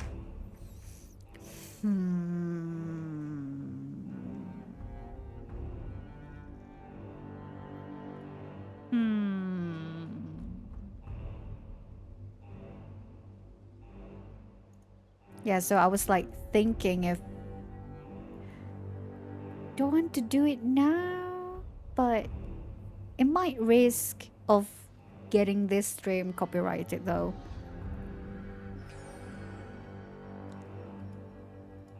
So I'm not sure.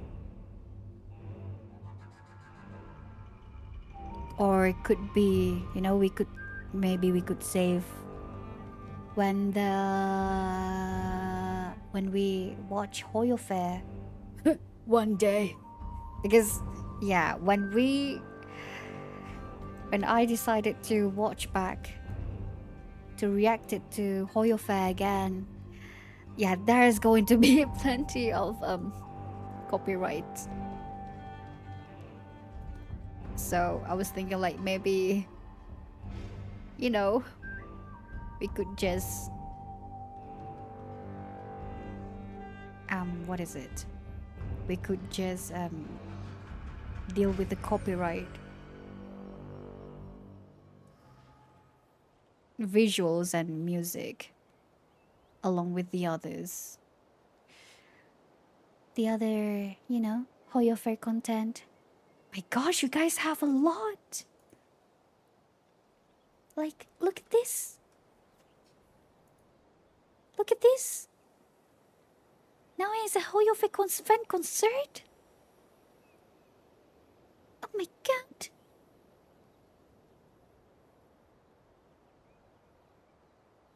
Yeah, the Honka Star Rail Hoyo Fair as well. Okay, let me see.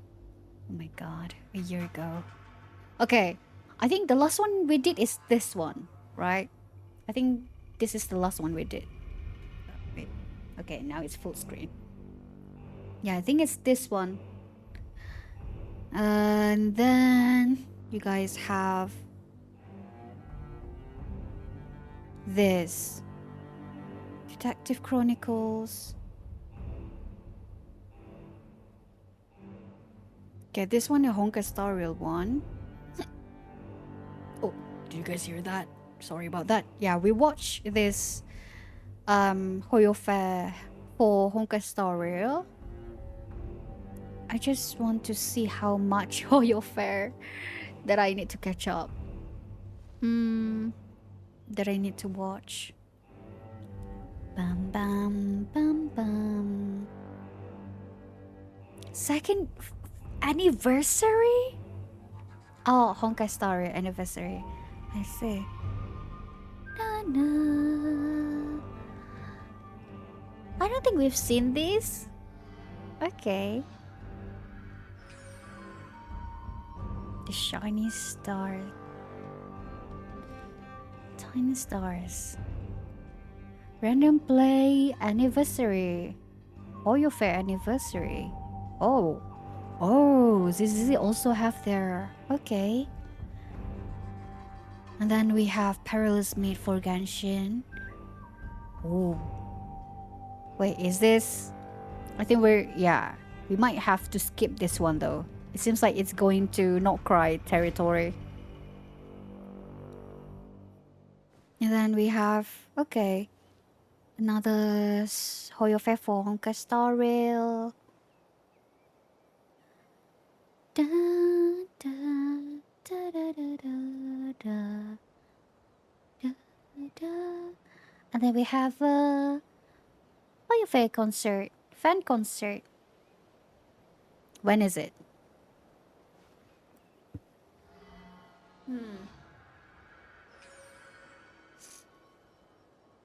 Okay. All right.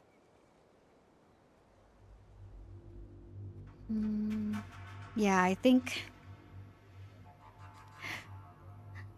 I will watch it. I think I will watch the Hoyo Fair in the near future. I mean, we are going to watch it. So I think it's best to do it during the Hoyo Fair, since that is where it was released.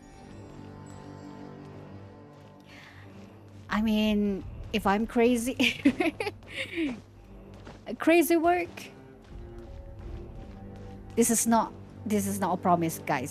So don't raise your hopes high. Yeah, I might do yeah, like other reactions to Nod-Krai special program and other things. And if I'm want to do even more crazy work after that, I guess I might try to watch every Hoyo Fair video. Well, no. maybe no, not this weekend. It might. Let me see my calendar.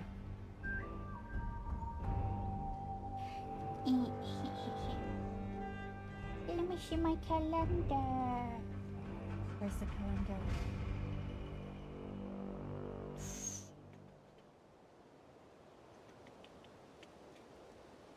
Okay, yeah, definitely not this weekend or next weekend. Yeah, it could be, yeah, on the 3rd week of January. Maybe.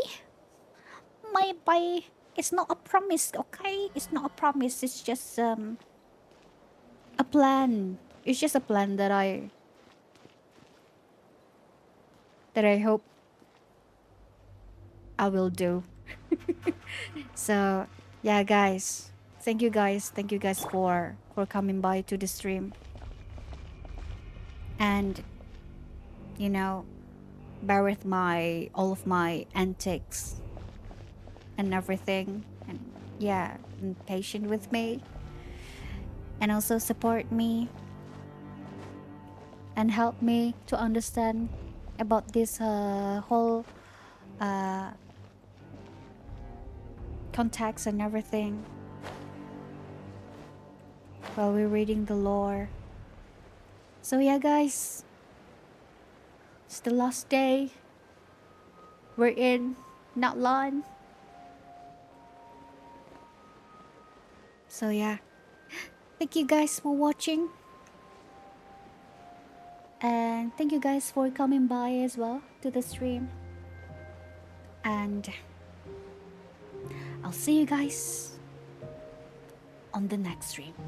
Bye bye. Thank you for always supporting me. I appreciate it a lot, and also thank you for your feedback as well. Yes. And now I'm swimming with the fishies. So yeah, bye bye. I'll see you. Nod-Krai.